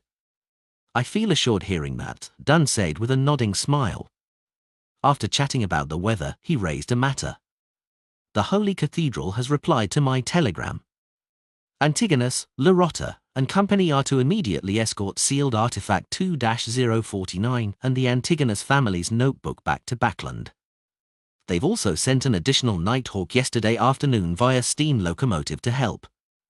I believe that they've already set off by now." "Already set off by now? Does that mean I'm completely free from the traumatizing Antigonus family's notebook?" Klein was taken aback. He found it surreal, as though he was dreaming. "This is more relaxing than I imagined. It's unlikely that there will be any follow-up, right? May the goddess bless them and that they will have a smooth journey." After a few seconds of silence, Klein made a gesture on his chest in the sign of the crimson moon. Dunn wore his hat and pointed out the door. "I have to patrol the Raphael Cemetery garden. I forgot one thing. The investigations of Leonard and the police department has borne fruit.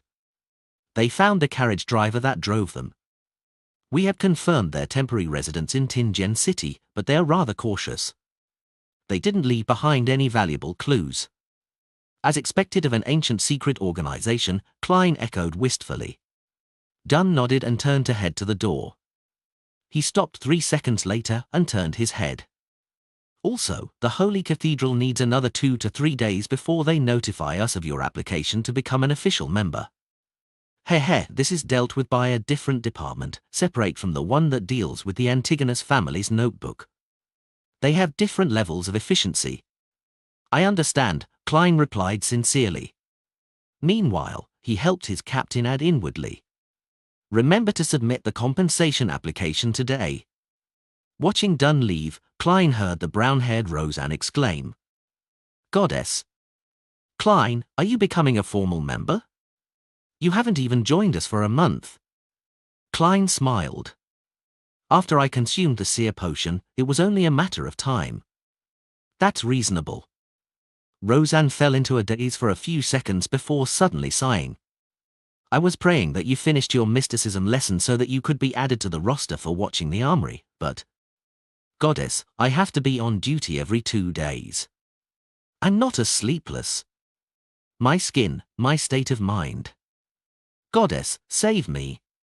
Shouldn't you be very familiar to such a lifestyle? Before I joined, it has always been you, Brett, and old Neil who took turns, right?" Klein asked, puzzled. Roseanne shook her head with a depressed look. "No, there were 4 previously, 5 even earlier. Unfortunately, Kenley chose to become a sleepless. Viola did not choose to extend her contract last month and joined the Coe-Noel Machinery Company. She's a gifted girl when it comes to creation. She only lacked the opportunity and money. 5 years as a civilian staff allowed her to have enough savings." Having said this, Roseanne suddenly glanced at Klein and laughed with her mouth covered. "I've thought of a good solution. Klein, get married as soon as possible. Then, accidentally expose the secret of Beyonders to her. This is considered a very minor leak, so there won't be any particularly heavy penalties. After all, who can lie to a person who shares the same bed with you over prolonged periods of time? You can introduce her to us when that happens, make her a civilian staff member." What a perfect plan. The corners of Klein's mouth twitched. "Miss Roseanne, you can also quickly find a husband. It should be even easier. I believe you have the adequate means to divulge the secret to him." Roseanne's eyes widened and her mouth turned agape when she heard him. "How can I? Marriage is a very serious matter. I have to carefully pick and observe him over a period of time to ensure that he's all right. Discover new chapters at novelbin.com. That's not what you said a second ago. Klein didn't bother engaging in sophistry with Roseanne. He smiled as he engaged in a little small talk before bidding farewell and heading underground. At the armory, he saw old Neil wrestling with the hand-ground coffee. So, he sat down and waited patiently. "Soon you'll be an official member, right?" Old Neil asked casually as he filtered the coffee. "Captain said that another 2 to 3 days are needed. It's still a question of whether the Holy Cathedral will approve of it," Klein said frankly. He. Old Neil chortled. "The Holy Cathedral won't deny cases like these, especially when you're already a Beyonder." With that said, he turned his head and faced Klein. He said with a chuckle, "You must be mentally prepared. There's a ritual every official Nighthawk member has to undergo. They have to complete a mission independently. Of course, Dunn would definitely choose the easiest and simplest ones for a rookie. Besides, you're a support-type seer.